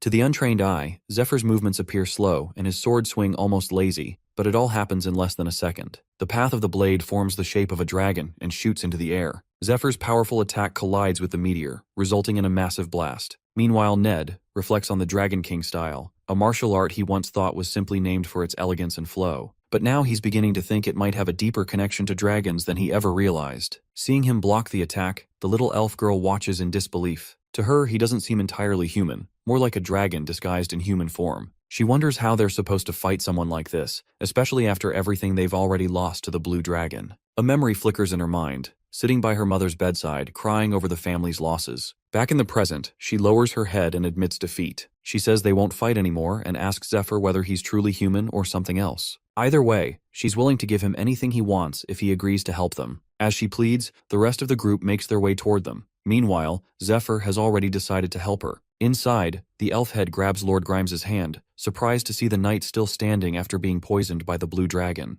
Though some traces of the poison remain, he has never seen a detoxifier that powerful. Regulus Danakil stays worried. Grimes isn't fully healed and walking around won't help, but Grimes insisted on coming. He wanted to prove the antidote worked, no matter the risk. To him, that kind of resolve is what makes a true knight. Meanwhile, the elf head introduces himself as Frieren, a high elf elder, and points out the 2 high elves Zephyr fought earlier, Dariel, standing to his left, and Kiara. Zephyr recalls that high elves are considered part of the ruling class. Their unique pupils often hint at rare magical abilities from birth. He also notes that Kiara seems different from the one he knew in his past life, more mature now. Still, he knows it's hard to guess an elf's age. Maybe she's about to go through a growth phase, though with elves, it's never easy to tell. Frieren remarks that the Tree of Life must have guided Zephyr to them, calling it a stroke of fortune to meet someone who might actually help. Since their truce with Prince Polaris, the elves have stayed deep within the forest, away from the outside world. Frieren explains that Zephyr is only the second human they've ever welcomed. The first had risked everything to enter the forest and save the elves from a deadly poisoning. Hearing this, Zephyr recalls someone from his past, Fade, also known as the Viper. According to Frieren, however, Fade was searching for his lost companions. Frieren also believes that even a friend of a friend can be trusted, and with that, they might be able to help each other. Hearing that our boy's thoughts drift to the rivers that flow through the great forest of Elfen. These waters once carried the healing power of the Lake of Vitality, nourishing the forest and all who lived in it. For generations, the elves flourished, drawing their strength from the divine energy of the Tree of Life. The tree grew tall and powerful by feeding on the lake's life force. One of the lake's tributaries flowed into the Danakil Plains, turning the region into humanity's richest farmland. But things changed when the blue dragon made its nest in the lake. The once pure water turned toxic, poisoning the rivers and slowly spreading corruption across the forest. The sickness now threatens not only the elves but the nearby human lands as well. A few days earlier, at Lindel Fortress, Zephyr's group had gathered to go over their strategy. Edwin explained their plan to raid the Blue Dragon's nest, which would involve both their team and the troops based in Danakil. He emphasized the need to gain the elves' support, but admitted he wasn't sure they would agree. Princess Altair challenged his doubt, asking why he lacked confidence in her. Edwin responded calmly, explaining that it wasn't her skills he doubted. He was simply unsure how the elves would respond to the crisis. While it was clear the elves were in a tough position and might be open to cooperation, Edwin knew the real obstacle wasn't them. The bigger problem, he said, would be getting the people of Danakil to agree. He explains that for those living far from the elven borders, elves are seen as something out of legends, mythical beings from fairy tales. But people who live near the edge of elven territory have a very different view. To them, the elves have always been a threat, often compared to wild beasts like wolves or boars. Over time, that tension grew until it finally broke out into open hostility. He continues, saying that 4 years ago, just 1 year before the Blue Dragon appeared, 2 powerful high elves known as the Scarlet Moon and the Black Moon crossed into Danakil territory. Their actions only made relations worse, deepening the divide between elves and humans. The elf argued that any land touched by water from the Lake of Vitality should rightfully belong to the elves. However, since the lake's water flows through the Danakil fields, they believe that gives them ownership. He remembers a time when the elves nearly claimed the land by force. But then Prince Polaris arrived with the Temple Knights and led a counterattack. As a cardinal, Polaris spearheaded the battle, forcing the elves to retreat after the Golden Dragon appeared. The humans won and secured a truce. A year later, the farmland was poisoned. It was then the Lord of Danakil and his son, Regulus Danakil, realized that working with the elves was the only way to resolve the situation. They also took steps to stop the false rumors blaming the elves for the poison. Many believed the elves were acting out of revenge, so the Danakil leadership found themselves managing not just the mission, but also the growing mistrust among their own allies. Edwin admitted that launching the raid at that moment might be too soon, but Princess Altair laughed at his hesitation. She told him he was missing the bigger picture. In her eyes, the timing was exactly what made the plan likely to succeed. What seemed like a bad situation was actually a rare opportunity. She reminded him to look beyond the immediate obstacles and focus on their long-term goal. Back in the present, while treating a poisoned elf, Zephyr recalls a small favor he once did for one of Fade's former guildmates. In return, the guildmate took him in as a disciple, teaching him poison-making and acupuncture. Zephyr decides to stick to that version of the story. When he shares it, Elder Harem, Kiara, and Dariel seem to trust him, at least a little. Kiara watches in shock as the antidote takes effect and quietly remarks that Zephyr might even be more skilled than Fade. The boy explains that the poison he used is far rarer. There's a recipe floating around, but no one has ever managed to make it before. He's the first. He even suspects that the actual formula doesn't exist yet, and won't until Fade invents it in the future. Curious, Zephyr wonders about Kiara's connection to Fade. She speaks about him like she knows him well. Soon enough, she says that Fade would want to meet the entire group and asks where Zephyr's master is. The boy replies that he can't say. He claims that both his master and Fade once belonged to a now-destroyed assassin guild named Persephone, which collapsed due to betrayal. Until he knows for sure whether Fade is still trustworthy, he says he won't reveal anything more. Kiara understands and responds that she also can't share everything for the same reason. Then Dariel speaks up, revealing that Fade had already visited a year ago. After hearing rumors about the poisoned lands, he reached out to an old guildmate and came to investigate. Hearing that, Kiara tried to shut him up, which annoyed him, and he casually lifted her up while calling her out. Watching the argument unfold, Elder Harem thinks about how bad things have gotten. For the past year, the poisoned elves have survived only because of the small doses of deadly poison that Fade left behind. That supply is nearly gone. He remembers the painful choices they've had to make, deciding who would receive treatment and who would be left to die. In his eyes, Zephyr's arrival is nothing short of a miracle. Without him, the elves might have been torn apart by civil war. Now Harem sees a spark of hope. Not only can Zephyr neutralize the dragon's poison, but his strength might even match or exceed Dariel's. If they can earn his full support, Harem believes there's a chance they could recover the Queen's last sealed box, still hidden deep within the poisoned lands. 3 years ago, a powerful elf woman got her hand on the last of the sealed boxes hidden within the 12 towers. She claims that with this, they finally have enough strength to form a new kingdom. Elder Harem questioned her decision. He asked if she truly meant to leave behind both the kingdom and the queen. He reminded her that she's only alive today because the queen once risked everything to hold off the blue dragon. But the elf scoffed at the idea. She asked if he's looked around lately, if the state of the forest looked anything like a victory to him. She criticized the queen harshly, saying she was never strong enough to lead. Even before the poisoning began, the queen was weak and sickly. She failed to prevent the Scarlet Moon and Black Moon from taking control of the army. A real queen, she said, would have used mind control from the start to deal with such traitors. She declared she's done relying on a foolish ruler and will now lead anyone willing to follow her. Thinking back, she admits that the Scarlet and Black Moons taught her something important. Even though they were exiled for losing the war and destroying towers, they escaped with sealed boxes in hand. Their betrayal opened her eyes. She now sees where she went wrong. As she left, she told Harem to enjoy what's left of a kingdom with no future. Still, she added that if he ever changes his mind, he'll always have a place in the new realm she plans to build. Then laughing, she walked away. Left behind, Elder Harem quietly reflected that he didn't stay out of loyalty to the queen.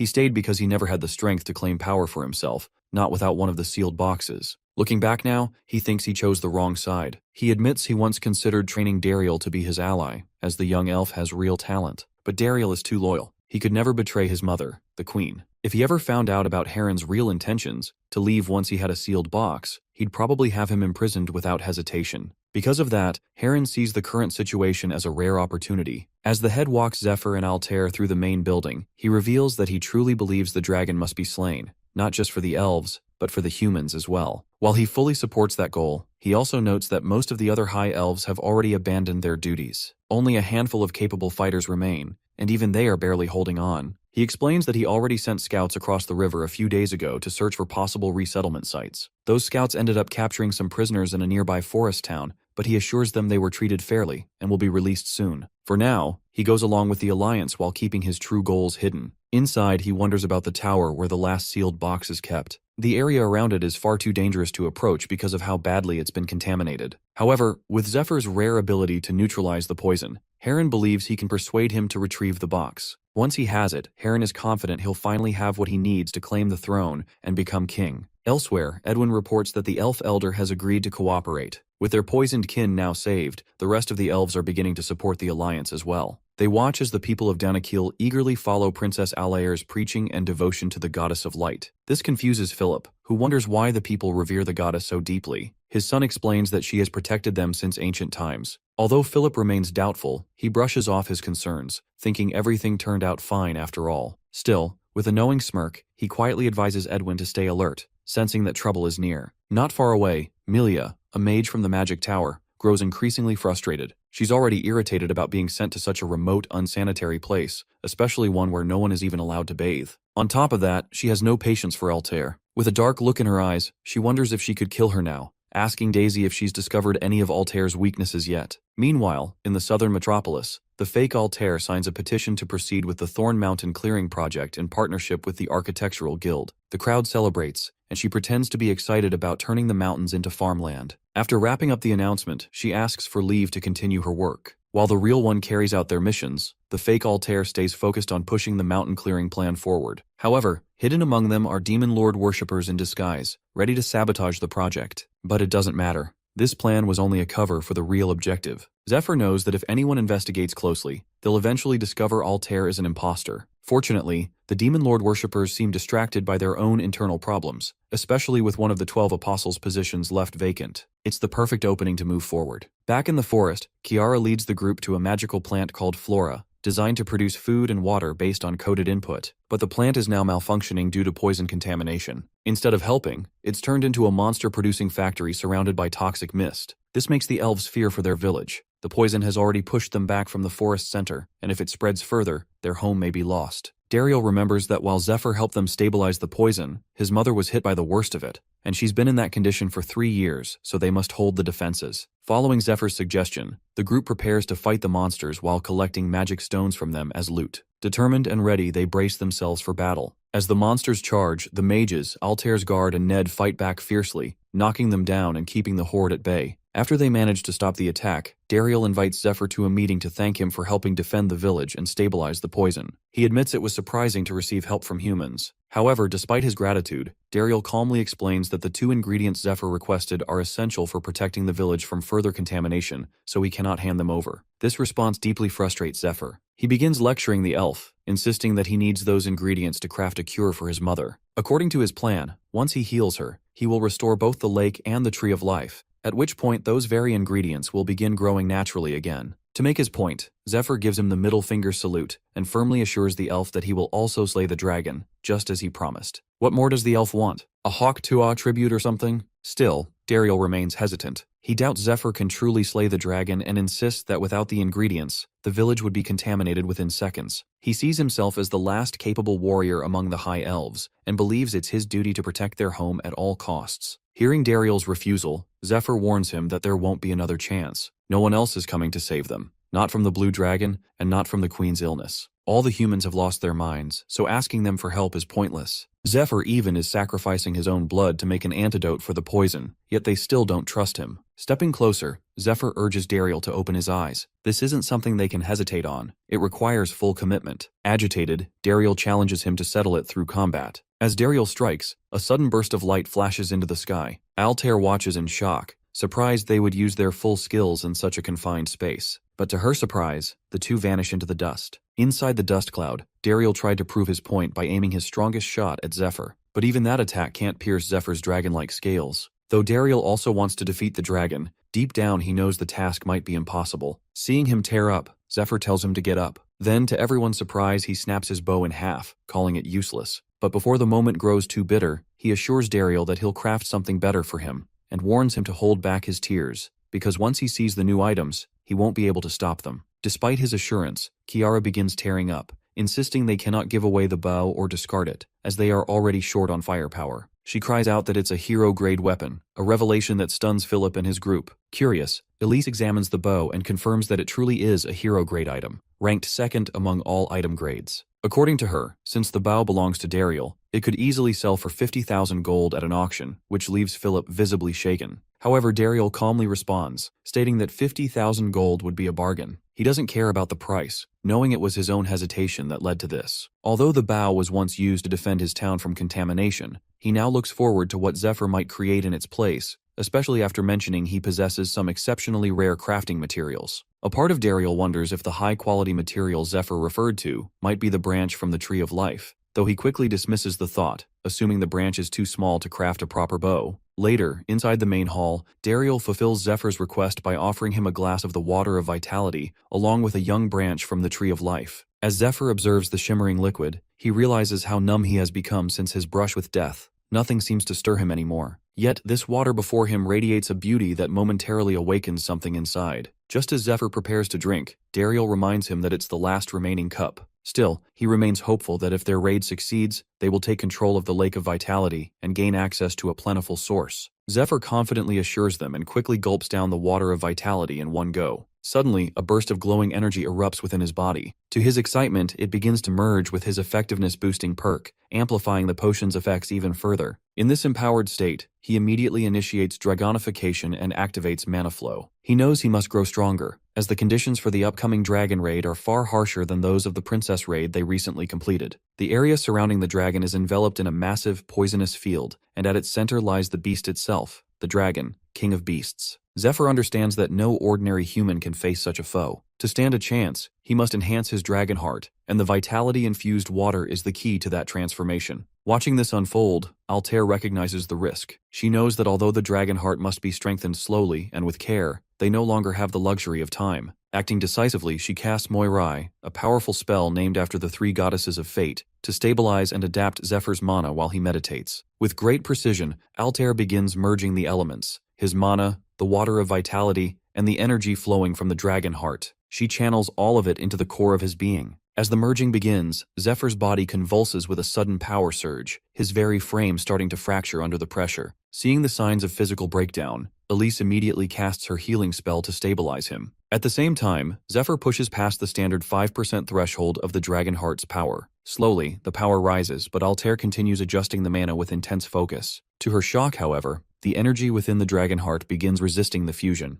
The merging process falters. As a result, Zephyr's dragon heart power starts to drop, threatening to undo everything they've built. Meanwhile, Ned sits beside Zephyr, guiding the wild surge of power flowing through his body. Despite the mounting pressure, everyone remains focused on their roles. Suddenly, the entire chamber erupts in a blinding flash of light. As the dust settles, Dariel stares in disbelief as Zephyr has transformed into a half-human, half-dragon hybrid. The group breathes a collective sigh of relief, their expressions softening into smiles. They've succeeded. Now in his transformed state, Zephyr's dragon heart surges to 10% power, with a temporary spike reaching up to 19%. Though still far from the strength he wielded in his past life, he feels himself closing the gap. With his companions having done their part, Zephyr decides it's now his turn to contribute. He casually asks Dariel for a towel, but to everyone's shock, he bites into it hard, claiming it's time to repay the favor by securing material for his weapon. Without hesitation, he raises his claw and cracks his own dragon scales from his arm. Dariel watches, stunned, as the boy tears the scale from his body with no sign of hesitation. Zephyr explains that Dariel can use the dragon scale to forge dragon skin, a material strong enough to create a bow and arrows capable of piercing even a dragon's hide. He knows he's still operating at only 19% of his true power, but the scale itself holds immense strength. With the right craftsmanship,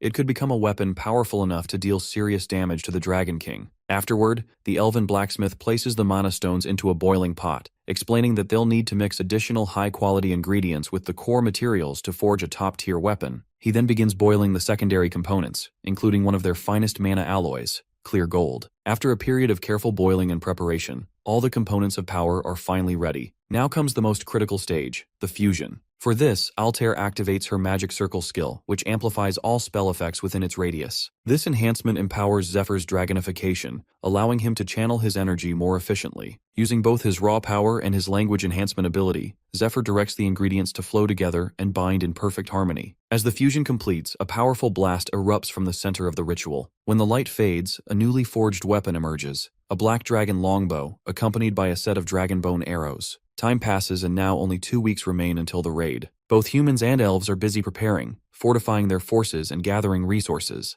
Zephyr, acting as their leader, reveals the structure of their combat units. The army is divided into 2 specialized teams, and Ned has been appointed as the supervisor of their training. Though he understands the weight of the responsibility, Ned accepts the challenge with unwavering determination. Zephyr also informs the army of the harsh path ahead. To reach the dragon, they'll need to fight through countless hordes of monsters. Their objective is clear: cover the distance and reach a point 1 mile east of the Lake of Vitality in under 10 days. Following Zephyr's guidance, the troops begin gathering supplies and refining their strategies. Among their efforts, they collect mana stones, which they use to construct powerful golems, living defenses for the treacherous march to come. The mages are responsible for golem production. The mana stones are being used for a variety of purposes: constructing buildings, crafting weapons, and especially powering magic circles. These circles act as traps that protect the base and serve as temporary safe zones. According to Altair, if a circle is created using a branch from the Tree of Life, it can shield the area from the poisonous fields. She assures the group that she has already installed several of these protective circles along the cleared paths. Meanwhile, the blacksmith also depends on mana stones to meet the demanding requirements of crafting Zephyr's new, rare weapons. As for Zephyr, he continues training his body relentlessly. Despite upgrading his dragonification, he can currently only maintain the form for 10 minutes. Far from enough. The power continues to spread through his body even when he's not actively using it. Still, with each use, it grows stronger. He understands that unless he pushes his limits now, he won't stand a chance against the monster. His goal is to increase his threshold, sustaining 19% power for at least 28 minutes before the raid begins. Without reaching that benchmark, he knows there's no hope of victory. Zephyr also recognizes that he needs more strength, not just to fight, but to craft additional weapons essential for the raid's success. So he continues pushing forward, preparing both body and mind until he reaches his limit. Just like that, the final night before the raid arrives, everything is in place. The scouting, the supplies, the defenses, and the troops. Zephyr gives a final order for everyone to rest well and prepare their bodies for what lies ahead.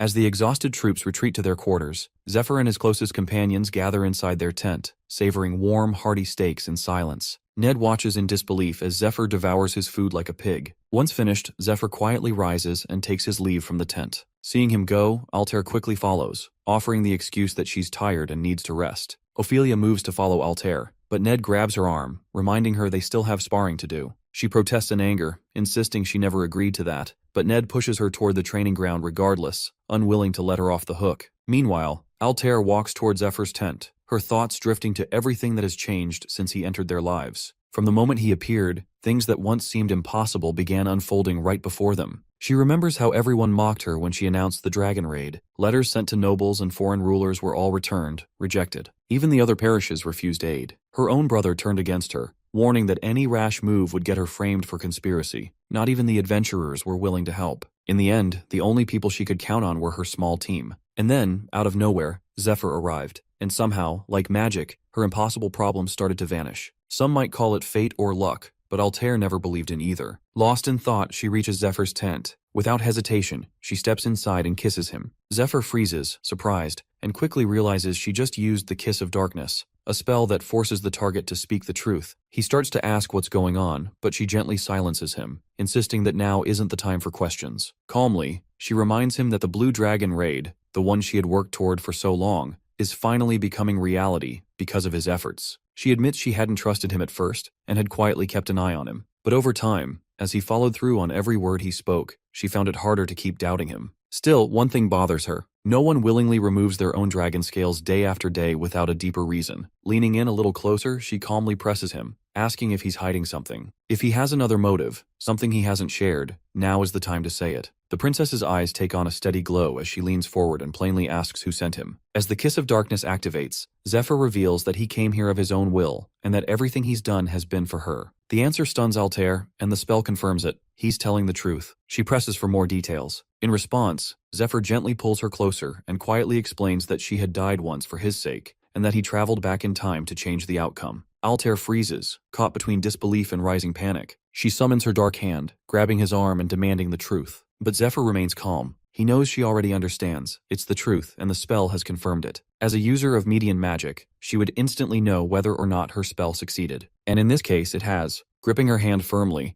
Zephyr thinks to himself that he had been waiting for this moment. He knew she would eventually use the spell, and it was the only way to make her believe him, at least until she learns communion. Leaning closer, he reassures her. She can ask anything, and he urges her to do so. But now, knowing the truth, Altair starts to feel unsettled. The tension lingers for a moment, until Zephyr gently pulls her closer and kisses her. Meanwhile, outside, Melia grows increasingly frustrated with her golem duties. She yaps to Daisy, feeling like Altair is simply toying with them and bossing her around. Daisy, however, calmly reminds her that although they were hired by Lord Danakil, their actual employer is Princess Altair. Hearing that, Melia becomes even more annoyed, loudly expressing her dislike for Altair. She admits she's never liked her, not since their academy days. Back then, Melia stayed up late every night studying, working hard, while Altair always seemed relaxed and carefree. In Melia's eyes, Altair acted superior, relying on her wealth and connections to gain respect, even from professors. As Melia continues yapping, Daisy listens quietly, recognizing that despite her frustrations, Altair has actually been doing a decent job so far. Deep down, she suspects Melia's anger might stem more from an inferiority complex than from anything Altair has actually done. Still, Daisy knows she needs to calm Melia down before she says or does something reckless. To help with that, she reveals that if Melia performs well during this mission, she's set to be promoted to exclusive sorceress, a role that clearly surprises her. Daisy adds that both dukes had requested a sorceress for their courts, but have yet to find a suitable candidate. From what she's seen, Melia fits the position perfectly. If she proves herself during the dragon raid, her future will be secure. That's all the motivation Melia needs. Her view shifts, and with new determination, she returns to her work. Unnoticed by either of them, Harem waits silently in the shadows nearby. Once they're gone, he approaches the golems and begins scribbling his own set of commands onto their control plates. Golems follow the instructions written directly on them, and Harem takes advantage of this, rewriting the runes so they will obey him alone. The next morning, war drums echo across the camp as everyone moves into position. They all understand what's at stake. Some will fall, their bodies turning to dust, while for others, today may mark a turning point. Once the formation is ready, Princess Altair gives the signal to bring forth Zephyr's powerboat. The group begin their chants, praying and channeling their respective abilities. As Altair assists them, her mind drifts back to what Zephyr told her the day before, the bloodshed that was coming, and worse, the weight of witnessing it firsthand. He had spoken with quiet determination, promising that this time he would do better. He vowed that once it was over, he would finally claim what he wanted. Thinking back to that moment, Altair calls upon her star power, channeling her magic to grant Zephyr strength. She remembers him being confident that after everything ends, he intends to give her the throne, and he hopes to stand beside her not just as an ally, but as her king. Suddenly, a bright flash lights up the field. Zephyr appears out of it, fully transformed into his dragonification form. With that, the Blue Dragon raid begins. Their party consists of 225 members, with healers and long-range attackers like Melia and Dariel positioned in the backline, alongside support units including Altair and other mages. Guarding the rear squad are Ned and Ophelia, bringing the rear guard's count to 224 out of 225. At the front stands the vanguard, Zephyr, ready to lead the charge. As the raid begins, he instantly leaps into the air and surges forward. He knows the formation is unusual, almost reckless, but it's their best shot at completing the raid successfully. The closer he gets to the lake, the thicker the dragon poison fog becomes. That's the reason he positioned everyone else in the rear, away from the contaminated zone. Zephyr, on the other hand, is prepared. He has the Gold Tears potion, his effectiveness boost spell, and his dragonification, all giving him enough resistance to survive and fight within the poison zone. He's effectively the only one capable of operating properly inside the lake's radius. As massive monsters appear in his path, Zephyr activates his electric acceleration spell and charges straight into them. Using his massive sword, Graham, along with his dragon claws, he unleashes a powerful slash that cuts through most of them in a single strike. Pushing through the wave of enemies, he realizes he's approaching the lake and shouldn't waste time dealing with low-tier monsters. Without slowing down, he summons golems stored in his inventory and places tombstones that disperse mana wavelengths within a small radius, designed to draw enemies and keep them from interfering with his advance. Zephyr places one tombstone every 100 meters to cover the entire area, creating a mana road. This pathway allows magic from the main camp to travel through it all the way to the front lines, though the effect will be halved by the time it reaches the end. The team also uses strengthening magic on the golems, allowing them to control the constructs remotely through the tombstones. Despite the intensity of the raid, Daisy seems unusually excited, mainly because Altair finally approved her thesis.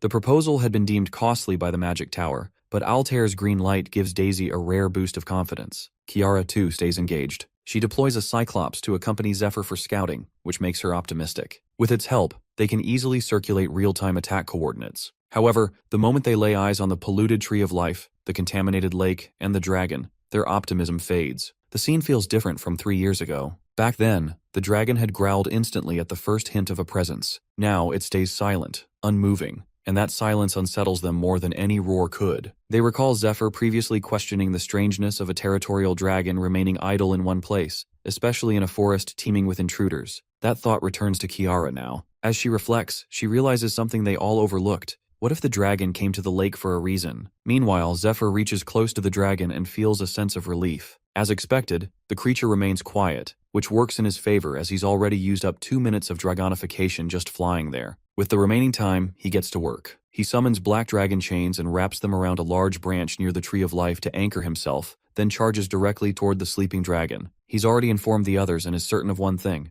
The dragon isn't actually a poison type. The last recorded appearance of a blue dragon was 600 years ago. Despite lying in a lake known for its healing properties, this one is poisoning everything around it. That contradiction never sat right with Zephyr. As he charges in, he deliberately disrupts the dragon's rest. The dragon stirs, and in an instant, it lunges forward and swallows him whole. The knights watching from afar are stunned, but their shock deepens when they see Zephyr force open the dragon's massive jaws with both hands from the inside. Zephyr knows the truth that the dragon isn't the source of the poison, it's the victim. It's being slowly poisoned by demonic energy and is using the lake to try and heal itself. The beast is dying, not attacking. As he pushes the jaws open, Zephyr clenches the black dragon chain between his teeth and anchors it tightly around the dragon's mouth. He understands the creature is trying to stay submerged in the lake to recover, but the poison is wearing it down faster than it can heal. That's why he's chosen to take it down now, while it's weakened. Pulling with everything he has, Zephyr binds the dragon's mouth shut. The black dragon chain, forged from his own scales, proves effective. The moment the dragon senses the restraint, it lets out a thunderous cry, shaking the ground as it struggles against the binding. Zephyr pulls the dragon out of the lake, aiming to accelerate the spread of poison within its body. Without the lake's healing properties, the dragon won't be able to recover from its injuries. However, to his surprise, even with 19% output from his dragon heart, the creature resists. Its strength is greater than he expected. Not one to back down, Zephyr adjusts quickly. He draws Graham and slashes the inside of the dragon's jaws, where the tissue is softer than the outer scales. Suddenly, a momentary lapse in focus costs him. The dragon charges forward, jaws wide open, and manages to pin him against the Tree of Life with its mouth. Before Zephyr can react, the dragon releases a burst of its dragon breath directly at him. From the rear lines, the others watch in alarm. The same devastating beam had once burned part of their forest, and now it's aimed at their leader. Altair immediately senses the urgency and calls for everyone to prepare their skills. Still, deep inside, she believes Zephyr is unharmed. She, and even the dragon, notice something strange. Despite trapping Zephyr between its teeth, the dragon doesn't actually feel anything solid between them. There's only the faintest tingle just before it breathes. That's because Zephyr has already activated his silver key. The key allows him to teleport between the same entry and exit point. Once inside the dragon's mouth, he deliberately uses it to vanish before the breath hits, and reappear right after it ends. With perfect timing, Zephyr reemerges inside the dragon's open jaws. Without hesitation, he strikes. His thunder palm lands cleanly, sending a surge of powerful force through the creature's body. Electricity crackles across its scales as the attack hits from within. Despite the pain, the dragon charges up another dragon breath attack. This time, however, Zephyr reacts swiftly. He strikes directly at its breath glands, burning them and successfully disrupting the buildup. The attack fizzles out before it can be released. Zephyr notes that the dragon won't be able to use those glands again for at least 10 minutes. making this their best window to strike. The mages take the cue, channeling a variety of spells through the mana road created by the tombstones. Bursts of elemental energy bombard the dragon, holding it down. At the same time, Dariel prepares his dragon arrows, coating them with venom before firing. His shots hit their mark with precision, piercing the dragon's thick hide and forcing a painful roar from the beast. Seeing the impact, the party erupts in cheers. Many begin praising Dariel for his accuracy and power. Dariel, however, is lost in thought. He recalls how Zephyr once told him that he was still weak, because he lacked real combat experience. Kiara hears it and finds the comment odd. Zephyr looks younger than Dariel, yet speaks with the confidence of someone who's seen countless battles. Dariel, meanwhile, grows more curious about what the boy really meant. He suspects the meaning may not lie in this raid alone, but perhaps in something tied to his future path. Back in the moment, the arrows explode on impact, further damaging the dragon. Dariel doesn't celebrate. He simply watches, aware that this battle is just a stepping stone. The blue dragon isn't their final challenge. Kiara, observing Dariel's composure and focus, realizes that he's finally beginning to find his footing, just like he had once done in the past. As a child, Dariel never dreamed of being king. His ambitions were different, but now his resolve is returning. Zephyr, seeing Dariel's arrows actually hurting the dragon, feels a sense of relief. But even now, he isn't sure how they're going to finish it off. Zephyr tries to tear into the dragon's body, aiming to enter through the wound, but his hand suddenly stops just as it's about to slip inside. It feels like something invisible is gripping him, holding him back. At the same time, from the rear, Altair sees something that shakes her to the core. Without hesitation, she calls out to the party, ordering them to stop their attacks and switch to a defensive stance.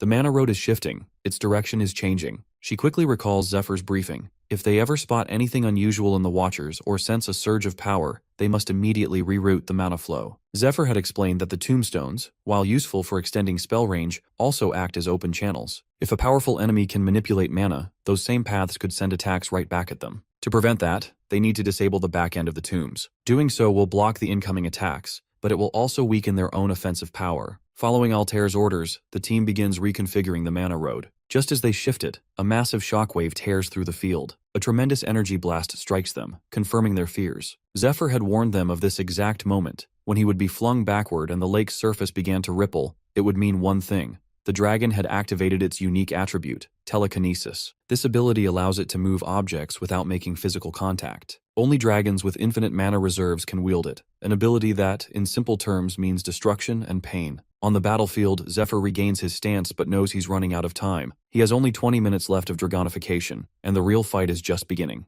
Earlier, during Zephyr's briefing, he explained to the party that the poison in the air wasn't affecting humans or elves as severely, likely due to the water of life mixed within it. That water actively repairs the damage caused by the poison, which is why no one is dying outright. However, he warned that losing consciousness would still result in extreme pain. Zephyr also pointed out that the same effect applies to the dragon. Because of the constant internal pain, the beast remains partially dazed and might not be able to activate its unique abilities right away. Kiara, recalling past raids, finds this unusual. In those battles, the monster's attacks had grown more repetitive over time, something that always felt off. Zephyr explained that this was their window of opportunity. The moment they deal enough damage to break the creature out of its daze, it will regain clarity, and that's when it will activate its real powers. That's when the true battle will begin. Now back on the field, Zephyr stands in front of the massive wheezing dragon shrouded in purple energy. He draws Graham, his sword. The dragon's eyes fixate on it and widen in recognition. It remembers the blade, it remembers Georgios, and now it realizes that it's him again. Meanwhile, chaos briefly erupts in the rear squad, but they quickly regain formation. Altair and the mages manage to redirect the mana roads, successfully cutting off the feedback loop of the dragon's counterattacks. The rear squad is safe, at least for now. However, even with that defensive advantage, they all begin to understand a harsh truth. Despite their efforts, despite the strategy, they are still painfully small in the face of the dragon's overwhelming power. Altair grows increasingly concerned.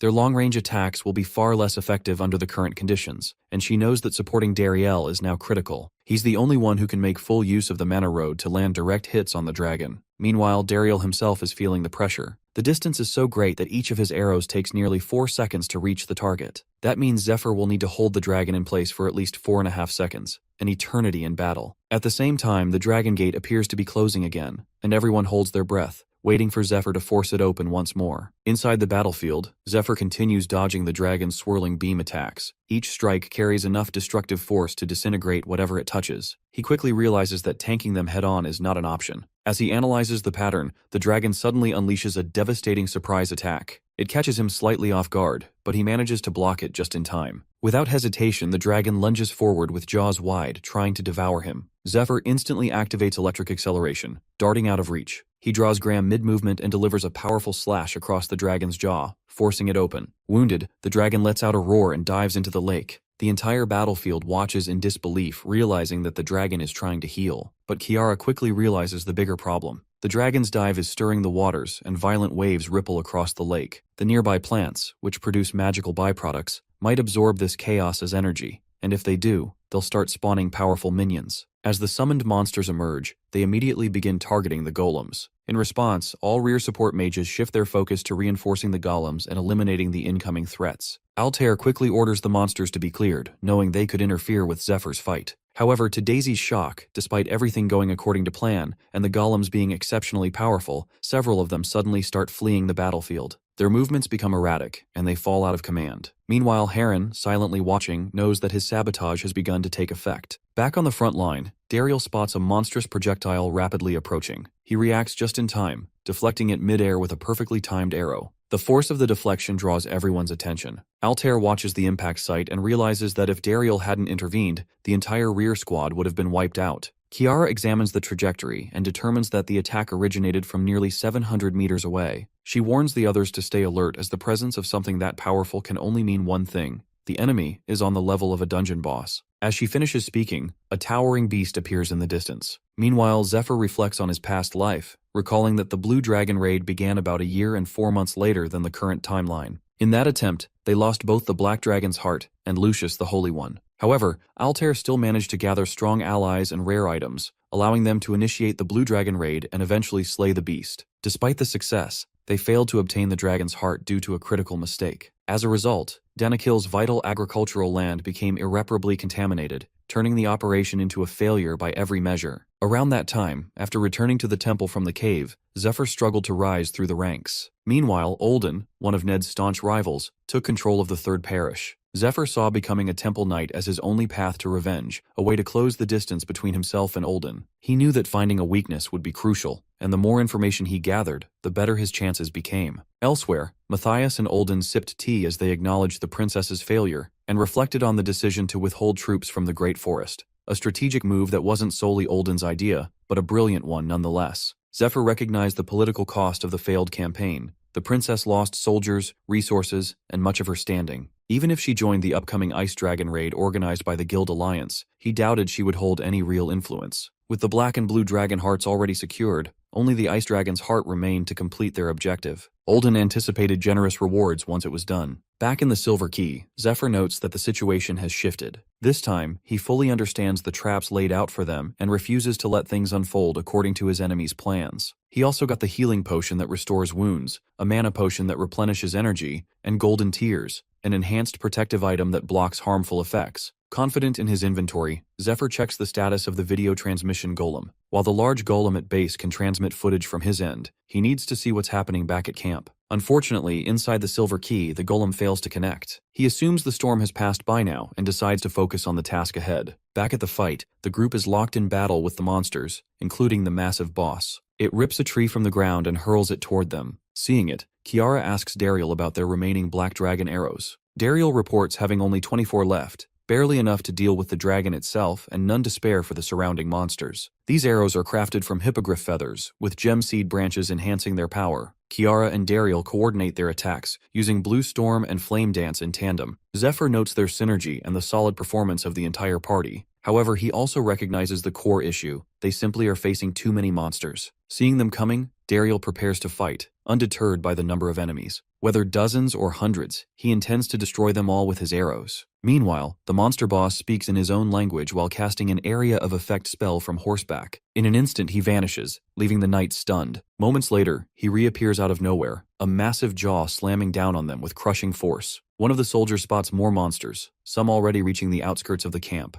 The troops move to defend, but the monsters strike first. However, to the monster's surprise, Ophelia arrives just in time and stops its stomp with her leg. With calm confidence, she notes that it stands too upright to be one of them. Then, without hesitation, she kicks, sending the monster flying backward. Despite the chaos, Regulus Danakil, seated on a wooden stool, reminds himself of his duty, protecting the fragment of the Tree of Life's branch hidden within the hut. He recalls Princess Altair entrusting him with this responsibility, explaining that the small branch powers the core of the magic circle. Without it, the base's safety zone would collapse within 10 minutes, and the area would fill with poisonous mist. Though he understands the importance of his task, Regulus struggles with inaction as he hears his knights screaming outside. Lord Grimes encourages him to remain strong. Meanwhile, Regulus is using the Impenetrable Fortress, a family skill passed down through generations of the Danakil line. It generates a powerful force field that protects a designated building, though the user cannot leave while the skill is active. The smaller the space, the stronger the barrier, enough to resist even legendary weapons. Only those he permits may enter.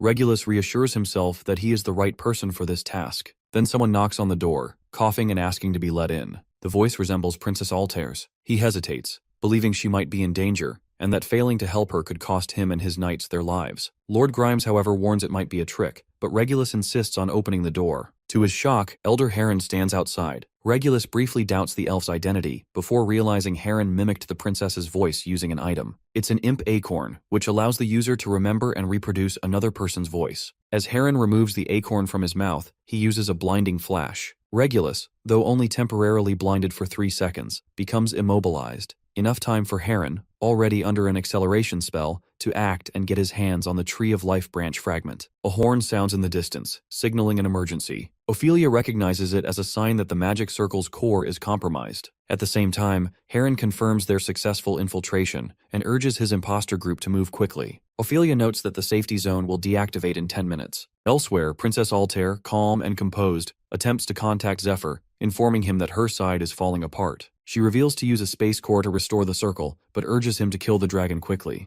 Zephyr, hearing this, doubts he can finish the fight in less than 10 minutes. He considers whether a reward might help motivate him. Hearing that, she offers him last night's unfinished work if he takes down the dragon in 10 minutes. That's all the motivation he needs. He ends communication and shifts into action. Meanwhile, he notices the blue dragon's breathing sacs beginning to recover, restored by the water, likely in preparation for another breath attack. As he seems momentarily distracted, the dragon suddenly bursts from the water, ready to strike. But he reacts just in time, summoning the stake of Fath and slamming it down on the creature. He borrowed the weapon from Lucius, who, despite concerns about the debt it carried, agreed to lend it. He then activates the Watcher Golem and signals the rest of the squad to follow his lead. Determined to end it within 10 minutes, he now sees the monster as nothing more than dead meat. Back in the forest, the imposters cheer over how easily they succeeded, but the mage controlling the golems quickly silences them. She struggles to maintain the copied magic circle, and recalls Altair's instructions about the activation requirements for her skill, Mock Board. Though she successfully copied the magic circle of purification from Altair's earlier briefing, she now finds it difficult to keep it stable. She warns the others that, being a copy spell, she can only use it once, and urges them to move quickly. Their goal remains clear. They are heading toward the final sealed box, which contains the seed of the Tree of Life, essential to founding their new empire. Stopping there, Harem thanks his teammates, who reassure him that they are honored to follow a leader like him. Yet, deep inside, Harem harbors other intentions he does not reveal. Back at the battlefield, the elf warriors begin to falter after their elder retreats. From a safety bunker, Philip and his son watch the situation unfold with concern, feeling helpless.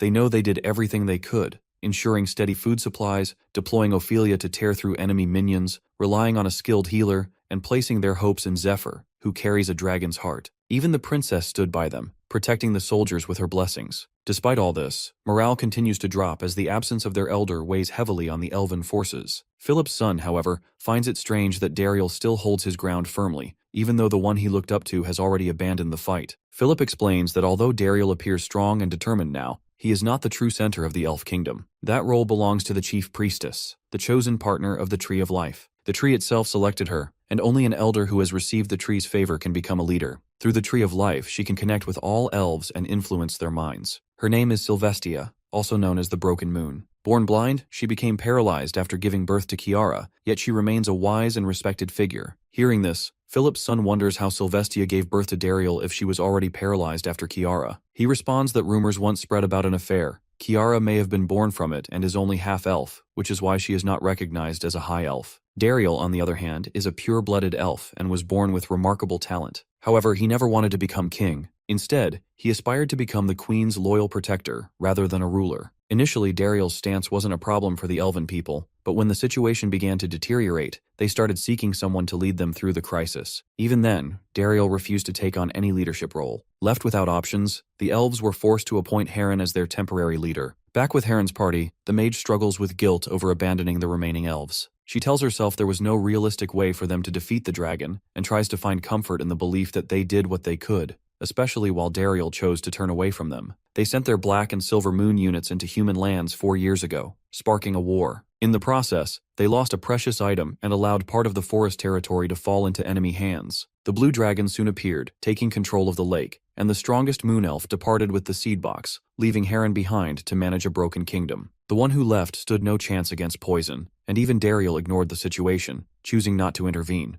Then Altair arrived in the forest, accompanied by a dragon-like warrior, requesting an alliance. To the mage, it all feels like a facade. She believes they lack the strength to stand as equals with humans, and even if they do manage to defeat the dragon, the elven kingdom is already lost. Overwhelmed by the thought, she begins to cry, realizing Dariel truly abandoned them, leaving them with no real hope. What they're doing now, she tells herself, is for the sake of finding a new one. As they reach the tower containing the Tree of Life's seed, Frieren looks ahead with determination. He plans to plant the seed far away from this place, hoping the new tree will eventually choose him, allowing him to finally become king. However, to their shock, a large red monster is already there, clawing at the tower walls. Back at the safety bunker, Philip feels puzzled. The High Elves, especially those of the Black and Crimson Moon, had left the kingdom to build a new one, but no one has heard anything about these new elven realms since. He wonders where they went. As the thought crosses his mind, the crimson beast near the tower begins to radiate an overwhelming energy. Taking charge, Frieren deploys 2 sparrow golems, one to distract the monster and the other to retrieve the sealed box. The plan works perfectly. While one golem draws the monster's attention, the other blasts through the tower and swiftly returns with the box. However, what they don't realize is that the demon has spent 3 years searching for that very box. The moment it sees it in their hands, it strikes, slashing their throats and seizing it with ease. The monster is no ordinary beast. It is Crimson Moon, once known as Masha, a former queen candidate from 60 years ago. After undergoing demonification, she lost herself completely. The only emotion she retains is her deep hatred toward the elves. 3 years earlier, both the Crimson and Black Moons were brought to their knees by the master of the Demon Lord worshippers. Furious that they had dragged humanity into war, he punished them. In that moment, he revealed 2 stones of revelation, powerful relics known to transform their wielders into powerful demons. He explains to the smiling woman standing beside him that the stones are braided with the same parasitic worms, yet each one grants different powers after demonification. The process isn't always successful, and the master believes its outcome depends on the hatred, anger, and greed within the heart. The stronger these distortions, the more powerful the transformation becomes. With that, the master begins to remind the Moon siblings of their resentment toward the elves, those who stole their future and took everything from them. He offers them the stones, and in an instant, with a violent surge of energy, they undergo demonification and transform into monstrous beings. Watching the transformation, the smiling woman questions the master's true intentions, but he simply claims he had none. Then, without warning, he snaps his fingers and summons the 12 apostles of the demon god cult to welcome the newly born demons into their ranks. Over the next 3 months, the demonified siblings wage havoc, killing countless individuals, both humans and monsters alike. As they grow accustomed to their powers, Olden lends them his demon soldiers to assist in a new mission, killing the blue dragon. Upon reaching its den, the black demon understands that the real challenge lies not just in the dragon, but in the elf protected by the Tree of Life. Still, if they want to send their enemies into the depths of hell, they must acquire the dragon's heart. Without hesitation, they leap into the den where the blue dragon rests. The dragon immediately senses their presence and begins to emit wild tornadoes. With a deep, rumbling voice, it declares that it's been a while since such inferior beings dared disturb him. Meanwhile, during a private wine party at the parish, an apostle questions Olden's choice to send weak elves against the blue dragon. Hearing that, Olden laughs, claiming he only sent the elves to become food for the dragon. He has his own reasons for forcing them into battle. He reveals that the 2 demonified elves were once candidates to become rulers of the Elven Kingdom. According to him, they come from the prestigious Moon High Elf family and were once powerful figures, known for their radiant light magic. Among the moon-named elves, those who bear the title often aspire to rule. However, the one chosen to be queen was blind and crippled, something the siblings could never accept. To their shock, despite her physical condition and her involvement with a human, she was chosen as queen. even though she had never received the formal training of a ruler candidate. As the rest of the elves celebrated, the Moon siblings stood in disbelief. With her appointment, they lost their chance at leadership. After their demonification, they also lost their wisdom and clarity. The apostles of the Demon Lord cult notes that perhaps they started the war so others would recognize their strength. But according to Olden, they failed miserably. As a result, they were exiled from elven society, but not before stealing the seed of the Tree of Life. In their final confrontation before exile, they were defeated by a young elf who had barely earned his moon title. They only managed to escape with their lives. Olden then questions what any the apostle would do if his own people rebelled or abandoned him. The answer is simple: he would kill them no matter what. And to prove his point, Olden says that's exactly what he has done. Back in the dragon's den, the blue dragon manages to gulp down the black moon. Olden, watching from afar, knows that the Moon siblings are now driven entirely by the desire for revenge against the elves, and that is precisely what he's exploiting. As the dragon gulps down its prey, it immediately feels something stirring within. With a piercing roar, it vomits a tremendous amount of blood. The cause is Black Moon's demonic ability, extreme venom and petrification. This is exactly what Olden planned. He intended for Black Moon to poison the dragon from within,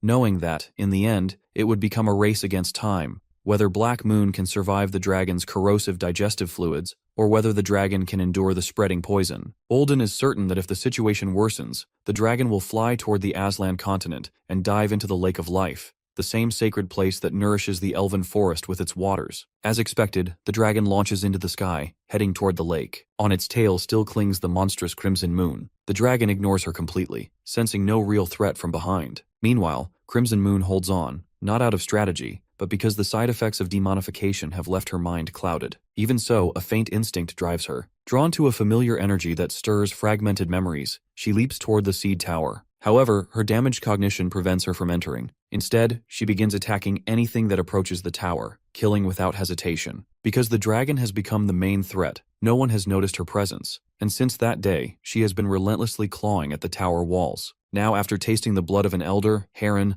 something shifts within her. Her senses begin to return. Slowly, she starts regaining fragments of herself, and with that clarity, her thoughts of revenge sharpen. Her gaze suddenly locks onto a trail of radiant energy flowing through the forest. It leads directly to its source, the Ill Queen, Broken Moon. Crimson Moon doesn't just sense her now, she knows exactly where she is. The demon carries worms inside her, parasites that grow stronger alongside their host. Once they reach maturity, the wielder unlocks a unique ability. In Crimson Moon's case, it is gluttony, a power that steals abilities by devouring them. Now, having consumed Frieren, the demon uses his acceleration skill, propelling herself toward her destination at an incredible speed. Within moments, the beast reaches the outskirts of the elven village and storms into the queen's resting chamber. The moment it sees her, it recognizes her as Broken Moon, the very one it has longed to kill. Overcome with rage, the beast lunges toward the queen. But just as the attack is about to land, multiple slashes strike the demon from all sides. It's Ned, sent by Zephyr to protect the queen in anticipation of a possible demonic threat. Now, seeing Crimson Moon before him, he understands what Zephyr meant.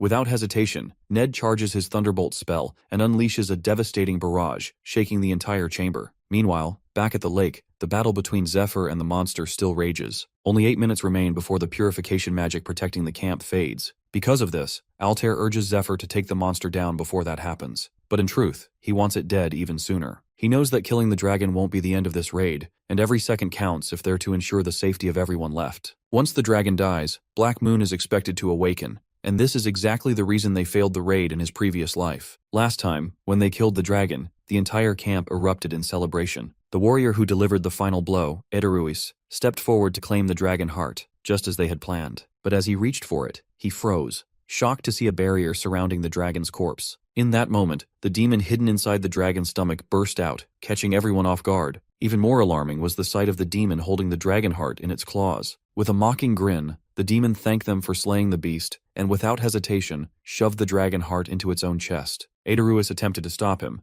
but another warrior quickly pulled him back to safety. Seconds later, a violent blast of poison erupted from the demon's body, melting everything in its immediate vicinity. The toxin spread rapidly, covering the entire forest. Realizing the scale of the disaster, Altair ordered a full retreat, and just like that, they lost the dragon heart. The aftermath left the once great elven forest, and the fertile Danakil granary, transformed into a lifeless, cursed land no one could return to. Back in the present, Zephyr fights with all of this in mind. In his previous life, the raid failed not because of poor strategy, weak party members, or lack of countermeasures. Those aspects were solid. The failure came from a lack of critical information. At that time, they had 2 capable vanguards who could move freely through the fog and were confident they could defeat the blue dragon. Ada Ruiz had also identified a lingering wound on the dragon, a weak spot he had noticed during a previous encounter, when the dragon moved awkwardly. That was their key advantage. But now, in the current timeline, Zephyr feels frustrated. He can't find any trace of that same weakness on the dragon's body. Then it hits him. The previous raid happened a full year later. By then, the dragon may have become more eroded by poison, which could have caused that wound. In this timeline,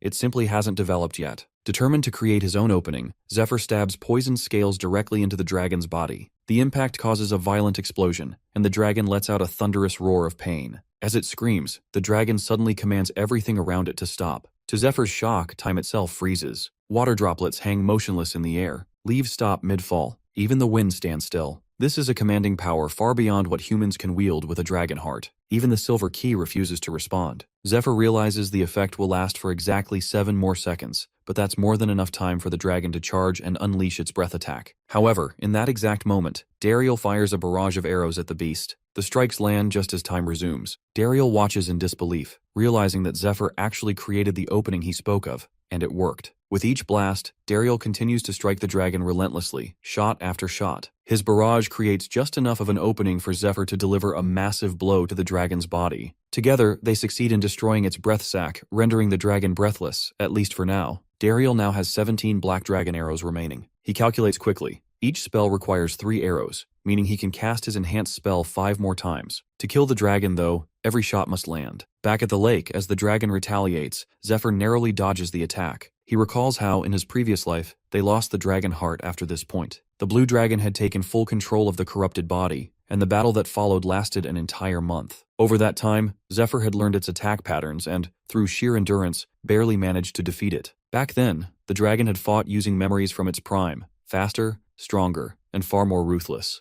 As that thought flashes through his mind, Zephyr is suddenly punched in the face by the dragon. He absorbs the impact and is surprised. It's not as devastating as it once was. He crashes into a tree but quickly recovers. The dragon, using a telekinesis spell, sends the lodged dragon arrows flying toward him. Zephyr swings his dragon chains to deflect them, parrying each one mid-air. But just as the dragon prepares to strike again, it hesitates in shock. Zephyr vanishes from view. A faint glimmer appears in the air, the silver key, and without warning, the massive stake of faith descends from above, crashing down onto the dragon with overwhelming force. Zephyr follows up by slamming his lightning fist into the stake of faith, driving it deeper into the dragon's throat. At the same time, Dariel's arrows strike with precision, dismembering the dragon's right arm and sending it crashing into the lake below. Despite the devastating damage, the dragon still breathes. Its eyes lock onto Zephyr's sword. That sight pulls him into a memory of Lord Chrysaorus, once possessed by demons. They had no choice but to fight him. In the end, Georgios landed the final blow with the dragon-slaying sword Graham, ending Chrysaorus' life. As he was dying, the blue dragon had thanked Georgios for freeing his master from the curse. But with tears in his eyes, he also issued a warning that as Chrysaorus' loyal vassal, he could never forgive the man who killed him. If they ever met again, he swore, he would kill Georgios himself. Back in the present, the dragon lies motionless, the stake still lodged in its neck. Kiara watches from a distance and wonders if it's finally over. But Dariel feels something off. He senses danger. The Tree of Life is trembling. Suddenly, the dragon begins to speak in a deep, rumbling voice. It calls Zephyr the Dragon Slayer and, in a solemn tone, reminds itself that it cannot go back on its oath. It must honor its vow, even if it means forgiveness. With that, the dragon grips the stake and pulls it from its neck. It then picks up its severed arm and, through ancient magic, transforms it into a massive blade. Clutching the sword, the dragon declares its duty is not yet complete. Though the pressure of its power is immense,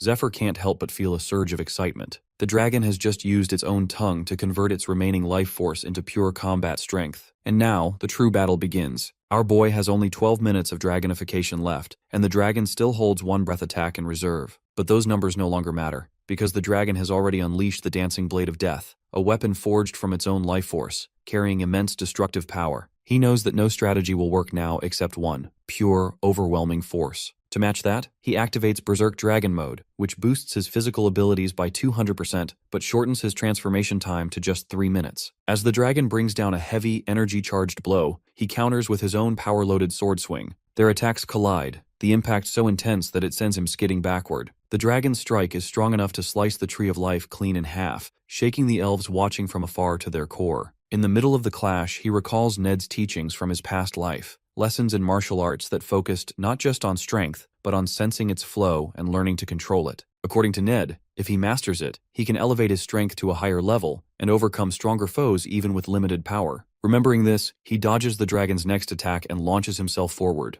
While mid-air, he channels energy into his sword, recalling Ned's words, how strength flows like a river, and if one truly understands it, even a leaf can become a weapon. With that clarity, he moves around the dragon in rapid flashes, striking from all directions with precision. As he lands, he notices something lodged deep within the cuts he just made. It looks old, as if it had been buried inside the dragon for a long time. Then it clicks. He recalls the conversation with a vanguard from his past life, one that revealed the dragon's hidden weakness. This must be it. He charges again, but just as he moves in, he sees the dragon turning away, trying to escape into the water. To stop it, he throws the dragon chains, but as they catch hold, the beast pulls him into the lake along with it. As he swings his sword to wound the beast, it retaliates with a quick and powerful strike, knocking him back. Meanwhile, at the protective barrier, Kiara grows anxious as they can't pinpoint the monster's location underwater. At the same time, Dariel, seeking guidance from the spirits of his mother and father, shifts his aim toward the Tree of Life with his remaining arrows. Philip watches in disbelief as Dariel begins firing, but Dariel has a plan. With precise shots, he breaks the Tree of Life apart. Beneath the water, just as the monster prepares to strike Zephyr again, the shattered remains of the tree crash down onto it. Seizing the opportunity, Zephyr kicks the dragon back and drives his sword with full force into its exposed bone, causing the creature to scream as it recoils in pain.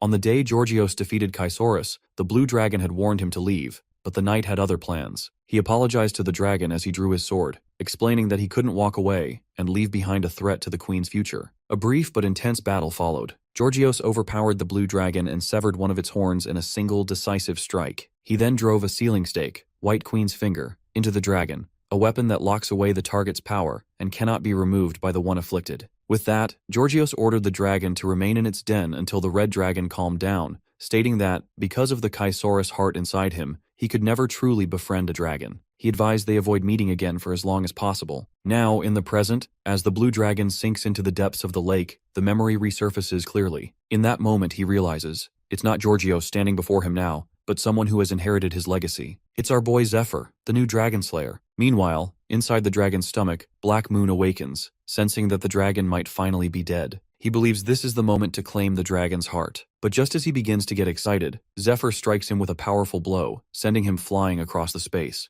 Without pause, the boy follows up with another swing, slamming Black Moon into a tree. Zephyr has already sealed the dragon's corpse inside his silver key, preventing Black Moon from getting anywhere near the heart, no matter what he tries. He remembers from his previous life how Black Moon had once absorbed a dragon heart improperly, triggering a surge of uncontrolled power that killed most of his followers. Zephyr knows that only beings on the same level as dragons can absorb a dragon heart safely. Black Moon wasn't one of them, and he died on the spot attempting it. Shortly afterward, the smiling woman arrived, taking both the dragon heart and Black Moon's magic stone. It became clear then that Black Moon had merely been a pawn used by those who worship the demon lord. Now, in the present, Zephyr still can't believe that Black Moon allowed his own people to die and lost their homeland, all to be discarded by the very ones he served, only to end up in this pitiful state. On the other hand, Black Moon senses something strange, a human aura mixed with dragon energy, but he finds it interesting. He had expected to run into elves, but seeing a dragonoid catches him completely off guard. Just as he prepares to introduce himself, Zephyr wraps the dragon chains around him and, using his strength, drives the full stake of faith into his body. To his surprise, the figure vanishes. Black Moon isn't there. Moments later, laughter echoes from behind.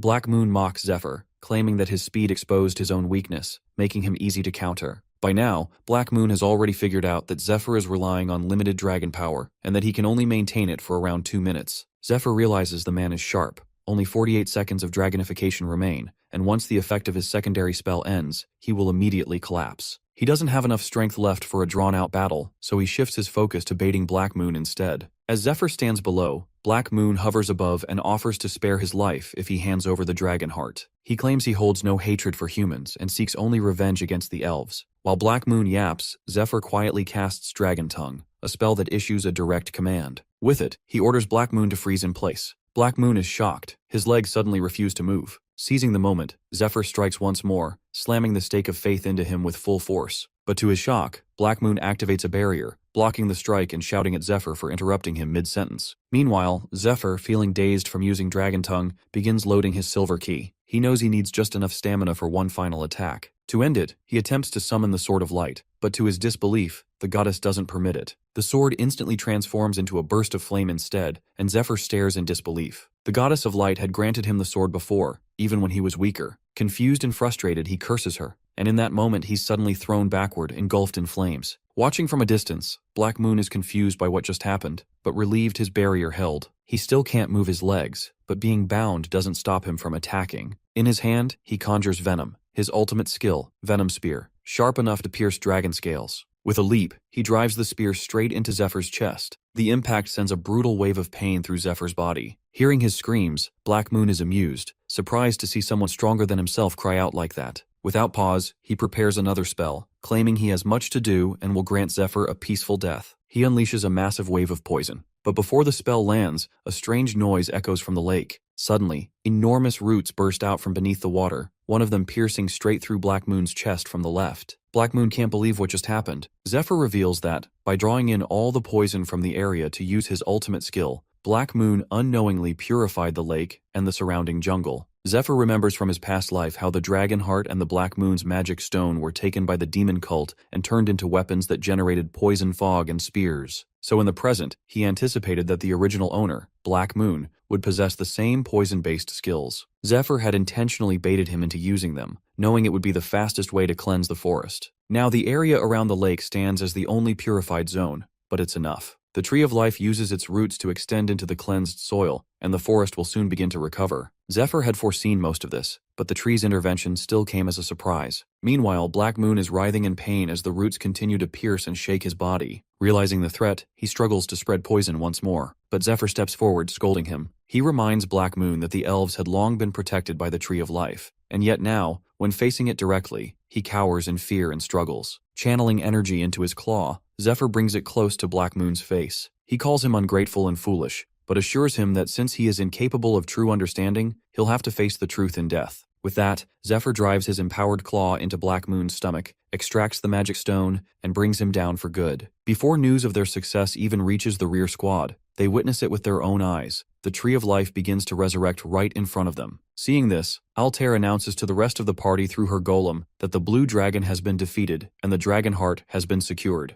The soldiers, hearing this and seeing the tree's revival, are filled with renewed energy and quickly begin wrapping up the remaining monsters. Altair still can't believe Zephyr actually pulled it off. As everyone celebrates, she tries to contact him again, but receives no response. Meanwhile, Zephyr is unconscious, free-falling on the lake's surface. The Tree of Life gently catches him with its roots, silently thanking him for saving it. In return, it decides to do the same for him. Its roots wrap around him, glowing faintly as they begin to share their healing energy. Far away, even Ned, watching the roots burst forth from the forest floor near the village, smiles. He knows the boy has done it. Despite his relief, Ned himself is badly wounded from his battle with the Crimson Moon Demon. He's shocked to have been struck by his own martial arts, realizing too late that the demon was capable of duplicating his techniques. Ned has already lost a great deal of blood and can no longer restore his body. Just as he begins to accept what he thinks is the end, glowing vines begin to wrap around his arms. To his surprise, it's her, the Queen. She assures him that the vines act as her hands and legs. Though she cannot move herself, he protected her, and now she wishes to express her gratitude. As her vines lift her gently from the bed, she introduces herself as the Queen of Elves, quickly noticing Ned's condition and realizing he needs immediate care. Meanwhile, back at the lake, Zephyr is lost in a dream,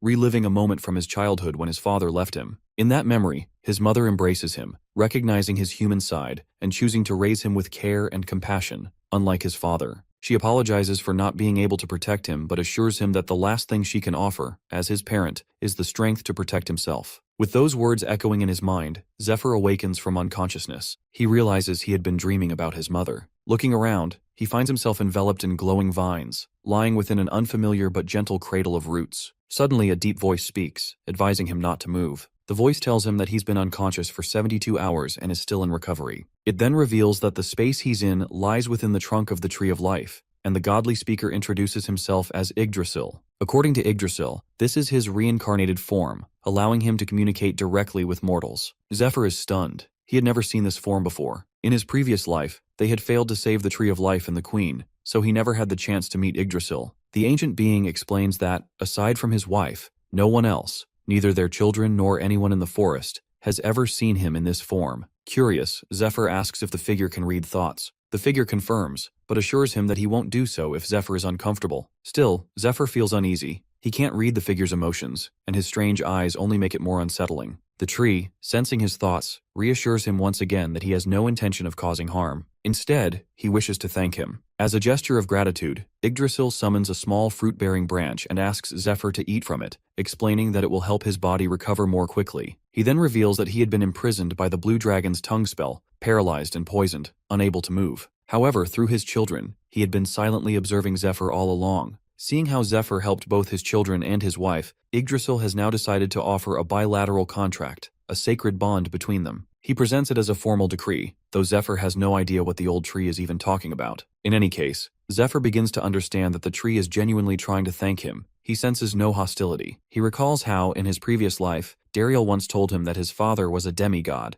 a being caught between the state of elf and god. Realizing that the situation clearly favors him, Zephyr decides he should at least negotiate to make the most of it. He speaks up, stating that simply healing him isn't enough to call them even. But Yggdrasil calmly explains that he hasn't just healed Zephyr, he also stabilized the dragon hearts within him. These hearts require recalibration whenever their output increases. After defeating the demon forces, Zephyr's heart output surged to 23%, which could have been lethal. During the 72 hours of recovery, Yggdrasil readjusted the balance, strengthening Zephyr's body to handle the change, and preparing it to host the blue dragon's heart as well. This revelation shocks him, but before he can respond, the Tree of Life extends a hand toward him, offering to implant the blue dragon's heart into his body. In return, Yggdrasil will ask for just one request. According to Yggdrasil, 10,000 years ago, the first seed of the Tree of Life broke through its shell. At that moment, a voice was heard, urging those present to prepare. He understood the meaning of these words and realized that his purpose was to prepare the world for the day of promise. With the first stage, the air quality began to shift as mana spread through the atmosphere. The original waters of the world turned into purified healing waters. Across other continents, similar trees started the same process, continuing for thousands of years and gradually reshaping the world beyond recognition. Eventually, the elf species was created to serve the Tree of Life, and with their assistance, everything progressed smoothly, while Yggdrasil waited patiently for the promised day. But then, something unexpected happened. Yggdrasil became a father. In that moment, he chose to go against his original mission, willing to pay any price to protect his family. While recounting this story to Zephyr, Yggdrasil offers once again to transplant the dragon heart in exchange for a promise that he will fulfill his request. Zephyr remains uncertain. He knows that during the transplant, he will be completely defenseless, something he cannot risk trusting to someone he doesn't fully believe in. Sensing this hesitation, Yggdrasil surprises him by asking how he will die in the future. The being already knows that Zephyr has seen the end. To understand the truth for himself, he looked into Zephyr's dream while he was unconscious. The first thing he noticed in the boy's vision is a connection to his mother, but he quickly realized it wasn't something he could use as a clue. Then he picked up a signal, a detailed depiction of the world's devastating end and a face he recognizes. He suspects it might be a prophecy, and it appears to be a remarkably detailed one. As Yggdrasil speaks, Zephyr understands that the ancient tree has managed to interpret the signals on his own. Realizing there's no point in hiding the truth, Zephyr reveals that the Tree of Life will die when his own comrades attack the forest, and that the tree won't recover from the poison used against it. Still, Zephyr decides not to tell Yggdrasil that he comes from the future. Allowing Yggdrasil to believe that it's simply a prophecy seems safer. However, the Ancient One remains cautious. He knows the boy is still holding something back. He admits that he is aware of at least one truth: he will die. He points out that if he had seen a future where he lived until the end of the world, Zephyr wouldn't have stepped in to save him. As he says this, Yggdrasil reveals a symbol on his forearm. Zephyr instantly recognizes it. It's the same oath ring mark he received after defeating the cult leader, Olden. However, as Zephyr continues watching the mark, his eyes begin to burn. Yggdrasil explains that he shouldn't try to view it further, as his current state of mind isn't strong enough to handle its power. He adds that he is bound to keep certain knowledge confidential and isn't in a position to share the core truth. Yggdrasil goes on to explain that both he and the 7 dragons are bound by a mission given by the Almighty, one they cannot abandon until their deaths. Zephyr immediately understands what he means.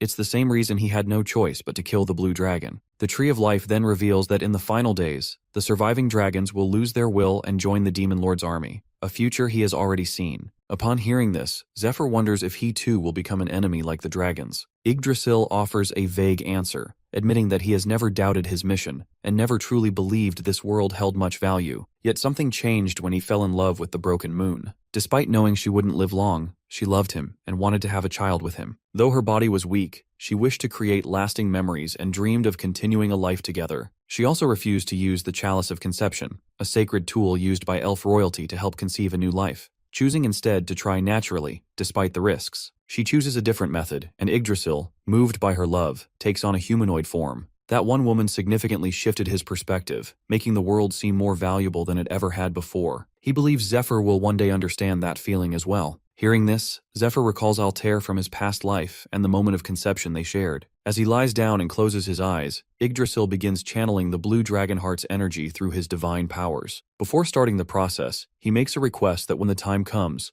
Zephyr must kill him, to prevent any chance of him harming his family. It is a personal plea. With that, Zephyr is transported into his mental realm, where he must face the will of the blue dragon. He reflects on the fact that, although he once considered threatening Yggdrasil over the heart, he never actually did it. Yggdrasil could have manipulated him in his sleep, but he didn't. That alone confirms to Zephyr that he can trust him. Yggdrasil had also mentioned that while Altair is skilled, she lacks experience in transplanting a blue dragon heart, and the procedure would take much longer with her. With that in mind, Zephyr leaves the transplant to him. Now conscious within his mind, Zephyr knows the stakes that if he fails to defeat the dragon's dark thoughts, his body will either be destroyed or fall under the dragon's control. In his previous life, it took him a month to overcome this trial. He wonders how long it will take this time. As he transforms into his dragon form, the blue dragon appears and immediately responds to the change, acknowledging his transformation. However, Zephyr is genuinely shocked when he senses the presence before him. Much to his surprise, it's a woman. On the other hand, the woman calmly points out that they've already fought each other, so there's no reason for him to be unsettled by her appearance. She invites him to sit and have a cup of tea rather than drawing his sword again. Despite her calm demeanor, Zephyr still struggles to believe that the blue dragon is actually a woman. Meanwhile, in the forest, Dariel assures everyone that Zephyr is safe and currently with his father. Altair, upon hearing this, looks confused.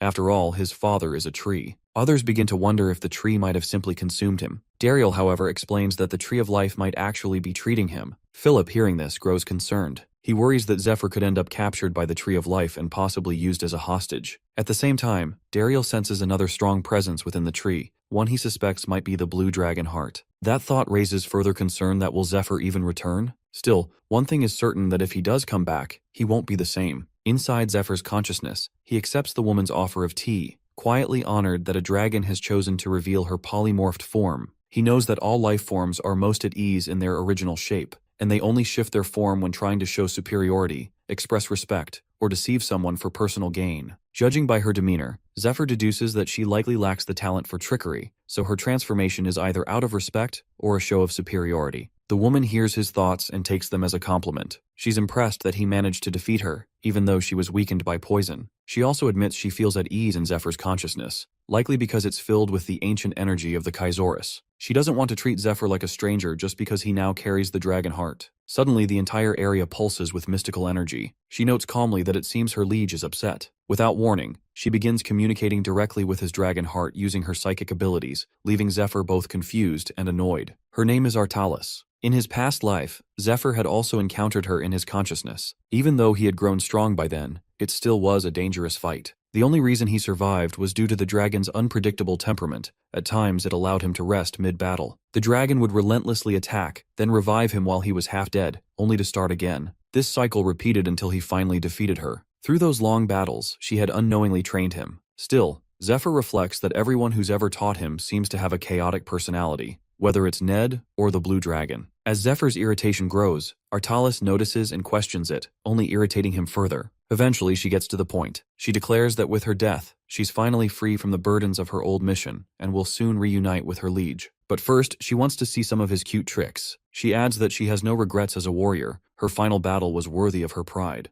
Then, she shares final thoughts that a person's soul can be seen through what they hold dearest. An artist through the tip of their brush, a musician through their fingers, and warriors like them through the edge of their swords. A warrior's training, hardships, and unwavering will all reveal the true shape of their soul. After observing Zephyr closely, Artalis comes to a conclusion that she likes him, and feels comfortable entrusting him with her power. She also senses a tremendous amount of energy within him, along with a rare potential. She looks forward to seeing him reach the heights she herself failed to attain. With that, she announces that she will merge with him, granting him permission to use her power. Whether he can actually wield it, however, depends entirely on him. As she gives him the dragon heart, she warns that she will continue watching, and hopes he won't lose his life meaninglessly. Zephyr is slightly surprised by how willingly she cooperates, but it works in his favor, saving precious time. He also understands what she meant about dying without having truly lived a fulfilling life. Just before leaving, he offers to cook something for her as a gesture of thanks for her sacrifice. She smiles, telling him that he won't need to.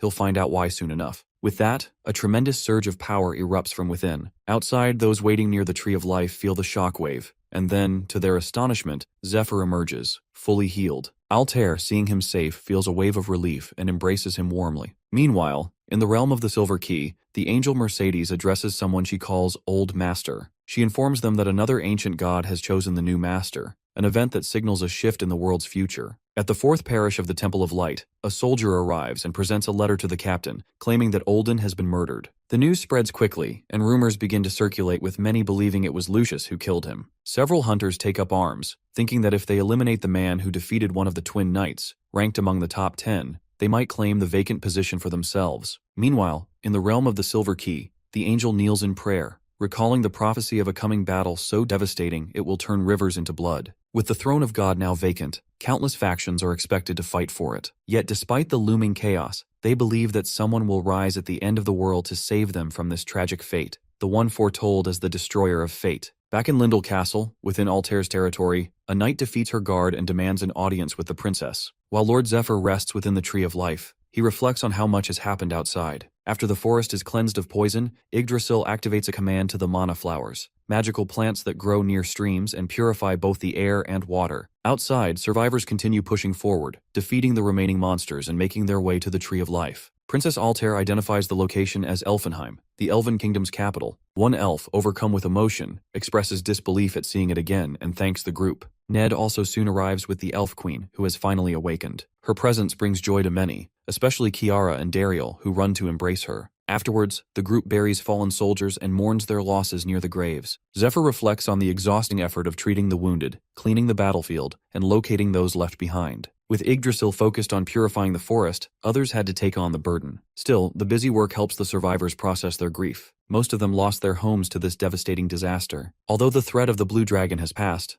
Zephyr notices that peace brings its own weight. It forces everyone to confront the true cost of survival, the lives lost, and the sacrifices made. As the last of the fallen are buried, the Blue Dragon raid is declared officially over. The Queen formally thanks Princess Altair, the Temple of Light, the Danakil territory, and especially Zephyr, the Dragon Slayer. She swears on the Tree of Life that the elves will never forget their debt. Honoring the bilateral agreement, she declares that the Great Forest of Elves is now allied with Princess Altair and the Earl of Danakil. A non-aggression pact is sealed, along with a commitment to share future hardships and victories. Philip's son, Edwin, reflects on how these alliances answer many concerns he had before the raid. With tension between elves and humans, the mission had always risked betrayal from within. Attempting a raid under such conditions seemed premature. Yet, Princess Altair saw the bigger picture. To her, this moment of crisis was an opportunity, a chance to unite both the Elven Kingdom and Danakil. She challenged the idea that they should exploit the elves' weakened state. Philip Pilgrim agrees that conquest isn't the goal. He reminds the group that Polaris,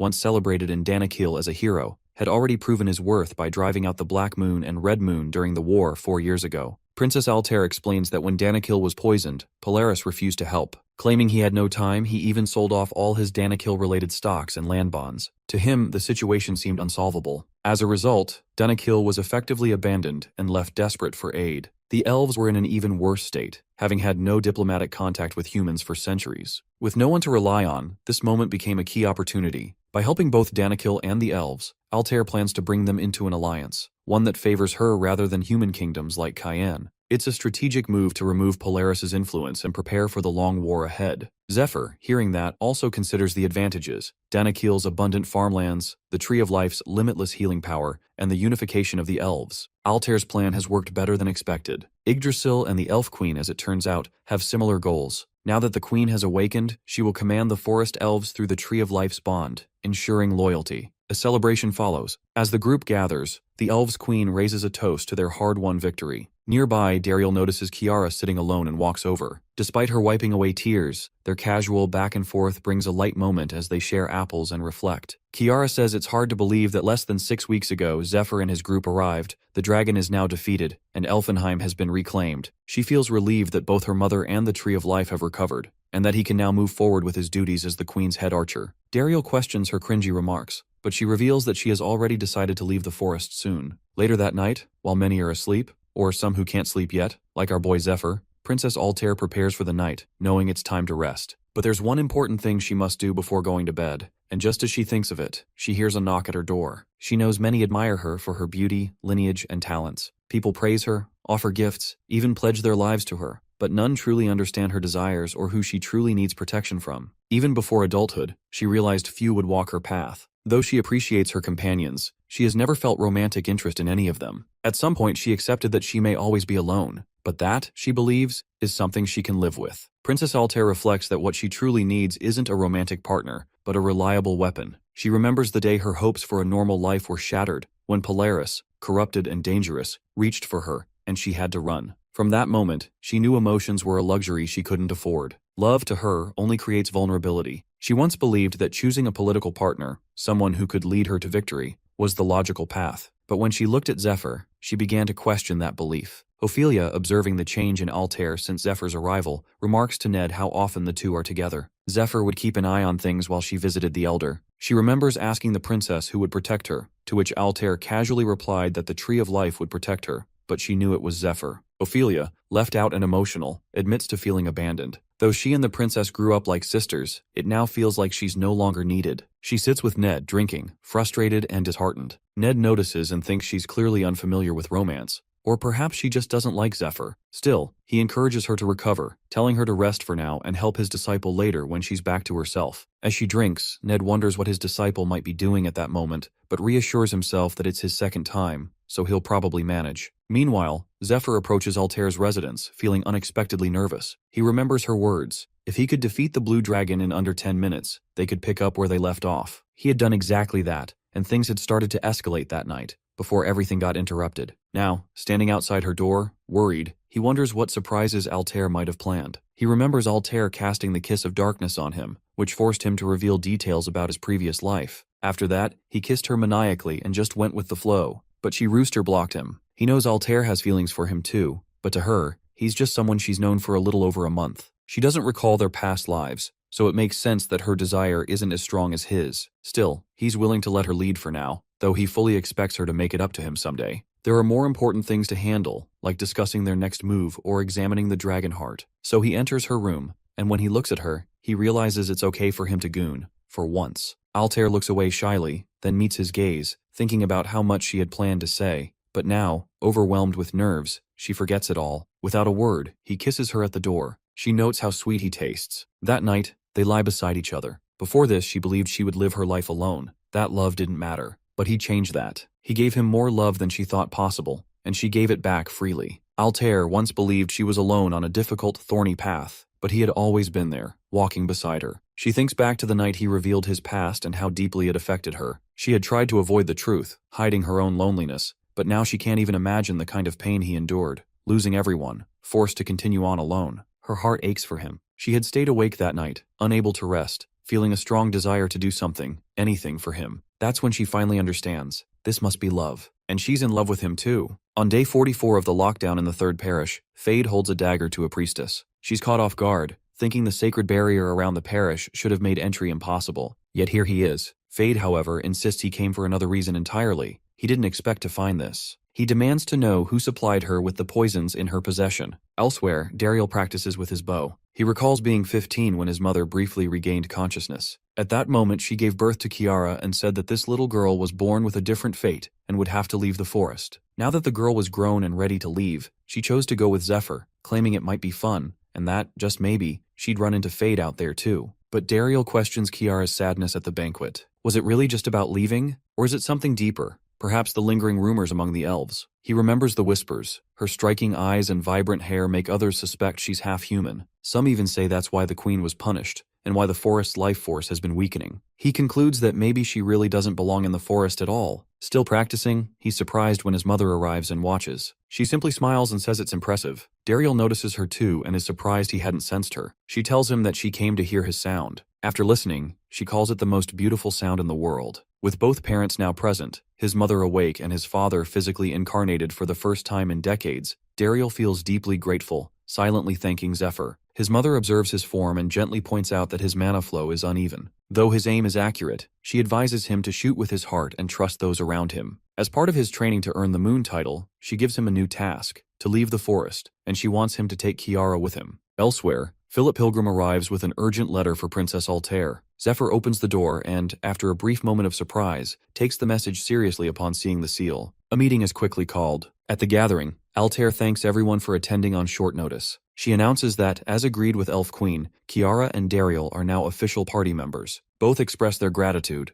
though Dariel quietly teases Kiara for previously claiming she'd leave alone. She's embarrassed, unsure how she was supposed to know her mother's plan. Earlier that morning, Kiara's mother had given her the last remaining seed of the Tree of Life. She reminded Kiara of her destiny, foretold long ago, to leave the forest and raise a new tree. As the last queen of the forest, she entrusts Kiara with leading the next generation and building a kingdom that can survive the difficult future ahead. This mission, she said, may be the only way for their people to endure what's coming. Kiara's mother explains that she alone is capable of carrying out a specific task due to her unique nature. She reveals that her bond with Lord Yggdrasil is weaker because she was born an empty vessel, meant to channel the power of a new tree. She gives Kiara the seed box and clarifies that her weaker connection to her father was intentional, designed to make her seem smaller and less significant compared to others. Kiara learns that this was done on purpose because she is the miracle child they had long hoped for. As Kiara reflects on the moment, she becomes emotional. She had felt joy when her mother regained consciousness, but part of her had also feared it. Deep down, she worried her mother might confirm painful truths she didn't want to hear. That fear made her want to leave without speaking to her. Now, she realizes how deeply her parents cared for her and how aware they were of her inner struggles. With gratitude, she walks away,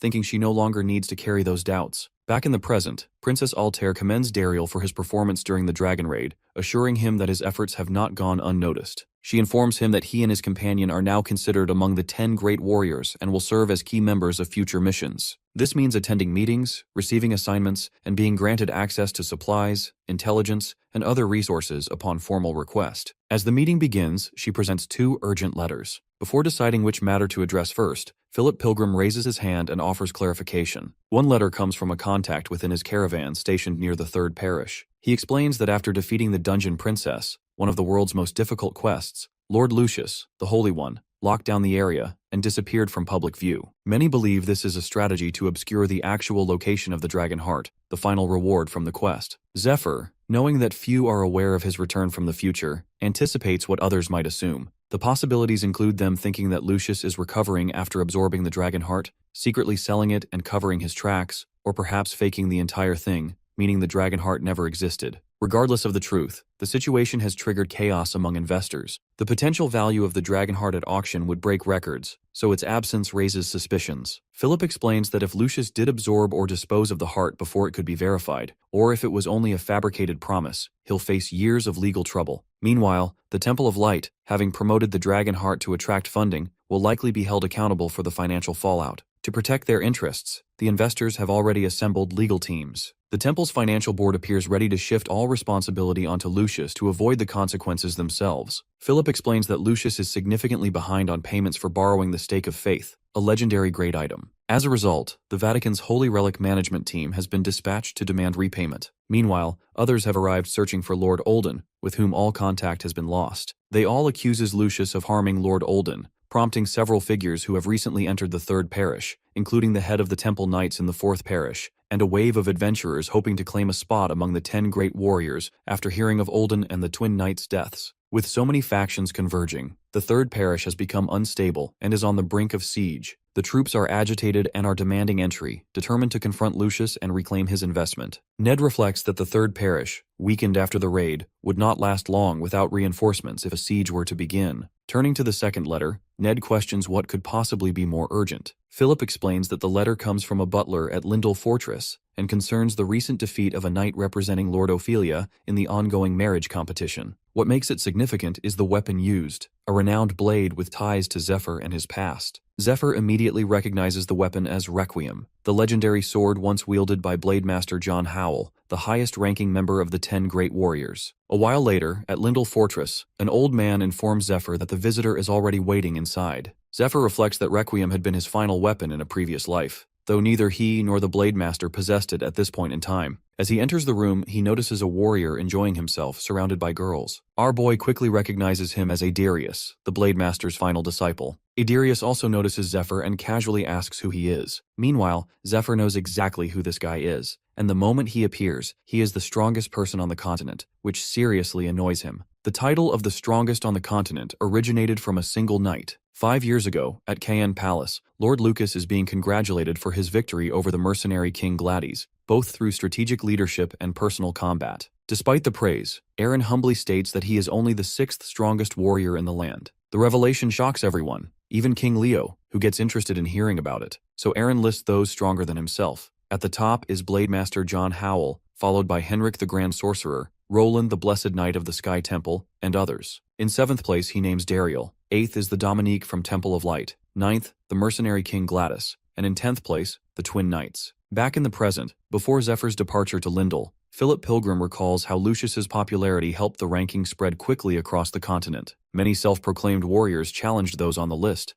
only to be defeated, further solidifying the rankings. Over time, the list became widely accepted as the official ranking of the 10 great warriors. After the execution of the mercenary king for treason, Ophelia rose to 9th place by defeating the Twin Knights. Since then, the rankings have remained unchanged for 2 years. Dariel reflects on an encounter 7 years earlier, when he fought a powerful human knight near the forest's edge, unaware then of the knight's fame. Now, realizing he's considered one of the 10 great warriors, he doubts the credibility of the list. He notes that Zephyr seems far stronger than him, and even Ned isn't included in the rankings. Zephyr replies that the list was made 5 years ago, during a time when both of them were still growing. They also chose to keep a low profile, as drawing too much attention would make it harder to operate freely. Ned remarks that regardless of the list's origins, to be officially included now, one must defeat a ranked warrior and present proof, typically an item belonging to the fallen warrior. That's become the unspoken rule. Zephyr recalls his past life, when a wave of chaos followed Adirius's appearance. Adirius had claimed that his master gave him the legendary sword Requiem before passing away. This declaration attracted many challengers, seeking to take his place among the great warriors. Around the same time, Ned became wanted for stealing the Black Dragon's heart, adding further instability to the region. Princess Altair comments that the mysterious newcomer wielding Requiem, Blade Master John Howell's legendary sword, is claiming to be the master's final disciple. If true, it's a matter of great urgency. She notes that John Howell is of particular concern to the leader of the Demon Lord worshippers, as she's one of the few capable of thwarting his plans. Known also as the Sorceress Elva, or the White Queen, John Howell's true form is said to be that of the White Dragon, an identity shrouded in secrecy and power. She is revealed to be the one who taught ancient Median magic, a form thought long lost. Elise is surprised to hear of a dragon disciple for the first time, and wonders how such magic resurfaced. She notes how the princess seems to attract rare fortune. Meanwhile, Dariel questions the name John, assuming it's male, but Kiara explains that names often vary, and John might be a play on the sword technique or simply a false identity. What shocks them most is the claim that this woman is a dragon disciple. Edwin brings up the legend that the White Dragon was supposedly killed by the Black Dragon 1,000 years ago. Altair, however, corrects him, noting that the White Dragon was not killed but sealed away, and every 100 years sends a physical incarnation into the world to train a new disciple. Princess Altair explains that her own master's incarnation disappeared 6 years ago, when its time in the physical world ended. That raises the question, how could this new disciple have been trained by her since then? Kiara speculates that the guy might be lying, but Princess Altair silently concludes that Adirius is indeed her master's disciple, something she knows through Zephyr. However, revealing this openly would raise difficult questions, especially since only she and Ned know about the future. She decides the safest path is to guide the conversation naturally without exposing too much. Philip Pilgrim then shifts focus to the real concern, the sword. If Requiem were a fake, the situation wouldn't be as serious. But the blade is genuine, carrying immense power, and must not fall into the hands of the Demon Lord worshippers. He questions why Adirius would participate in the marriage tournament at all, knowing the duel was public and difficult to cover up. He asks if there's any chance the sword could be a replica. Zephyr, however, points out the suspicious timing, prompting Princess Altair to encourage him to elaborate. Zephyr explains that from the Demon Lord worshippers' perspective, their plans have suffered major setbacks. They failed to acquire the Dragon Heart and lost both Olden and the Twin Knights. Despite this, they managed to recruit Matthias, a close ally of the Holy One, gaining inside access to the Third Parish. To add further confusion, Zephyr says they planted clues to make the Demon Lord worshippers question one another. Evidence at the scene included signs of Olden's demon transformation and traces of something scorched by lightning,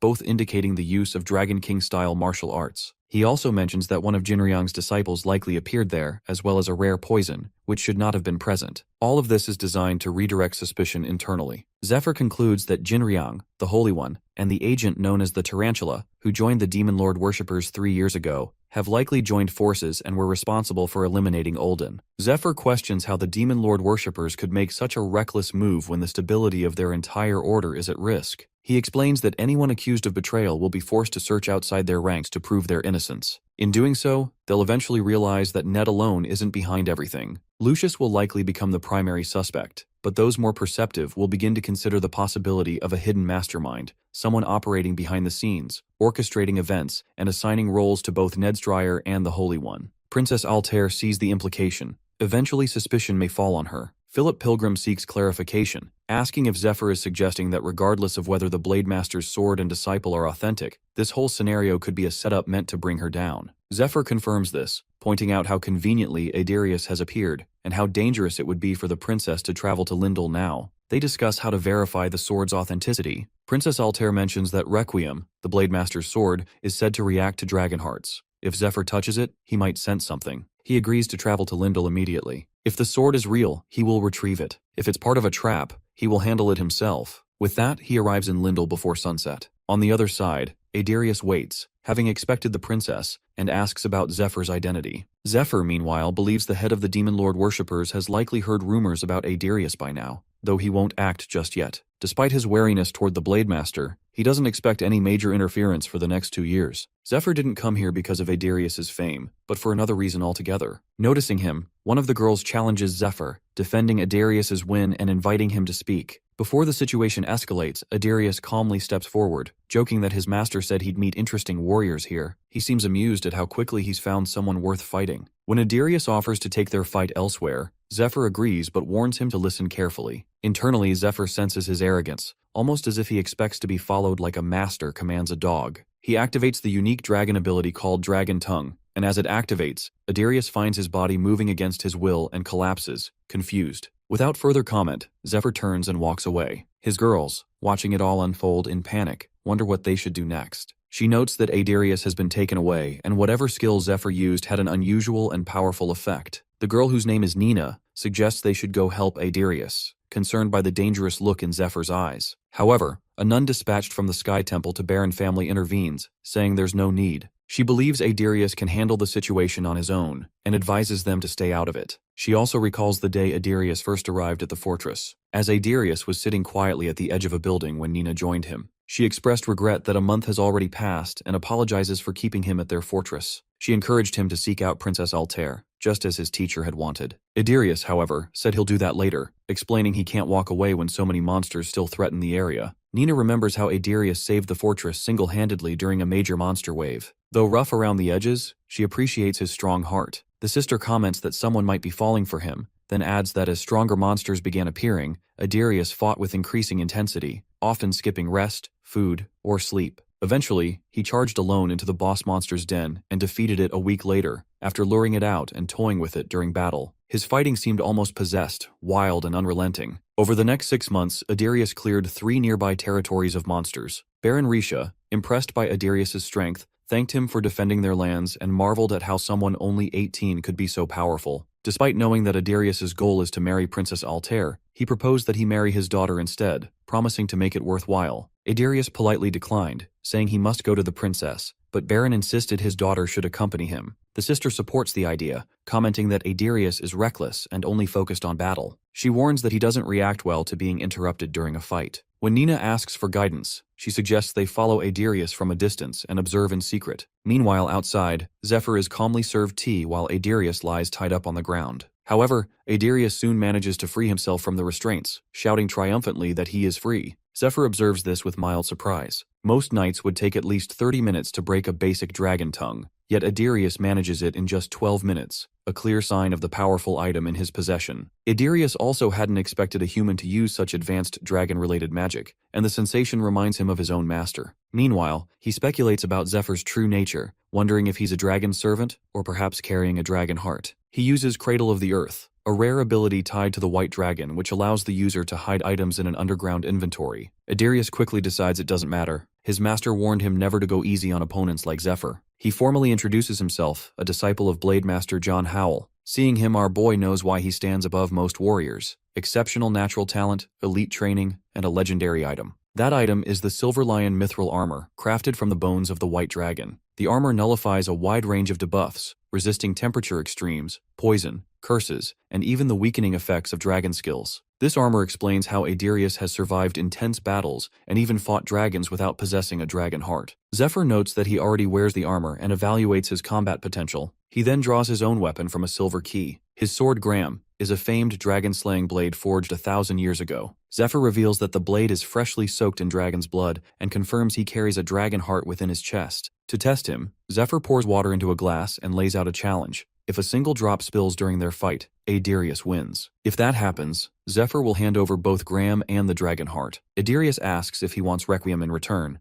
but the boy replies that if he does manage to win, he can keep the sword. However, Zephyr will earn the right to choose a nickname for him, suggesting playful insults like Whitey Baddock or simply Mutt. As the duel begins, Zephyr mocks him for having crawled behind him for 12 minutes under the dragon tongue, suggesting that Mutt is already a generous nickname for someone with his level of intelligence. With that, the two clash. Zephyr strikes first, and the guy blocks the blow, acknowledging his confidence. He raises the stakes, saying that if he loses, he'll willingly become Zephyr's lapdog. Both fighters push forward with full force. Adirius quickly notes Zephyr's skill, impressed by how effortlessly he wields a massive sword with just one hand. Curious to test his own strength, he activates Lion's Roar, a unique ability granted by the Silver Lion mithril armor. With his defenses heightened, he launches an aggressive attack, but Zephyr immediately counters, striking with enough force to make him crash with a massive blast. His girlfriends and an old man observing the fight reflect that Adirius has grown even stronger since their last meeting. Meanwhile, Adirius leaps into the air and charges straight at Zephyr with his powerful sword crackling with energy. However, our boy calmly blocks the attack, which only excites Adirius more. He calls it a real challenge. But to his shock, Zephyr suddenly uses his Dark Hand spell, gripping Adirius midair and slamming him into the ground with tremendous force. Stunned, Adirius wonders where such overwhelming power is coming from. He finds himself unable to move, as if something unseen is pinning his entire body in place. Zephyr stands calmly, still holding his glass of water. For Adirius, it becomes clear. Zephyr just used Dragon's Way, a technique powered by an absorbed dragon heart. The ability allows the user to summon the image of the dragon as it once was, granting them the same powers and attributes. Using telekinesis, Zephyr subdues him while reflecting on their past. In his previous life, Adirius was already considered the strongest among the 10 great warriors, making him a priority for recruitment. Zephyr had always intended to test him this way. Now, seeing his current level, he realizes Adirius still has a long way to go, and likely experienced a dramatic leap in strength later in life. He recalls the exact cause of that growth, and feels relieved that if he had left Lindel Fortress out of boredom, they might never have crossed paths again. Back then, Zephyr wouldn't have had the strength to restrain Adirius. But this time, he knows the outcome will be different. In this life, he becomes the first truly powerful opponent Zephyr has faced since leaving his master's side. He sees potential in him, believing that this time he will grow stronger, not alone, but with Adirius as his sword. As their battle concludes, Zephyr acknowledges his victory and tells him to accept him as his master, giving him the nickname Mutt. The scene shifts to 6 years earlier. A gray-haired woman, Princess Altair's teacher, grabs her arm and tells her that her time is nearly over. She calls Altair her beloved disciple and says she has taught her all she can. Although her instruction is incomplete, she believes she will find a way to finish the magic herself. She stresses the importance of defeating the head of the Demon Lord worshippers. Having spent 25 years in this physical incarnation, the teacher reflects on her long journey filled with both failures and promising students. Some quit halfway, others were lost to corruption, but Altair stood firm. The teacher feels proud to have her as a final student, confident she will continue fighting and inspire hope in the world. She quietly wishes she could have fully healed her disciples' emotional wounds, and hopes someone will be there to stand by her when she eventually reunites with her original self. As her physical form begins to dissolve, she senses something is wrong. Instead of returning peacefully, her spirit is suddenly pulled elsewhere, as though caught in a trap. Disoriented and unable to breathe properly even in spiritual form, she finds herself in a strange place filled with dust. In her weakened state, she becomes trapped in the body of a small lizard and is then caught by a young orphan boy, Adirius. He casually contemplates whether to grill or boil her, completely unaware of her true identity. The dragon spirit is in disbelief, internally protesting the absurdity of being eaten by a child. Back in the present, Adirius explains how he became the Blade Master's disciple. She trained him in swordsmanship until her physical form faded about 6 months ago. Before parting, she entrusted him with a sword and armor, asking him to aid Princess Altair. Adirius, true to his word, especially when it involves a bet, now pledges himself as a loyal follower, ready to do whatever is asked of him. Watching all of this, Zephyr is pleased. Adirius, once wild and untamed, now shows humility and discipline, proof that the encounter has tempered him. Zephyr sees this change as inevitable, knowing how hard it must have been for a battle-hungry warrior to train in seclusion as a dragon's disciple. Meanwhile, badly beaten, Adirius reflects on how dull combat has felt since leaving his master. Bandits, knights, even boss monsters, none offer a real challenge. Disillusioned, he begins to question if this is all there is to fighting, and wonders where he'll find that same thrill again. But after meeting Zephyr, it feels like he's found his answer. Adirius knows Zephyr still hasn't shown the full extent of his abilities, and he's desperate to uncover what he's hiding. He wants to fight him again someday, hoping that next time, he'll win. But he also understands that raising a warrior like him is like raising a dog. You can't just train them to bite on command. Zephyr jokingly asks if he also wants snacks and plays with him. Adirius excitedly confirms, assuring he'll have the energy to do whatever's needed. Hearing that, Zephyr calls him closer, then suddenly flicks him so hard that in a split second, his forehead caves in. The force is so intense, Adirius is sent crashing into the wall with a thunderous impact. After that, Zephyr calmly reminds him to keep his distance, and warns him not to forget that the White Dragon, his master, won't return to the physical world for a long time. Her final message was an instruction to protect the princess, and Zephyr questions whether risking his life in a duel is really the best way to honor that wish. Though Zephyr finds his personality irritating, he can't ignore the fact that he won the marriage tournament, and thus has a legitimate say in certain matters. While he has no intention of driving him away, he decides it's best to keep him under observation. Adirius accepts the decision and thanks him, to which Zephyr casually loads up his hand with mana and responds that he'll need some kind of safety measure, just in case. 2 days later, in the third parish of the Temple of Light, Ned, while spying, witnesses something troubling. Although the knights belong to different factions, they are all officially temple knights. However, using the potion of true sight, which reveals the hidden marks of Demon Lord worshippers, he sees the truth that many of them have been compromised. Ophelia, who is with him, explains that the Demon Lord worshippers have likely infiltrated, or even taken control of, these units. For now, they're simply demonstrating their power. Since they still operate under the temple's banner, they won't initiate a full siege without a clear excuse, such as undeniable proof of Cardinal Olden's murder or the theft of the dragon's heart. Until then, they wait, ready to strike when the moment comes. That's why Zephyr told them that it all comes down to timing. Since the enemy hasn't found their excuse yet, it's a small relief. Both Ned and Ophelia are here to scout the situation and to make contact with Lucius, who remains under lockdown. They were chosen for this task because of their speed and stealth. However, an unexpected complication arises. Due to the power of the bands they wear, they're forced to hold hands, which they both find awkward. Just before leaving the Great Elfin Forest, the Elfin Queen gave them these bracelets. According to her, holding hands while wearing them activates a combined stealth effect, something they now have no choice but to rely on. Both of them feel annoyed at the idea of having to hold hands, but Altair reminded them that they already agreed to it. She explained that their mission included stopping individuals with exceptional abilities from interfering, people like the Smiling Woman. Ophelia was the only one capable of recognizing her, which makes her presence essential. Meanwhile, the third parish is already preparing for an invasion. They've used enchanted items to set traps and build hidden tombs, turning the entire parish into a makeshift dungeon. The one who helped Lucius set up the traps was Ned, so he knew exactly where each item is placed and how they work. Altair saw the value in both of them working together and encouraged them to hold hands to maintain their shared stealth. The suggestion made them both visibly uncomfortable, leaving them wondering what exactly they've gotten themselves into. A while back, after the dragon raid ended, Altair ordered the party members from Danakil and the Magic Tower to remain in the forest for a while. She also instructed the healers to assist with recovery during that time. Meanwhile, the mage Milia felt nervous about the assignment. She was hoping Altair would recommend her for her thesis, and the unexpected delay unsettled her. However, Daisy tried to reassure her, pointing out that being close to the elven princess could greatly benefit her academic career. Milia quickly understood the opportunity, and also recalled Altair asking them to develop a special tool for the Ice Dragon raid.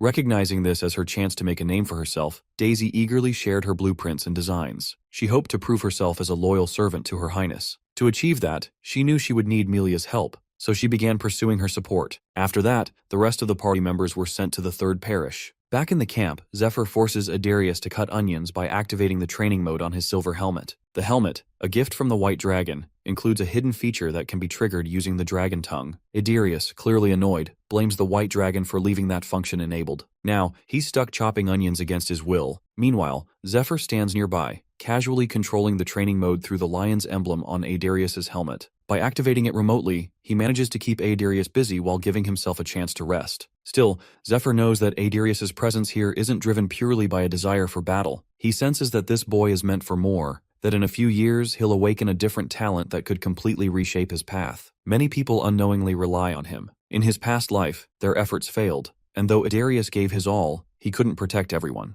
Zephyr understands that if Adirius ever loses his way, the consequences could be disastrous. He's even prepared to kill him if necessary. At the same time, Zephyr prepares food for his new guests, knowing they're likely arriving at the third parish by now. He also has a serious problem to solve before heading there himself, one that explains why he couldn't use the Sword of Light during his fight with Black Moon. He knows that if low stats were truly the reason, he shouldn't have been able to wield his power against the worshipper's leader, and also the strange secrecy pact placed by him. As he glances at the silver key in his hand, he realizes he must uncover the truth behind it all before entering the Temple of Light. A while later, Zephyr manages to forge two powerful weapons, which immediately catch Adirius off guard. Shocked by their presence, Adirius shows visible excitement, prompting Zephyr to ask if he can use anything besides a sword. The boy eagerly says yes, expecting it to be a gift, only to be struck hard by the sudden weight of the hammer and axe, knocking him to the ground. Noticing that the axe works better, Zephyr hands it to him and orders him to cut down a tree outside and carve a cute squirrel into it. Adirius is visibly annoyed, but Zephyr pushes him, casually mentioning that the others were able to do it just fine, implying that he might lack control over his mana. Challenging his pride, Zephyr strikes a nerve. Adirius, fueled by ego, yells that he can absolutely do it. Without hesitation, Zephyr sets a deadline. The carving must be completed within a few hours, and Adirius is not allowed to leave the castle grounds. To enforce it, he activates a command through the silver helmet, locking Adirius within a set perimeter. Shocked by the restriction, Adirius still follows the order and rushes off to begin the task. Meanwhile, Zephyr returns to his own work and activates the silver key, ready to face whatever it reveals. Meanwhile, in the underground waterways of the third parish, Ned and Ophelia move stealthily through the shadows. The parish itself is massive, practically a fortress, with high walls and a food supply capable of sustaining it even if completely sealed off. This time, even the carrier pigeons are blocked to prevent the Smiling Woman or the Demon Lord worshippers from receiving any information from within. However, the sewage system remains a weak point. It can't be fully sealed off, and Ned knows it's the most likely route for invaders. Opening a grated door, he uses a magic tool called the Labyrinth Maker, a device that distorts space, allowing only those who follow a specific choice to pass through. Its location is also magically hidden. He reminds Ophelia of the method he explained to her earlier. To activate the path, both of them begin dancing, an unusual but necessary ritual to meet the entrance requirements. Embarrassed, they go through the steps, and Ophelia quietly questions who in their right mind would design something like this. As they continue, each specific dance unlocks a different layer of the magical entrance. But when they reach the ballroom dance requirement, Ophelia accidentally steps on Ned's foot. As a result, they fail to meet the full entrance condition and are immediately ejected from the pathway, forced to start over from the beginning. At the same time, inside the main building, Lucius gazes out the window. Without warning, someone sneaks up on him and holds a knife to his head. Despite the threat, Lucius remains calm, more surprised than frightened that someone managed to slip past the heavy security. With a faint smile, he turns his head slightly, curious to know what this intruder wants from him. The intruder announces it's a robbery, but Lucius remains calm and replies that he has nothing left to steal. With a swift move, he spins around and grabs the intruder, only to realize it's his wife, playfully teasing him. The tension fades into laughter as the two begin to flirt and share a moment of lighthearted affection. Later, after spending some personal time together, they sit down for dinner. The Holy One feels relieved to witness a peaceful gathering like this after such a long time. For Lucius, it feels almost like a holiday, a rare moment of calm. Ever since he purged the parish of demon worshippers, nearly half of its high-ranking priests have been removed. The raid also claimed many temple knights, leaving a noticeable shortage of capable people for important roles. Amidst the growing pressure, these quiet moments with his family feel like a blessing. He knows that heavier battles lie ahead, and when they come, there will be little time for gatherings like this. He then gets tensed, recalling the time when a holy priest from the central parish revealed that if he cleared the abominable princess's dungeon and presented the results to the temple, they would consider releasing the woman he brought from the Twilight Mansion. Until then, she would remain confined in the third parish. According to the priest, this was already a generous offer, as by temple rules, the woman should have been kept in the underground prison. The situation leaves him confused. A woman who had lived 100 years inside a dungeon and possessed strange powers might not even be human. Still, he understands that her freedom depends entirely on the priest in charge and the majority vote of the Inquisition. That's why he considers clearing the tomb of the princess. It's the only way to gain the vote of the one in charge. However, he can't trust them blindly. The temple is unlikely to release her, his wife, so easily. He also suspects that some of the temple's higher ranks may be secret followers of the Demon Lord and might vote against her. Worst of all, if things go wrong, she could face a far worse fate. Ensuring her safety remains Lucius's top priority. Just as she prepares to return to isolation, she suddenly loses consciousness, catching him off guard.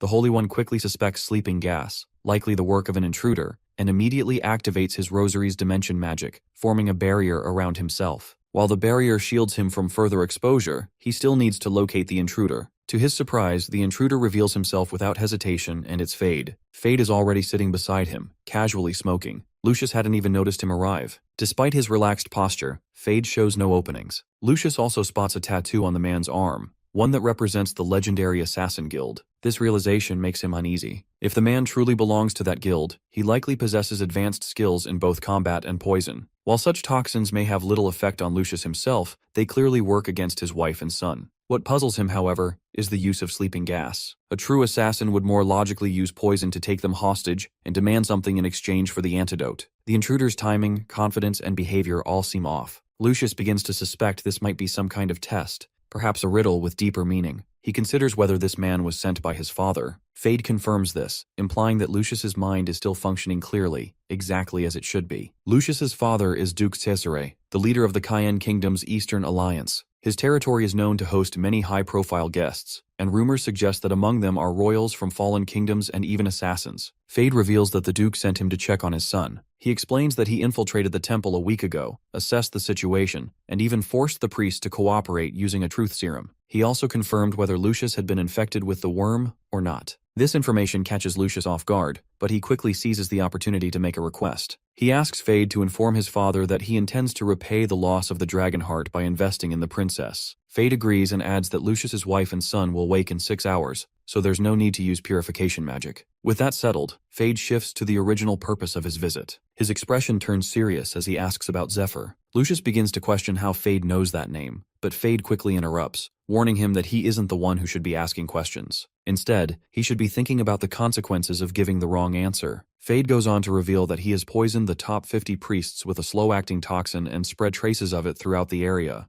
Eventually, they will be forced to escape through the culvert. This deeply worries Lucius. The culvert is part of the sewage system, and if even one of them escapes that way, their testimony will give others a reason to act. Those who have been waiting for justification to move against him, perhaps even launch a siege, will find what they need. Fade then opens a small bottle containing the antidote and offers to hand it over, but only if Lucius reveals everything he knows about Zephyr. The third parish culvert is no ordinary passage. It's surrounded by a space-distorting force field, requiring designated magic to enter. However, anything inside can exit without restriction. Security measures are in place, including stationed soldiers, but the strongest layer of defense lies in the hidden runestones and the magic formation that connects them, completely invisible to the naked eye. Their purpose is simple, to trigger alarms if anyone passes through without authorization. Soon enough, Lucius hears multiple alarms ringing in succession, confirming what Fade had already told him. Fade presses further, warning that only 5 minutes remain, and demands the information quickly. Despite the urgency, Lucius remains firm. He argues that his knights are already deployed in the chamber beside the culvert, and will be able to subdue the priests with ease. At the same time, Lucius realizes something important. Fade has offered him the antidote, yet insists the priests are already in the culvert. This suggests the poison can be purged remotely, even without the antidote. Charging his holy light into his relic, Lucius confidently concludes that if he defeats Fade now, he may still find a way to forcefully detoxify the affected priests. Feeling that the balance has shifted in his favor, the Holy One demands to know who Fade really is. But Fade is already one step ahead. Without hesitation, he pulls out the rosaries of Lucius's knights and calmly reveals that they've all already been put to sleep. Meanwhile, in the knights' waiting room, they are all already deep in sleep, lost in their own dream worlds. Back in the chamber, Fade draws his blade and points it at Lucius, stating that the only one at a disadvantage here is Lucius, whether he wants to fight or prolong this. But before he can finish, someone strikes him from behind with a powerful thunderclap-like slap. It's Ned. Fade reels in shock. Despite being on guard, this man still managed to land a hit. For a moment, he wonders if it's Lucius's trick, but seeing Lucius just as surprised, he realizes it's not. His head begins to spin, and he starts to feel disoriented while a strange scent lingers in the air. While he had been focused on the room, something unfamiliar must have slipped past his senses. Unbeknownst to him, it's Ned's mist bracelet, an artifact with an exceptionally strong stealth effect, even when only one side of the pair is worn. Fade grows increasingly uneasy. Observing Ned's stance, he realizes the man is intentionally hiding his weapon, keeping his moves unpredictable. Meanwhile, Ned sticks to a hit-and-run strategy, fully aware that getting caught in close combat with a poison user like Fade could be dangerous. Suddenly, Fade draws his whip sword and begins swinging it wildly. The whip is laced with poison, and his attacks sweep through the entire area, leaving little room for mistakes. Still, Ned manages to dodge each strike with precision. As he evades, he recalls something Zephyr told him about Fade, and that if the chance ever came, he should try to convince him to join their party. Ned feels slightly concerned, but according to Zephyr, He's the perfect person for this task. Fade is someone who doesn't respect the weak, so if Ned can beat him, there's a strong chance he'll join their side. Zephyr also warned that Fade is a poison user, and one of his toxins enhances his physical strength. Depending on the type and amount used, the intensity of that boost can vary. However, even at its peak, it won't surpass Ned's strength. Ned knows Zephyr is once again sending him to do something ridiculous, but deep down, he understands why. Zephyr trusts him, not just because of his strength, but because Ned is the only one capable of dispelling stealth magic. On top of that, he carries the blessing of the Elf Queen, making him uniquely suited for this encounter. Back in the present, Lucius breathes a sigh of relief upon seeing Ned. His presence confirms that the dragon raid was also a success. With that in mind, Lucius understands what he must do next. Meanwhile, Fade stands face to face with Ned, still trying to make sense of what just happened. He's puzzled,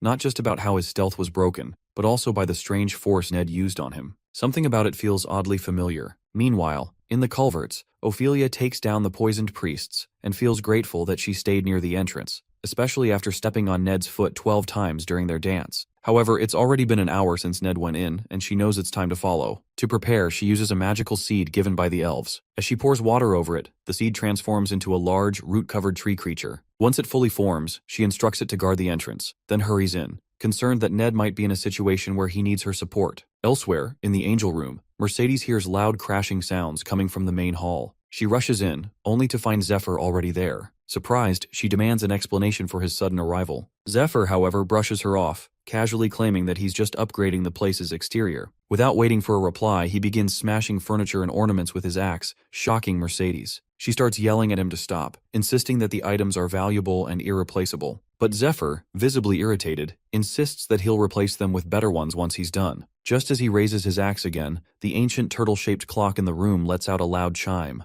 Zephyr pauses, muttering that time's up. He then presents Mercedes a large marinated rack of blue dragon ribs that he prepared using his grandfather's recipe. The dish is coated with a special poison, as a normal knife can't even leave a scratch on the meat. According to him, he used a toxin called venom spear, then purified it using black moonstone to remove the poison's harmful properties. After neutralizing its effect, he sealed the purified venom into a jar in liquid form. To cook the ribs, he uses weak flames produced from dragon breath, applying just enough heat to slowly roast the meat until it reaches perfect tenderness. The result is a rare delicacy. Even Mercedes, for a brief moment, is drawn in by the rich aroma, but she quickly reminds herself that this might be part of his trap. She plays along, telling Zephyr that she designed the room for him to do whatever he wants: cook, destroy, indulge, but warns him that if he thinks causing chaos will help his cause, he's mistaken. She calls his behavior pointless, but Zephyr calmly begins slicing the meat and offers her a taste. Despite her annoyance, Mercedes can't resist the flavor. As she takes a bite, Zephyr casually asks how it tastes, but his tone shifts suddenly. He grabs her by the mouth, calling them untrustworthy and demanding to know what really happened. He's furious. He had believed the Sword of Light was meant for him, but just as he was about to use it, he was told he couldn't. Mercedes insists that they don't know what he's talking about, but Zephyr doesn't believe her. He throws her to the ground in frustration, declaring that if this is the kind of deception they want to play, then he'll do whatever he pleases. Without hesitation, he sits on the throne and announces that his time as a tool is over. From now on, he'll sit back, eat, and let the gods watch.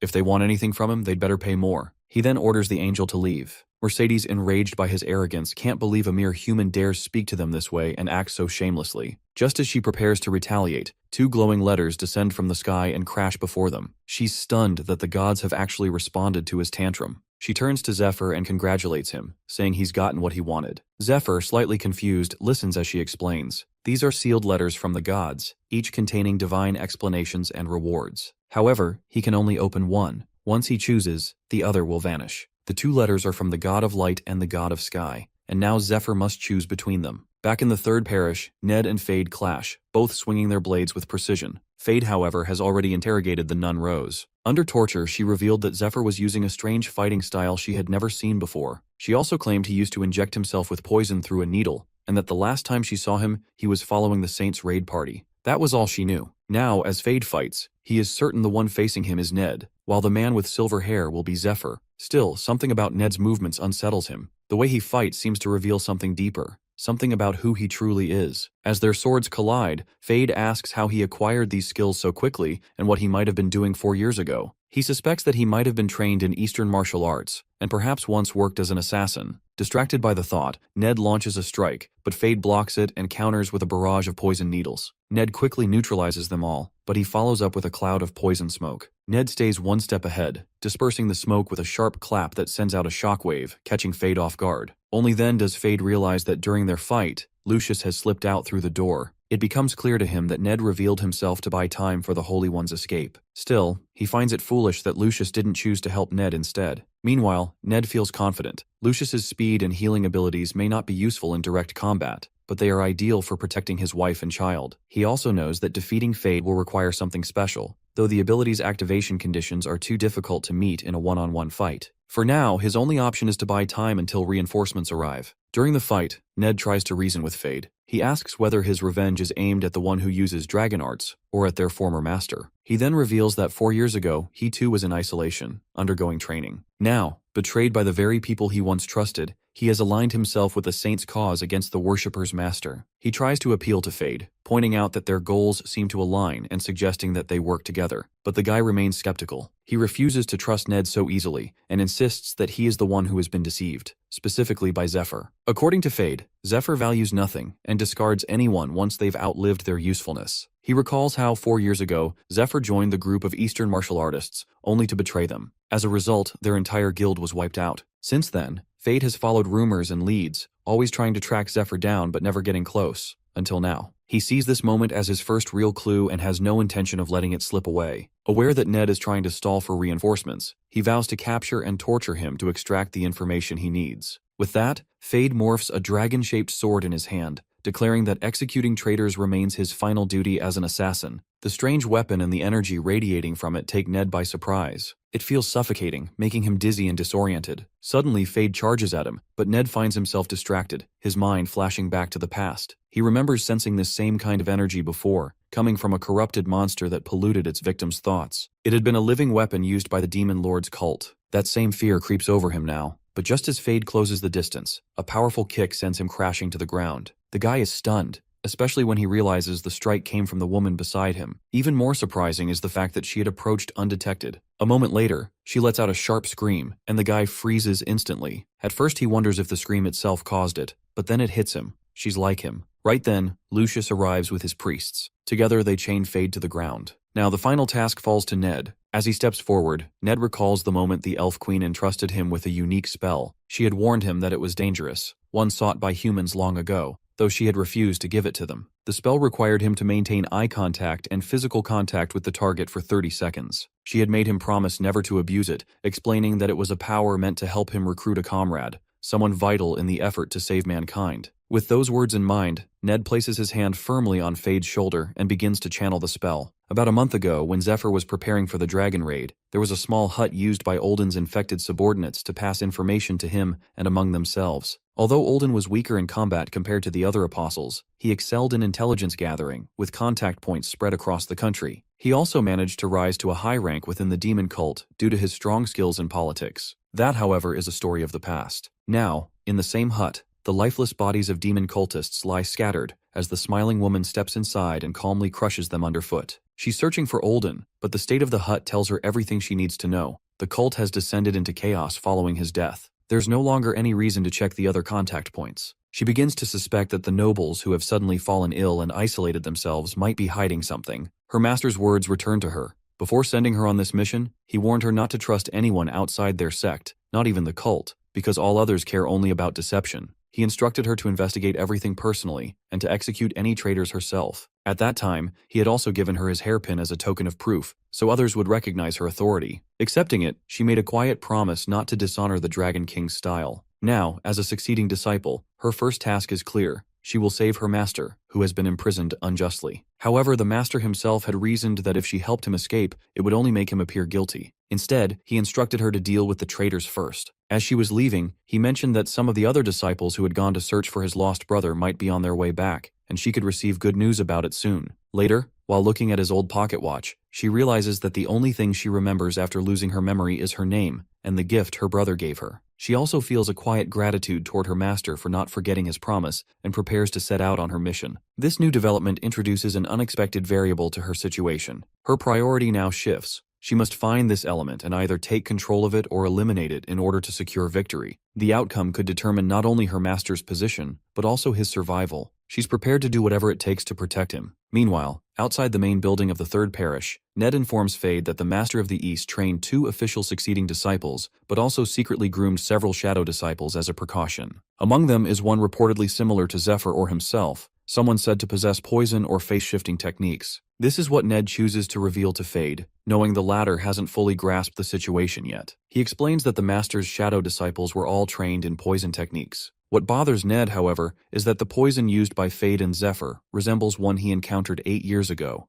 from his own brother, who was later caught by the Master and punished for an entire month. Their master doesn't acknowledge any technique outside of martial arts, so Ned has never heard about this specific poison in detail before. From Ned's words, Fade begins to suspect that the person being discussed might be the same one who guided him 8 years ago. Internally, Ned remains confused. His master taught him Eastern techniques like needle arts and acupoint blocking, so why is Fade, an assassin, using them? The skill is undeniably deadly, and Fade seems increasingly dangerous. Still, there's a silver lining. Fade is sharing information and appears willing to support the siege effort. Then Ned notices something that catches him off guard. The red scar on Fade's face has grown larger since the last time he saw him. For the next few days, a deadlock settles around the castle. The enemies outside make no move. Ophelia remains on watch throughout the day, but there are no signs of siege preparation. The opposing forces appear to be doing nothing while they are training their soldiers. Meanwhile, Lucius, aware that the Blue Dragon raid has drawn most of the attention, begins preparing for a follow-up Ice Dragon raid. But something is still missing, both in his own strategy and in the enemy's. It's as if both sides are waiting, each reaching quietly toward their limit. Then, without warning, the balance breaks. A strange newcomer arrives outside the castle gates. All the soldiers and commanders turn their attention toward him. Lucius, catching sight of the figure, momentarily loses his composure. He can't believe his eyes. It's none other than the old inquisitor of the third parish, the former captain of the vanguard party during the raid, Matthias Grimmer. The mages outside recognize him too. To them, he's Lucius's former subordinate, once dismissed from the saint candidacy at a young age, often mocked as the crumb-picking dog of Lucius himself. As the others talk about Matthias, Lucius remains frozen in shock. He clearly remembers seeing Matthias transform into a demon with his own eyes. He had killed him, and the body had turned to ash right in front of him. Ophelia, however, sees through it immediately. She recognizes it as a trick, an illusion created by someone familiar with their history. They likely knew that Matthias's corpse was never recovered. This appears to be the work of the Master of the East, Jinriang, who personally trained that weapon, shaping her into a master of disguise and deception. She is the smiling woman, and while Ophelia understands how the trick works, even she finds it strange that they chose to use Matthias as bait. Still, the intent is clear: draw attention, confuse the enemy, and shift the blame. Meanwhile, Matthias begins weaving a false narrative. He claims he and others were part of the original raid party, but were abandoned as soon as they uncovered Lucius's alleged plan. He insists that Lucius had plotted to scam his investors, steal the dragon's heart, and keep the profits for himself. According to him, during this betrayal, Lucius also allied with the demon worshipper Ned.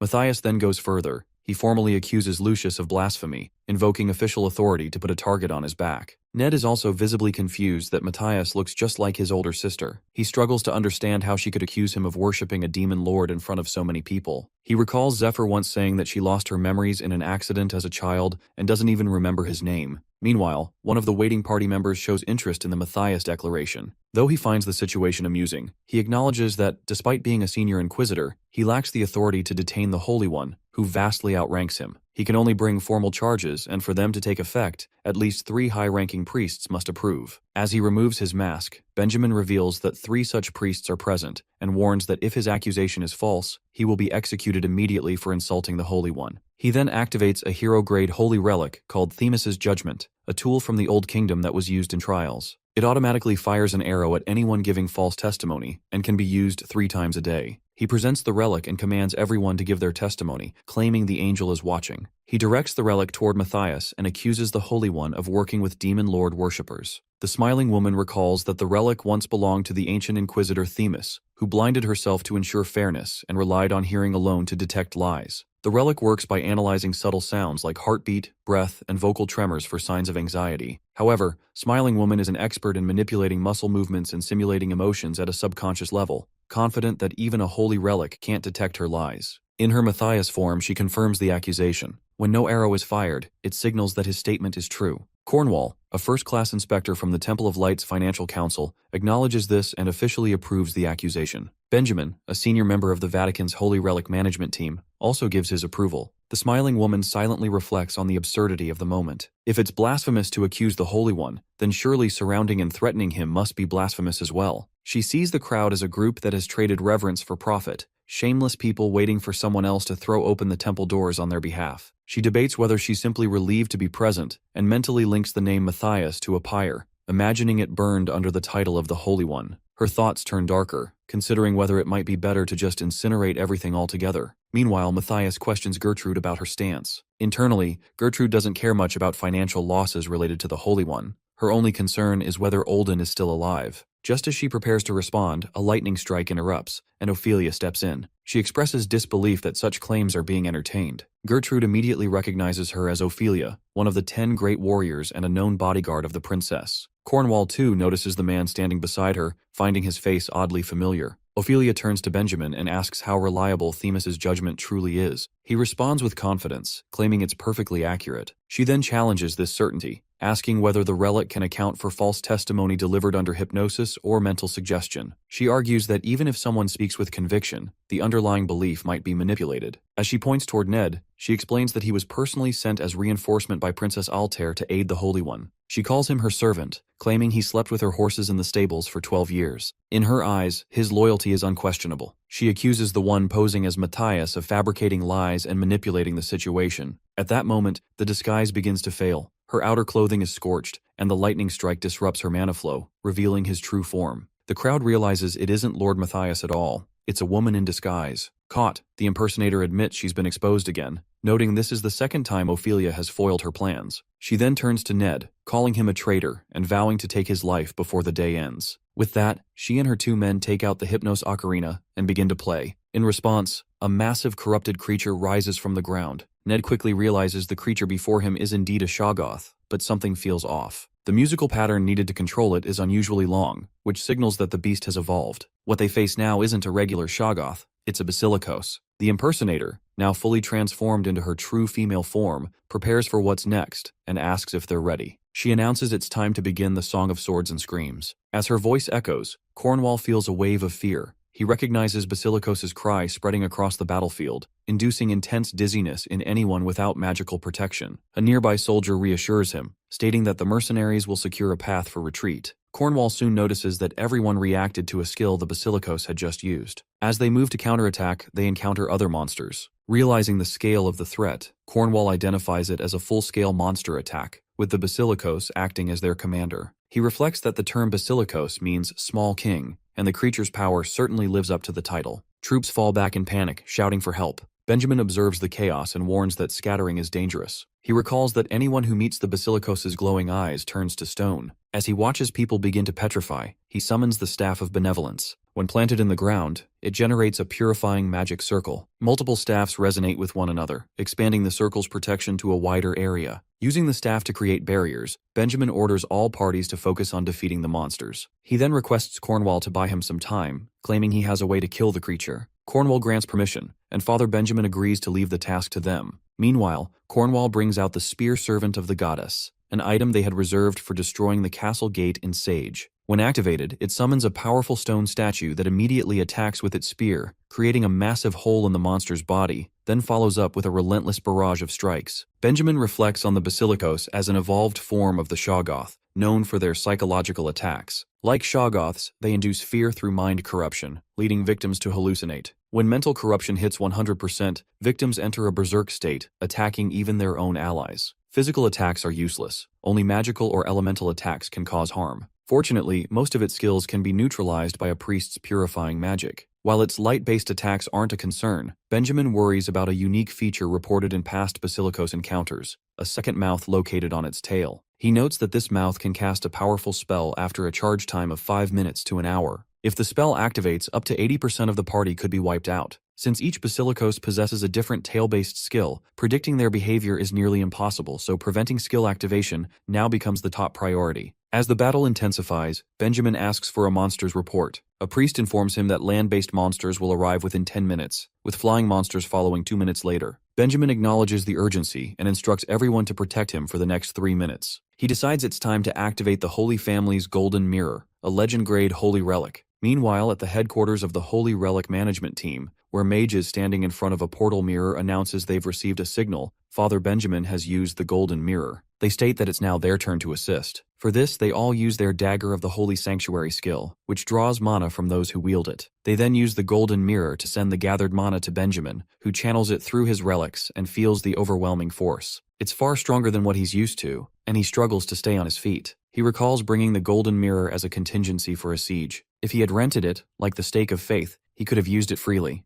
However, since this relic was specifically assigned for the siege mission, using it outside those bounds would result in severe punishment. Despite this, he decides that survival takes precedence over protocol. Just as he targets the monster, he is shocked when Gertrude grabs him from behind. She reminds him of the rules, warning that the mirror is only authorized for use against fortress gates. Then, for Olden's sake, she forcefully redirects the target toward the gate. As the blast hits the gate, one of the worshipper apostles watching is satisfied with their preparations. The apostle is confident that Gertrude's obsession with Olden will ensure she follows their plans. Meanwhile, another apostle expresses his preference for direct action and would rather confront the threat personally than wait. The other understands but insists that an all-out war must remain the last option. He explains that before launching such a campaign, they need to establish clear justification through formal declarations, repeated negotiations, and explicit orders from their superiors. By following these steps, he believes their actions will be seen as justified. Justification, he adds, ensures the backing of powerful allies and honors the rules of war. Ultimately, it means they won't have to fear retaliation from the Golden Dragon, the kingdom's guardian.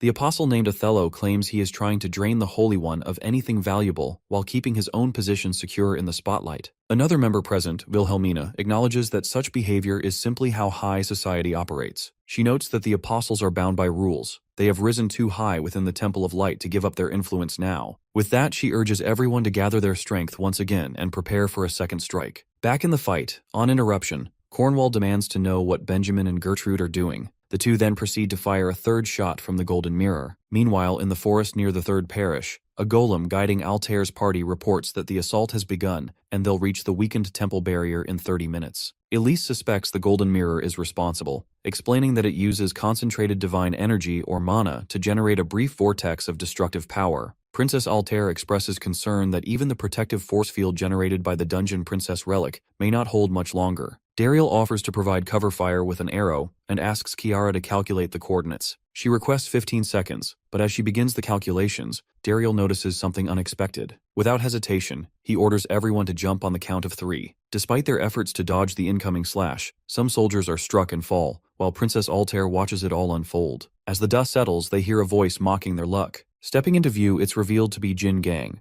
Jinriang's son and the top disciple of the Dragon King style. Drawing his weapons, he declares his intent to send them to hell. Back in the third parish, chaos unfolds as Ned and Ophelia join forces against the Smiling Woman in a 2-on-1 battle. While fighting, Ned attempts to confront her, urging her to remember that he is her younger brother. She refuses to accept it, unable to believe that the person standing before her could be related to her. She lashes out, but Ned sidesteps the strike. She accuses him of being misled and warns that if he intends to deceive others, he should at least be convincing. Suddenly, the sound of a barrier breaking echoes through the area, and the fortress gate collapses. Ophelia quickly assesses the situation and confirms that the defenses have failed. Realizing this, the Smiling Woman activates her electric acceleration ability and dashes toward the temple while Ned and Ophelia immediately give chase. As they sprint after their leader, the Demon Lord worshipper guards begin playing a flute, recognizing that their role is to support her mission at all costs. The sound of the flute triggers the monster's strange mouth ability, designed to hold back the pursuing priests. The monster opens its mouth and roars a spell into the sky, forming a dark magic circle that begins to rain down blood. The priests initially hesitate, confused by the sudden downpour, but their thoughts quickly distort. The cursed rain takes effect instantly.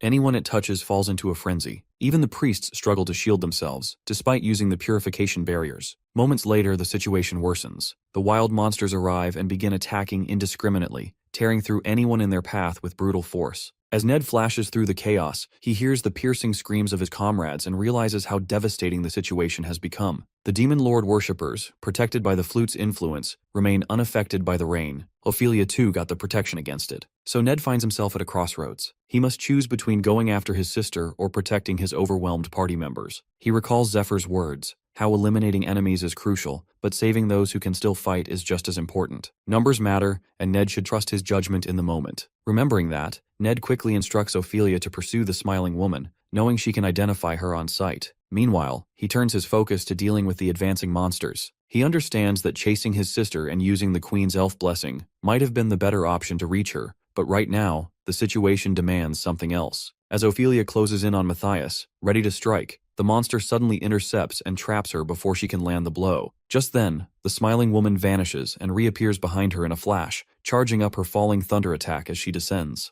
However, before she can strike, a poison whip hits her mid-air, interrupting the assault. It's Fade, making a clutch entrance at the perfect moment. Seeing him, Ned realizes he has strong comrades now, people he can trust. He channels his mana into his sword, determined to clear a path for Zephyr. With renewed resolve, he begins swinging his blade, cutting down monsters and enemies with his powerful electric innate. As he fights, he reminds himself of Zephyr's dream, to become Altair's king. Ned is confident that helping him achieve that dream will bring this conflict to its rightful end. With that belief, he charges forward, entering the mouth of a massive monster with his sword drawn. Meanwhile, outside in the parish, Lucius speaks into a megaphone, addressing all party members and followers of light. It's the first time they've heard his voice in 50 days, and the sudden broadcast stuns everyone. The Holy One continues, explaining that during those days, he prayed to Goddess Arya to deliver their enemies into their hands. Now, he announces that he carries her message. According to him, the goddess urges them not to doubt, and to treat her followers with the same reverence they would show a god. Those who believe will receive her blessing. He then raises his voice, calling for everyone to witness a miracle. A massive beam of light shoots down from the sky, piercing through the monster's body.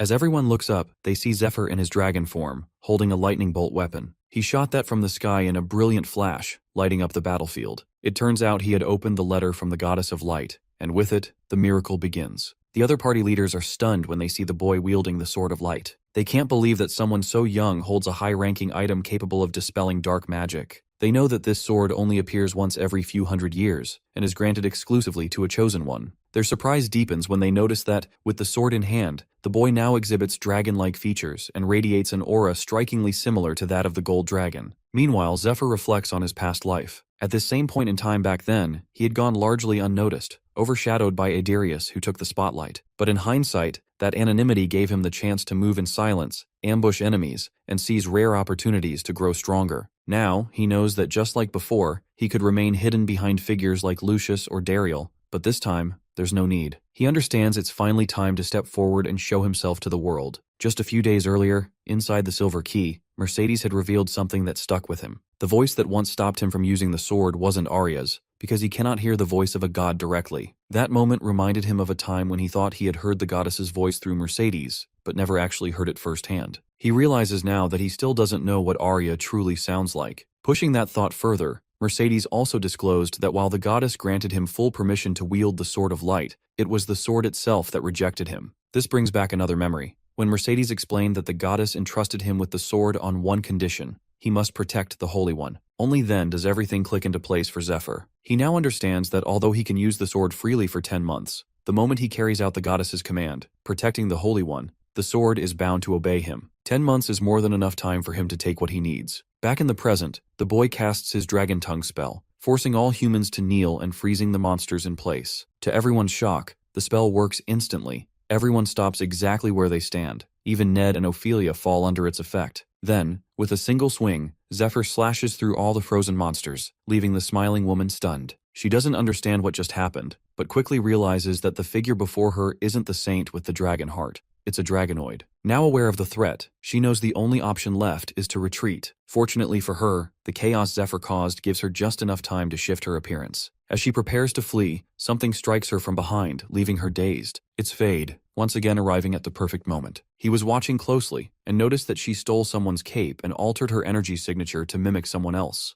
But he never lost track of her. He's certain it's her because he previously marked her with a uniquely scented poison. The scent remains, allowing him to locate her easily by smell alone. Realizing this, the woman silently acknowledges his rare talent. Meanwhile, Zephyr remains deep in thought, aware of how powerful he has become. With the Sword of Light and the 2 dragon hearts within him, thanks to Yggdrasil, his current output reaches 24.5% for both hearts. With all this power, he knows there's no longer any need to hide who he is. He only needs to wait for the right moment to reveal his identity and claim the missing piece of the puzzle. In his past life, no matter how strong he became, people never believed in him. They saw him as inferior simply because he was a slave. That perception cost him valuable opportunities and was partly to blame for his and Altair's eventual separation. Zephyr finds it ironic now. Despite being the only one capable of saving them, the powerful figures of that time refused to acknowledge him. They never allowed him to take a leading role, all because of pride and ego, even in situations where cooperation was essential to survive. Still, despite their stubbornness, he chose to help them. He knew he needed numbers to face the overwhelming enemies ahead, and powerful allies were necessary, regardless of their attitudes. Now in the present, he understands that he can't win the Great War with just a handful of elites. They need someone the people can rally behind, and that role is determined by the one who holds the Sword of Light. Right now, that person is Zephyr, with undeniable proof of his status as the Chosen One in his hands.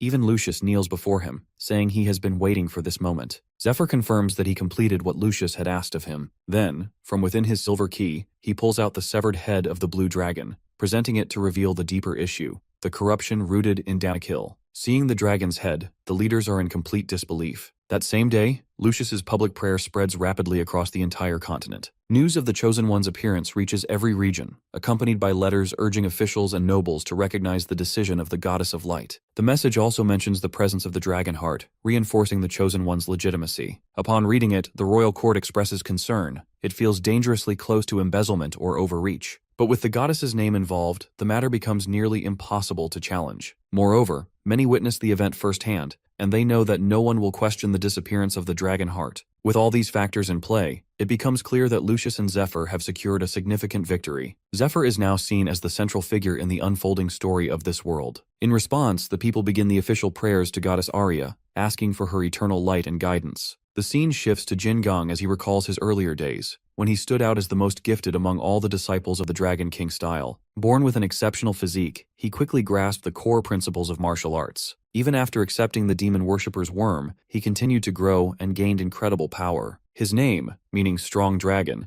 seemed perfectly suited to his identity. He sees himself as powerful and firmly on the right path, though he holds a deep dislike for his father, who constantly speaks of returning east to reclaim his throne. Jin Gang also considers Ned foolish and stubborn for refusing the worm. In his view, everyone else is mistaken. He believes that, with the world on the verge of collapse, there's no point in clinging to loyalty or pride. Rejecting the worm to him is nothing more than empty ego. Jin Gang is convinced that in the end times, such values will become irrelevant. The only thing that will matter is who possesses the demon's power capable of adapting beyond the fragile limits of humanity. That, he believes, is the reason both his father exiled him from the East, and why Ned turned against him. Despite this, he holds no respect for Ned, and believes he alone is destined to become the true dragon. However, things haven't unfolded as he expected. At present, Jin Gang is trapped, bound by magical roots and enchanted hand seals cast by Altair's party, including Dariel. He doesn't understand why he's being held. Altair, however, recognizes him immediately as Ned's elder brother, and acknowledges that Jin Gang is clearly stronger than all his siblings, having already defeated dozens of Dragon King-style disciples on his own. However, they manage to trap Jin Gang. While holding him in place with her dark hand and ghost spells, Altair calmly remarks that he should have brought healers with him. Meanwhile, Kiara supports the fight by casting her root spell combined with Pollen Rush, dealing with the remaining Demon Lord worshippers who arrived alongside Jin Gang.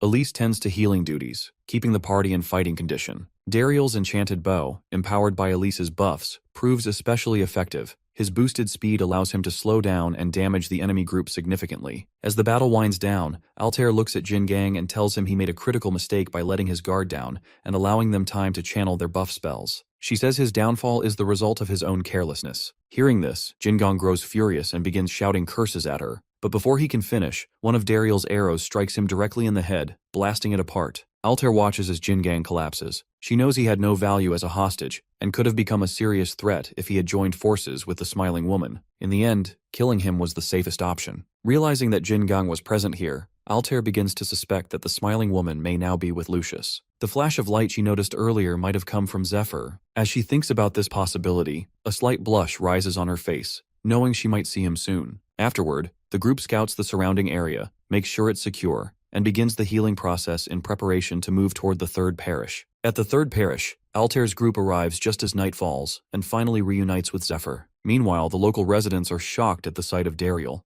It's been centuries since they last saw an elf. Cornwall, observing from a distance, grows puzzled upon seeing Princess Altair standing so close to Zephyr. He begins to wonder if they had known each other before. Fade, also present, sees Zephyr for the first time. Immediately he realizes that Zephyr is not the one he has been searching for. Ned, noticing Fade deep in thought, offers to introduce him to Zephyr, but Fade refuses, claiming he doesn't like him. His indifference shifts to surprise when Kiara calls out his name. As she runs toward him, he vanishes without a trace. Outside the parish, the 10 strongest challengers begin to retreat. They know they can't confront the saint right now, and if the saint truly defeated the twin knights, then he may be stronger than any of them, making it pointless to engage at this time. Elsewhere, in one of the temple hallways, a knight arrives to find Gertrude trapped in an enchanted snare. She calls out manically for Olden, insisting she will find him. At the 13th parish, Prince Polaris finishes reading the letter detailing all that has happened. He laughs, amused by the unexpected turn of events. Intrigued, he expresses a desire to meet Zephyr himself. The boy has provided him with so much entertainment that Polaris feels he should be rewarded. Eager for another encounter, he turns to the Golden Dragon and asks whether it's time to arrange a new event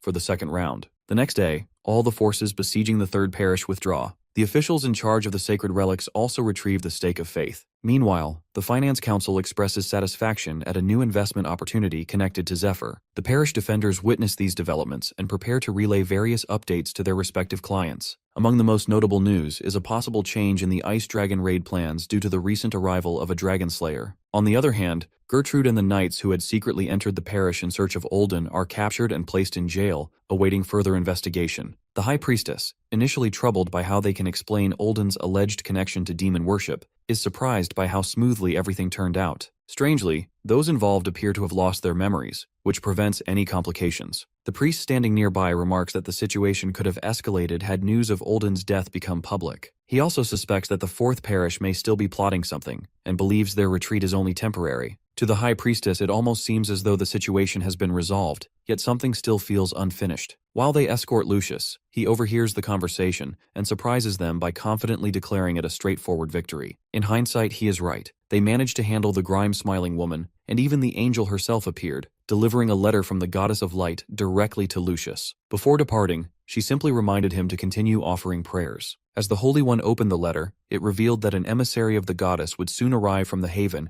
carrying a divine artifact. Lucius felt deeply honored that the goddess herself sent a message, and immediately assumed the emissary was Zephyr. He became fully committed to fulfilling any task she required. What Lucius didn't know was that the letter was a forgery, written by Zephyr himself after bribing an angel during the Dragon Corpse barbecue. Zephyr knew Lucius would never uncover the truth and quietly planned to reward him later for his unwavering faith. Meanwhile, something more pressing occurs. Fade receives a letter from Lucius's father, informing him of his arrival at the third parish. The Holy One is visibly shocked by the news, but when Fade reveals that his father has instructed him to offer his help, the priest becomes enthusiastic. He recognizes that Fade's presence could be a significant asset in the upcoming Ice Dragon raid. Fade agrees to assist, though he makes it clear that his support stems purely from goodwill, as he feels no personal obligation to be involved. Not far from them, Zephyr arrives and asks Fade if the smiling woman had provided any useful information. He adds that if Fade had known anything about the tarantula, he wouldn't have left in the middle of the night. Fade seems ready to respond but then stops himself. Ned, reflecting on the situation, realizes his suspicion might be accurate. The main problem with the smiling woman lies in the failure of his queen's blessing. It has no effect on her. As a result, they resort to using a truth serum, but even that yields no information about the tarantula. Ned suspects that all Fade managed to obtain was the location of the Dragon King's style, which still leaves many questions unanswered. Ned also recalls that the tarantula are notoriously difficult to track, and with the Jin Gang now dead, the only ones who might have information about them are Master and Zephyr. At that moment, Zephyr offers to help Fade take revenge, on the condition that he shares what he knows. He warns him not to refuse. With a sudden burst of movement, Zephyr flashes close to Fade, startling him. Caught off guard, Fade quickly agrees to listen. Later, the entire group gathers for a meeting, where the new party member, Adarius, introduces himself as the wielder of the Requiem sword and a disciple of the White Dragon. He explains that his master instructed him to assist Altair, so he has come to fulfill that order. The group welcomes him warmly, and Altair suggests that he train under Zephyr for the time being. Adarius accepts without hesitation. Though he understands the princess wants him to observe and understand the current situation first, he feels slightly disappointed that he couldn't make a more dramatic entrance by arriving earlier, ideally during the Blue Dragon raid. He holds strong confidence in his own abilities, believing that had he been there, he might have slain the dragon himself with a single strike to the heart. Inwardly, he recalls the words of the White Dragon, that when the Demon Lord descends upon the world, all dragons will follow him and unleash destruction. His mission, therefore, is clear that he must kill them all before the end times arrive. This is what his master had once told him, while in lizard form, which also implied that he would eventually have to kill the original form of the White Dragon as well. Adarius knows he cannot bring himself to do that. As a result, his goal shifts. Instead of killing, he now aims to prevent the Demon Lord's descent altogether. He also understands that dragons could be powerful allies if used correctly, and their support might make the coming battles much easier. Still, he feels puzzled as to why Altair hasn't considered this possibility. Then he remembers. Perhaps it's fear. A fear that might be affecting everyone seated around the table, clouding their judgment and making it harder for them to think clearly. Idarius doesn't like this atmosphere, so he decides to stay quiet for now, observe the group,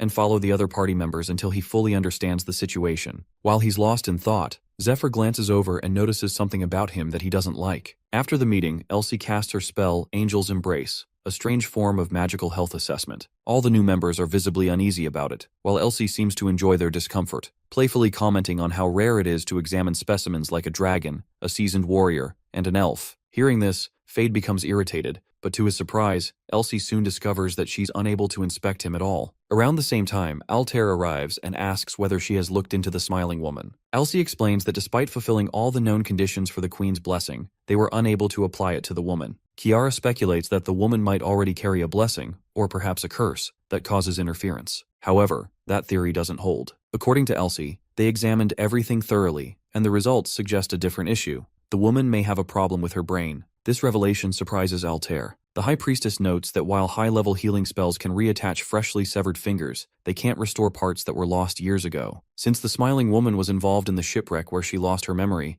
it's likely she suffered brain damage, and now perceives the world in a fundamentally different way. Elsie points out that the woman didn't even recognize that she was looking directly into Ned's eyes, meaning the conditions for the Queen's blessing were never actually met. This suggests that the Smiling Woman might no longer see humans as humans at all. Later, Zephyr visits the holding cells to observe her himself. As he approaches, she stares at him without the slightest hesitation in her eyes. 13 years ago, after the boat incident, she was swept away by the waves and washed up on an island. When she regained consciousness, everything around her was dark and silent, except for a constant ringing in her ears. With no memory of who she was, she panicked and screamed. One day, overwhelmed by pain and thoughts of ending her life, she suddenly caught the scent of incense, and the ringing stopped. At that moment, she heard a heavy voice commanding her to open her eyes. When she did, a mysterious master healed her, and her vision began to return, if only slightly. That was the moment she met her mentor. She spent her days learning the language of the East and meditating under the master's guidance. Slowly, a sense of peace began to settle within her. During meditation, her vision gradually improved, but what she saw disturbed her. Everyone around her appeared as monsters. The only person she could recognize as human was herself, reflected in the mirror. Tired of living among monsters, she longed to reunite with her younger brother. The problem was, she had no idea what he looked like. Still, she held on to hope, believing that if they shared any resemblance, she might recognize him when the time came.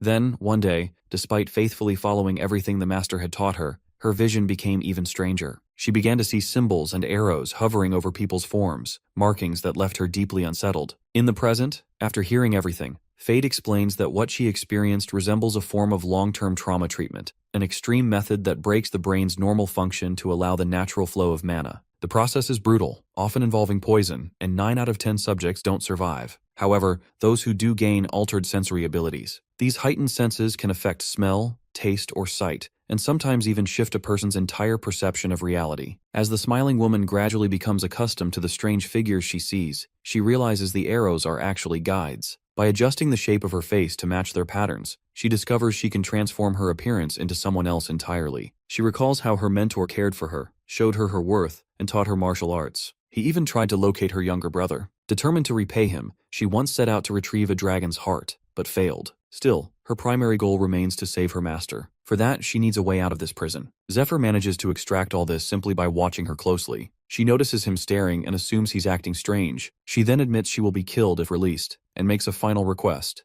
to take a bath before she dies. Willing to offer any information in exchange, she pleads with him. If he cannot untie her, she asks if he could wash her himself. Zephyr steps into the cell, tells her to stay still, and gently lifts her head. In that moment, as she looks into his eyes, she believes she has ensnared him with her charm. She believes she has Zephyr under her spell, convinced that he sees her as an unforgettable war trophy and will eventually give in. Desperate to escape, she's willing to do anything, knowing that even those as strong as a dragon heart bearer or the wielder of the Sword of Light can't fully resist their natural instincts. But to her shock, Zephyr leans close to her face and coldly orders her to expel the worm inside her. Almost instantly, she feels something rise in her throat and begins coughing up blood. Zephyr watches from the side, smirking. He remembers her from the past, how she once tried to manipulate him, pretending to be close just to use him before discarding him. But now, in the present, he stomps on the writhing worm she vomits onto the floor as she struggles to breathe. Zephyr states that he could kill her right now, but chooses not to, for her brother's sake. He tells her that her life now depends on her behavior. With those words, he forces her eyes open, anchoring her back to awareness. Suddenly, a blast of light bursts from the cellar, and moments later, Zephyr emerges. Altair, waiting outside, wonders if it's over. Zephyr calmly explains that he made sure she will gradually return to normal, and that her senses, and possibly her memories, may also come back over time. Altair, concerned, asks if the process will take long. Zephyr replies that slowing the side effects of worm removal is the best approach. Still, he's slightly surprised, having assumed that Altair was against rehabilitating the smiling woman, and had intended to kill her instead. Hearing that, Altair admits she did want the smiling woman dead, but also sees the potential in using someone with such rare talents. Deep down, she knows the truth, that the smiling woman is Ned's sister, and of course, she feels responsible for helping her. Meanwhile, back in the cell, the smiling woman lies unconscious. Zephyr, anticipating the possibility, has already placed a safety seal there as a precaution. With that matter temporarily resolved, he shifts his attention to the next pressing issue. In truth, Zephyr never wanted to meet the smiling woman at all. His original intent was to kill her, but because she is Ned's sister, he had no choice. Even so, the moment he saw her in person, he struggled to suppress the emotions she stirred. What troubled him even more was the same question he still couldn't answer. Why did so many individuals willingly follow the demon god cult, even after learning the truth? Why did they remain loyal to someone who brought ruin? He knows he can't afford to ask those questions. The future he's fighting for depends on holding on to the memories he already carries. As he stands lost in thought, a sandal flies past his head. Looking up, he sees Altair at the top of the stairway, smirking slightly. She had intentionally untied it. The moment feels almost surreal. The dark, narrow stairwell, the chill in the air, and Altair's skin faintly glowing in the low light. It all blurs together. Then, on those cold steps, they share a quiet, intimate moment. Zephyr reflects on how deeply he's been wounded in the past, betrayed time and time again. He had built his world in darkness, where trust had no place. But then Altair came. She offered honesty where others brought lies, and somehow became the reason that, no matter how many times he has to start over, he still wants to be with her. The next morning, as the lockdown at the third parish is officially lifted, the council announces a grand ceremony to mark the end of the recent raid. During the banquet that follows, Altair takes the opportunity to reveal her plans for the upcoming Ice Dragon raid. The event also features the spoils from the princess's dungeon raid, along with the presence of several powerful party members, each adding weight and prestige to the gathering. The setup is ideal for attracting investor interest,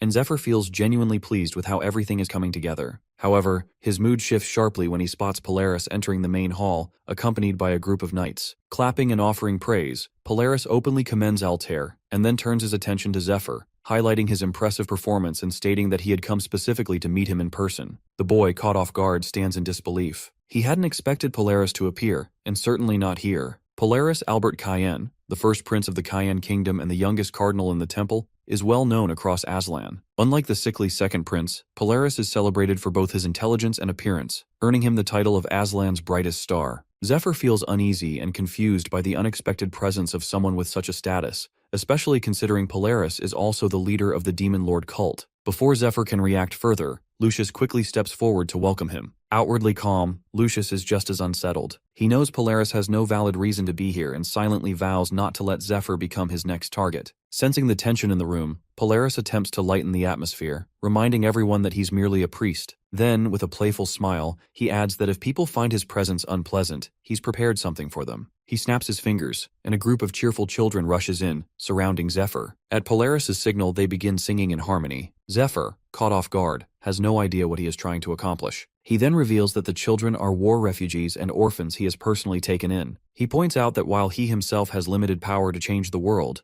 Zephyr was the one who prevented the recent tragedy at its root. Saying this, he kneels before him and offers thanks. The attendees respond with applause and cheers. Altair, however, remains skeptical. She knows her brother too well to believe he traveled all this way just to offer praise. Something else is at play. Meanwhile, Polaris shifts the topic, smoothly transitioning into a speech about the dungeon bubble collapse and the economic ripple effect it caused across the continent. Polaris explains that new dungeon-related laws have recently been enacted. One of these laws requires that all treasures and loot obtained from dungeon raids must be evaluated by a nationally certified appraiser and reported to the investors. He then reveals another clause stating that all item values must be assessed based on current market conditions and economic trends. To everyone's surprise, he claims that upon review, the current market value of a black dragon heart is listed as 0 gold. He continues, noting that, according to the law, dungeon items do not legally belong to the party until they are officially reported. If any items are used before this reporting, such as healing items or exclusive loot, their value must be reimbursed from the party's profits. Since the dragon heart was valued at 0 gold, Polaris argues that its use should technically cost nothing. However, he implies that this reporting doesn't reflect the truth. At that point, Lucius reacts angrily, but Polaris calmly clarifies that such claims wouldn't come from him directly, but rather from the public. Turning to the room, he addresses everyone,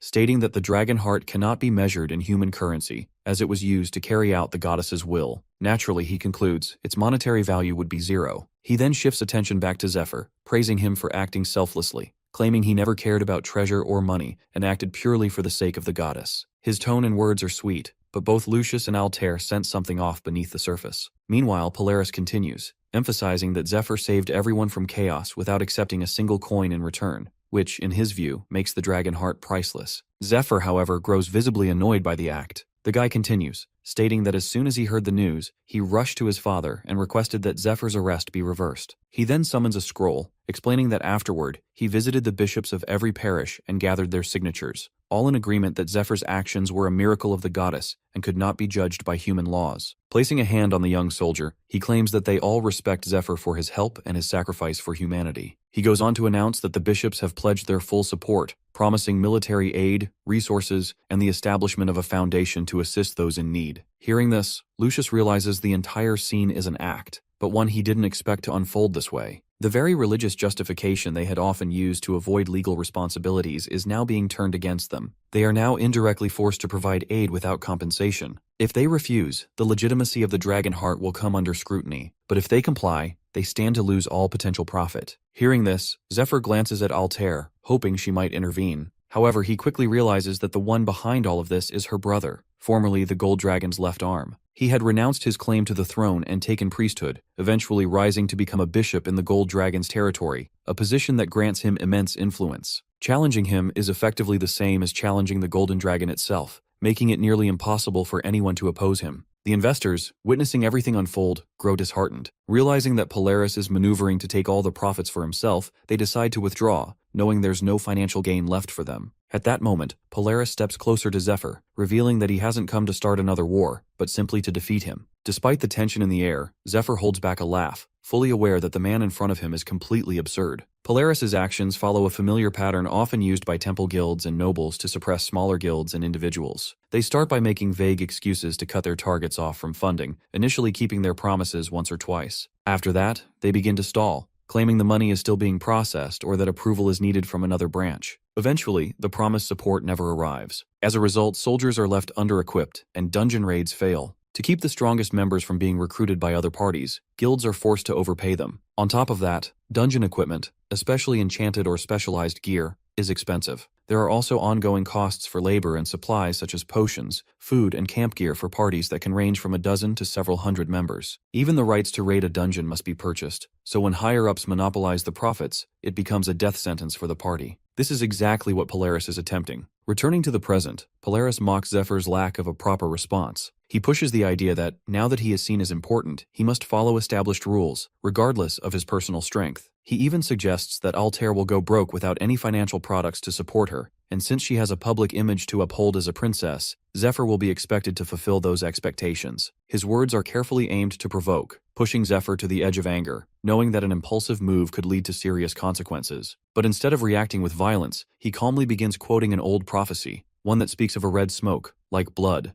rising from the south and covering the entire world. He says it will be a sign that the 4 horsemen of the apocalypse have risen, bringing war and death across the world. As he quotes the prophecy, Lucius recognizes it immediately. Meanwhile, Zephyr continues to use his silver key to summon the Sword of Light, claiming that an angel told him he would use it to prevent the world's downfall when he first earned the blade. Charging the sword with mana, he firmly states that since the goddess has granted him both the dragon heart and the sword, he cannot hand them over to anyone else. Instead, it will be Princess Altair who decides where the dragon heart belongs. After making this clear, he calmly shakes hands with Polaris and expresses his gratitude. With that, the bishop takes his leave. As he walks away, he's deep in thought. For a mere peasant, Zephyr handled the situation better than expected. He wonders whether he plans to give the dragon heart to Altair in order to strengthen her party against him. The idea darkens Polaris's expression. He feels that Zephyr has chosen a difficult path, one that will eventually ruin him. Polaris firmly believes that all 7 pieces of the dragon's heart must be recovered and reunited. Otherwise, there's no point in having them at all. Even as he returns, he remains lost in thought about Zephyr. He suspects that the boy knows nothing about how the world truly works. His cooperation with Altair, his cryptic prophecy, and his calm behavior all raise doubts in his mind. He doesn't believe Zephyr is acting purely out of goodwill. He considers whether he should have performed a mana dedication ritual to test him, but there were too many eyes on them. Still, he reassures himself, his true goal is to summon the Demon Lord. Everything else is just entertainment for now. Besides, he has prepared a special gift for them, one he crafted himself. The gift turns out to be Adirius, whom Polaris had already met earlier. He had lied to Adirius, claiming he had found a way for him to reunite with his master. Adirius, appearing to believe him, accepted a necklace from Polaris. Back in the third parish, Altair and Zephyr discuss their recent encounter with Polaris. Altair feels relieved that they still possess the dragon heart, though she's slightly surprised to see Zephyr smiling. When she asks about it, he reveals that he had expected a far worse outcome. The meeting also helps explain some of the cult leader's behavior in his previous life. At the time, he was confused by the man's sudden appearance, but after hearing Altair's remarks about the white dragon, he developed a theory. Perhaps the cult leader had shown up to investigate whether the white dragon was involved in Olden's disappearance. Even so, one detail still puzzles him. In his past life, Polaris never took any action against Adirius for 2 whole years, despite Adirius's known connection to the white dragon. The answer, however, comes from Adirius himself. Sometime earlier, Zephyr met Adirius and who showed him his ice dragon deity. From that conversation, he learned that Polaris was never able to collect the dragon hearts. This explains why he seemed relieved during their recent meeting. He likely believed they would never gather enough power to challenge him. With this in mind, Zephyr decides to act. He pretends not to know how to use the dragon heart, and it works just as he hoped. Polaris leaves, choosing to fight through wealth and political influence, exactly how humans tend to operate, and Zephyr understands that well. But when he mentions humans, Altair briefly recalls a memory of her brother in his demon form. Meanwhile, Zephyr continues thinking, if the bishop had revealed his true power, they would all be dead by now. Or at the very least, their party would have been forced into a desperate struggle for survival. Yet, Polaris leaves Zephyr untouched and never reveals his allegiance to the Demon Lord worshippers. Our boy suspects there must be rules in place, boundaries Polaris cannot cross, at least for now. He realizes that all Polaris can do is label him a threat to the kingdom and try to eliminate him through the Gold Dragon's influence, likely by triggering internal conflict within the temple. Zephyr finds it almost amusing. Despite all his manipulation and arrogance, he genuinely believes he came out on top. But our boy knows better. He knows that eventually the cult leader will recognize his mistake and regret letting this opportunity slip. And although Polaris took a step back, Zephyr is certain they'll push much further now, especially with Altair by his side. In the next meeting, Zephyr prepares a variety of delicious dishes made from dragon meat, accompanied by a glass of water drawn from the Lake of Life. According to him, this combination helps boost their stats, something they'll need for the upcoming battles in the snowy fields of the Blue Dragon Raid. As he encourages everyone to eat, they're all surprised by how flavorful and nutritious the food is. The water from the Elven Lake not only enhances regeneration, but also extends one's lifespan. While the others enjoy the meal, Altair grows curious about when Zephyr learned to cook. He replies that he picked it up from his grandfather, who once owned a restaurant. Altair makes a light remark in response, but then raises a concern. Ada Ruiz is the only one missing. Zephyr simply notes that dragon meat doesn't sit well with him, avoiding further explanation. Still, she worries that Ada Ruiz might come to resent them. Zephyr, however, feels confident that even if he holds a grudge, he won't act on it, not with Dariel around. Meanwhile, Ada Ruiz quietly concludes that it might be best to eliminate Zephyr now. Despite the cult leader's earlier interference, the dragon raid proceeds as planned and on schedule. In the following meeting, Lucius presents a list of items to be sold at the upcoming Lauren auction. This auction is the largest on the continent, where millions of gold worth of goods are traded, including legendary items. According to the priest, placing an item in the auction is a lengthy process. It takes months to submit an item and even longer for it to be evaluated. Only after all the formal procedures is it added to the official catalog, one that only auction staff are permitted to view. Overall, the auction process typically takes around half a year for an item to be listed. However, Zephyr notices that one particular entry in the catalog is scheduled to go up for bidding in just 2 months. He recalls that once auction dates are finalized, sellers can't cancel their listings, unless the auction house finds the item unsatisfactory. That loophole gives them an opportunity. If they offer something better in return, the auction house may cancel the previous request and accept the new one. With that in mind, Zephyr begins reviewing the list, trying to decide which item might be useful for the raid. He also realizes he can't rely on his usual method of consulting the past, as these events haven't occurred yet. He then recalls a significant event, When Edoruis arrived to meet Altair, he brought a large force with him. At that time, Altair and her group had left the castle to pursue Ned, who was fleeing with the dragon heart. With the castle mostly empty, Edoruis decided to seek out the dragon on his own. He claimed he simply intended to communicate with it. When he reached the ice castle where the dragon resided, hoping to establish contact before the princess could, he encountered something entirely unexpected. The ice dragon was not what he had imagined. She appeared as a girl with horns and a commanding presence. As Edoruis stepped inside, she immediately closed the distance, recognizing her sister's scent on him. She had long suspected her sister's involvement in matters like these. Believing that Edoruis had come either to test his strength or the Dragonheart's power, she drew her sword and introduced herself as Marenia, the ice dragon. She then declared that if he wanted anything from her, he would have to defeat her first. Despite being caught off guard, Edoruis feels a flicker of excitement. He and the ice dragon are similar, both driven by passion and a fierce instinct to protect their masters and their kind. With that unspoken understanding, the two clash. She quickly becomes impressed by how well Edoruis holds his ground against her relentless attacks. Knowing that he is her sister's disciple, she expects no less. She then summons hundreds of ice swords and sends them flying toward him. In one powerful swing, Edoruis shatters them all. Without missing a beat, the ice dragon charges forward in a flash, following up her assault. Their fighting styles mirror each other so closely that it seems as though they are reflections. Each strike met with an equal counter, each move answered with matching precision. Meanwhile, her aura intensifies, and with each breath, she begins to freeze the area surrounding her castle. As the battle moves outside, she finally gains the upper hand and brings Edoruis down. But in that moment she realizes he didn't come to kill her. Curious about him, she chooses to learn more. And while the two remain locked in that fragile pause, unaware of what the future holds, a quiet, magical winter begins around them. Despite being knocked down, Edoruis stands up and makes another attempt to strike, but the ice dragon easily dodges and counters, sending him back to the ground. She remarks that he needs at least 100 more years of training before he can hope to challenge her. To give him a chance to keep sparring, she summons 7 magical swords and encourages him to try using them, especially one named Requiem. He picks up the sword, and together they continue sparring for hours on end until exhaustion nearly overwhelms him. At one point, he uses a flint to start a fire, something the ice dragon has never seen before. Intrigued, she watches as he prepares food over the flames. They share the meal, chewing through roasted meat. Once finished, they resume sparring until sleep finally overtakes him. As he dozes off, the ice dragon finds herself puzzled by human behavior. Most humans lose their will to fight when faced with her dragon power, yet he remains curious, even eager. She thinks back to her sister's other disciples, recalling how strange they all seemed.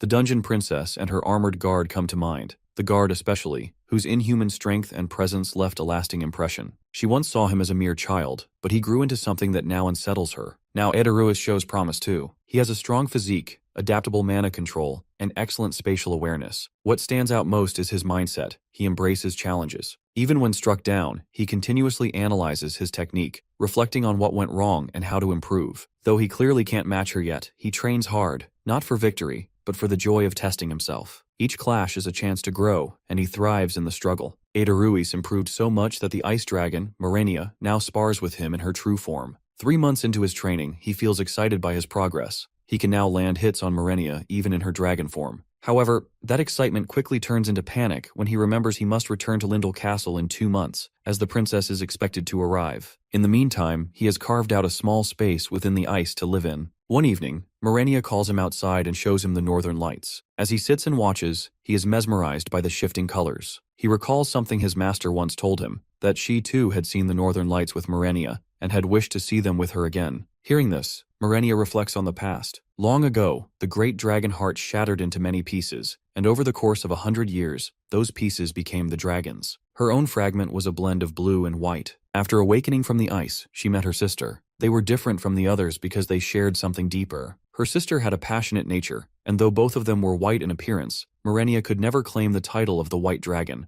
as it already belonged to another. She continues to reflect. After Kaiserus died, her sister went into a long sleep, and the other dragons began to act strangely, preparing for some unknown grand mission. Since then, Marenia hasn't had a conversation like this with anyone, especially not someone who shares memories with her sister. Hearing that, Edoruis can't hold back his emotions, which the ice dragon immediately notices. Inside, he wrestles with himself. His mission is to eliminate all dragons, but if he follows it to the end, he would have to kill both Marenia and her younger sister. He knows he cannot do that. To express what he truly feels, he uses the Earth's Cradle skill to bring out the preserved body of the white dragon lizard, revealing that it once belonged to his master during the time she traveled with him. The ice dragon senses her sister's aura in it. She even notices the flowers her sister used to love, which stirs her emotions. Meanwhile, Ederuis excuses himself, saying he must search for another of his master's disciples, Princess Altair. According to what he believes, the princess intends to destroy all dragons, and he plans to support her, following his master's final words. However, he secretly hopes to avoid that outcome. He believes he has found a way to prevent the world's end without killing the dragons, and for that, he needs Marenia's help. It is known that when the end of times arrives, everything, including dragons and the Tree of Life, will turn toward destruction, aligning themselves with the Demon Lord. This is the rule of the end. Only death can escape it. Despite this, the white dragon was given a second chance by taking possession of a lizard's body. When her health began to fail and her body reached its limit, she revealed to Ederuis that she cast a spell to pass on her will to him after her death. She was forbidden to speak it while alive, so the spell served as her only means of communication once she passed. She advised Ederuis to seek out Princess Altair and support her efforts to stop the end of the world, as Altair was determined to destroy all dragons to save it. Even as she shared this, the white dragon struggled to admit that Ederuis might not be able to carry out the task, especially if it meant killing her or her sister. In her final moments, she urged him not only to save the world, but to live for himself. After her death, Ederuis set out to fulfill her mission, but he remained conflicted. The thought of having to destroy her kind weighed heavily on him. He failed to reach a clear decision, but continued moving forward, telling himself he was helping others. One day, inside a dungeon, he encountered something his master once spoke of, a summoning altar for the Demon Lord. Recognizing it immediately, he destroyed the altar, believing that by eliminating such threats at their source, he could prevent the apocalypse without needing to kill dragons. However, the Ice Princess later explained that there were thousands of altars, each hidden and scattered, making it nearly impossible to stop them all that way. She emphasized that Ederuis was delusional, even about her, and if he truly wanted her support, both he and Princess Altair needed to prove their worth. According to her, this was the perfect opportunity, as Altair planned to eliminate Artalis. If Ederuis proved useful in that effort, she wouldn't mind joining him as a teammate. Following this, Ederuis traveled to Lindel, where Princess Altair welcomed him as her fellow's disciple. Over the next year, he cleared various dungeons and gathered loot to prepare for the upcoming raid. During this time, he avoided visiting the Blue Dragon, knowing her sensitive nature could make any encounter dangerous if not approached carefully. He believed accompanying the party was a safer strategy and pretended to support Altair's raid, hoping this would eventually convince the Blue Dragon, and perhaps even the princess, to align with his plan. Later, Princess Altair announced that they received additional investment for the Blue Dragon raid, crediting Ederuis for the increase in volunteers. Although he downplayed his role as simply clearing dungeons, she insisted he deserved the recognition. As preparations continued, a mercenary named Ralph arrived, introducing himself as someone assigned to assist Ederuis as a penalty for losing a duel. Soon after, Fade also joined the group, sent by Duke Giornetti, and immediately asked about payment. Ederuis felt everything was progressing smoothly. When the time came, he opened the dungeon gate, marked the beginning of the raid, and instructed the vanguard to head toward the Lake of Life. As the Blue Dragon was defeated, Golem cheered, celebrating their success. Ederuis hid his sorrow and acted pleased, knowing he needed to maintain appearances. He then declared that he would consume the dragon heart as promised, and Princess Altair gave her approval. Ederuis quietly accepted the moment, determined to earn everyone's trust and rise in influence until he surpassed the princess and took control of the party himself. Fade insisted on relying on his own strength. Although Ederuis preferred to fight alone, he understood he couldn't keep an eye on Fade during the battle. Instead, he focused on getting close enough to heal the Blue Dragon. He used the demonic sword of sacrifice for this purpose, and upon seeing the dragon, he quickly realized that reality was far more complex than he imagined. Still, he felt grateful for the healing items he collected. As he attacked, the dragon briefly regained full consciousness and recalled the divine blade, Requiem. The dragon remembered that its true power awakened only through someone who possessed a dragon heart. To the dragon, the blade represented both a tombstone and a funeral march. While thinking of the White Queen, the dragon acknowledged that she no longer needed to follow her commands. However, she couldn't pass her power to someone she deemed unworthy. She challenged Ederuis, who narrowly avoided the initial strike. Ederuis failed to persuade the dragon and found himself unable to retreat, forcing him to fight. When Dariel charged in, Ederuis saw no alternative and struck at the dragon's horns, apologizing repeatedly as he stabbed. In that moment, he began to wonder if this experience was revealing a hidden talent within him. He reflected on his own limitations and his failure to protect those he wished to save. Realizing he needed to become stronger, he decided that he must take control of the raiding party. If he didn't, he feared they might end up killing Marenia next. For now, he continued to play along, hiding his intentions. Thinking it over, Ederuis felt relieved that claiming the Blue Dragon was part of his contract. He couldn't bear the thought of someone else taking it. Before making any decisions about it, however, he planned to meet Marenia first. but his anticipation was abruptly shattered when Black Moon burst out from the dragon's stomach and exploded upon contact with its heart. Just like that, the raid became Adaruis's worst yet. He lost both the blue dragon and its heart. Furious, he blamed Fade for dragging him away in an attempt to protect him, convinced he could have stopped everything if he stayed. But Fade disagreed. He argued that even if Adaruis claimed the heart, the poison mixed with it would have caused serious harm. Given the risk, Fade insisted that retreating was the safest option, not just for Adaruis, who survived thanks to his armor, but for everyone else around him who could have been exposed to the toxin. With that, Fade announced the end of his contract and his intention to leave. He warned the group not to invite him again, especially if Adaruis was still part of the team. He also advised the princess against granting Adaruis any authority. Though confused by the warning, the princess started keeping a closer watch on Adaruis. But sometime later, something happened that made her set those doubts aside. The ice dragon herself arrived to support Adaruis, recognizing that he proved his worth. To aid him, she froze the entire Elfin and Danakil farmlands. This action crippled Danakil's resources, but by freezing the river, she prevented the poison from spreading across the continent. Following this, the ice dragon officially joined Altair's party.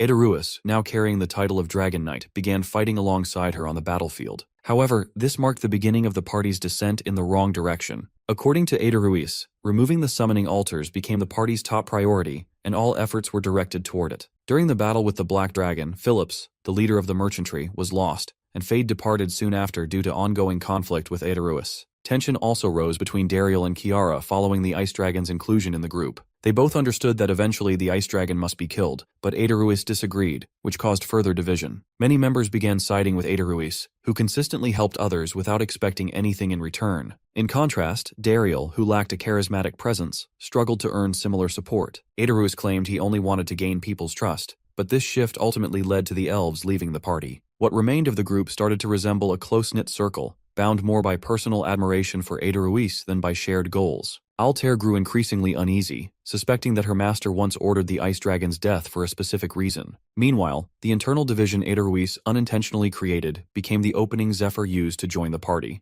Upon arrival, Fade immediately recognized Zephyr from the Third Parish and quickly pinned him down, surprised to find that the boy learned combat skills. He wondered who might have trained him. The scene then shifted to an earlier time, when Zephyr once wielded the dragon heart and formed a bond with Fade. Because of these events, and Zephyr's growing influence, Altair found herself drawn to him. She realized that building strong allies like Zephyr was essential if she hoped to challenge Adaruis and prove that he might be leading the party in the wrong direction. To move forward with her plan, Altair persuaded Zephyr to work with her. Our boy, standing on business, reminded her to clarify the terms of their agreement beforehand, as a previous party member stole their kill. He demanded the spoils back, claiming that the Demon Lord worshipper's corpse and belongings rightfully belonged to him. Their first meeting involved some tension, especially as Fade and Zephyr struggled with the limitations of working as a team of just two. Despite these initial difficulties, they agreed to collaborate due to their shared goals. However, Adaruis was displeased, both by the return of Dariel and Fade, and by the presence of the person who once took the dragon heart. In the past, Adaruis shared this concern with the Ice Dragon, who, upon hearing it, grew furious. She trapped Zephyr in ice and interrogated him. The knights witnessing the scene felt reassured, seeing that the dragon was on their side.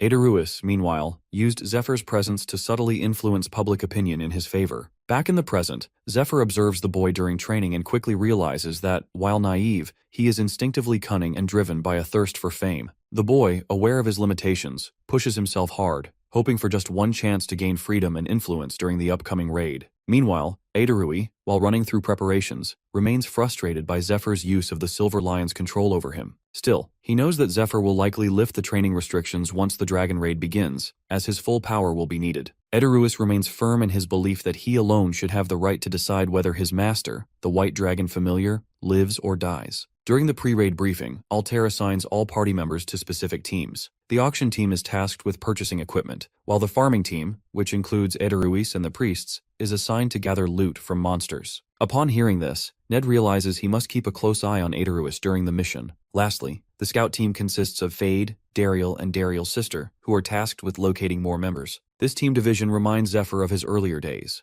However, Ophelia quietly raises a concern to Lucius about whether it's safe to leave the parish, especially with his father's arrival imminent. According to the Holy One, there's a chance he might be late, so finding him directly would be faster. Lucius also mentions both his firstborn and second sibling, which surprises Ned. Meanwhile, Altair is preoccupied with another important task awaiting them in the capital. She recalls the Elf Queen asking her to deliver greetings to a human scholar named Vitel, who had visited the Elfin Forest 61 years ago. Altair had been shocked to learn that not only was Vitel still alive, but he also served as the current dean of the academy, where she herself once studied under him. The Elf Queen entrusted her with a letter to deliver to him, noting his considerable influence among the nobles and the possibility that he might assist with the upcoming raid. Still, Altair hesitates, remembering her poor attendance at the academy and how it had left a negative impression on the dean. To make a better impression, she decides to bring Lucius along, knowing he holds top academic standing and might help smooth things over. At the same time, Fade and Kiara discuss what supplies they'll need for the scouting mission, but Fade believes running will be the fastest option. Meanwhile, Zephyr, despite running low on time, has another urgent task. He must fulfill the Goddess of Light's quest to protect an unknown target for 10 months. He knows both the rewards and the punishments are significant, but the identity of the target remains a mystery. According to the prophecy, the Sword of Light is meant to guide him.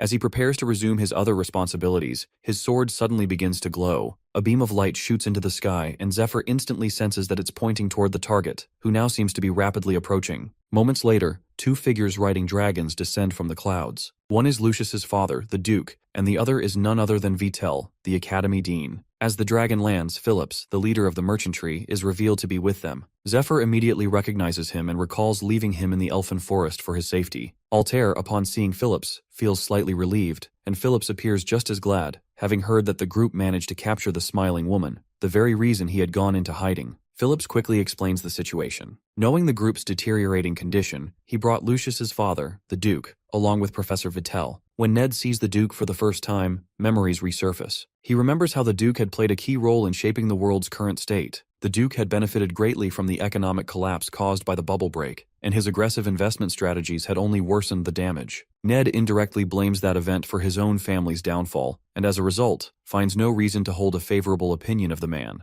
Even from a purely logical standpoint, the Duke appears to be the worst kind of person, self-serving, short-sighted, and entirely focused on his own family's gain. That's why Ned finds it hard to believe that someone with such a reputation for greed would willingly join the human resistance. Altair, on the other hand, is excited by the Duke's arrival. She had intended to approach him for help, and now he has arrived of his own accord. According to the events of Zephyr's past life, the Duke had eventually offered his support, though only after Lucius was brainwashed by Olden and his own grandchild, along with valuable merchandise, was taken hostage. In that timeline, the Duke had severely underestimated Olden's capabilities. He allowed Matthias to remain close to Lucius, and even reassigned Olden to the Third Parish, unaware of Olden's true intentions. After completing his mission, Olden received a powerful item from the cult leader, recruited the Master of the East as his subordinate, and rapidly strengthened his forces to the point where even the Duke was unable to intervene. In the present, Altair knows that Zephyr has successfully disrupted Olden's plan, but she also understands the drawback. Because the Duke never witnessed Olden's actions or the consequences, he has no reason to be grateful for being saved. When they meet, the Duke immediately expresses his disappointment to Phillips,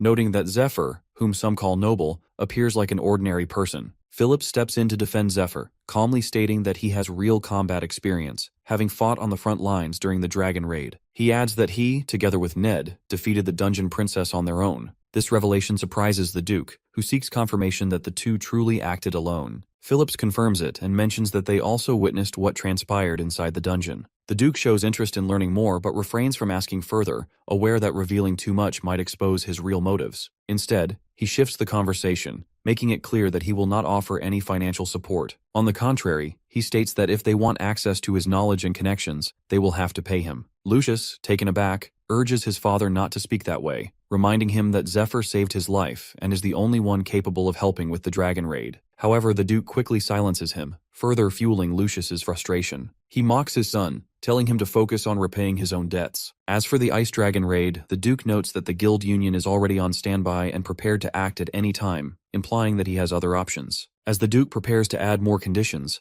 Zephyr steps forward and firmly interrupts him. He states that whatever offer the Duke intends to make, he can provide a better one. With that, he summons the light sword and swears an oath.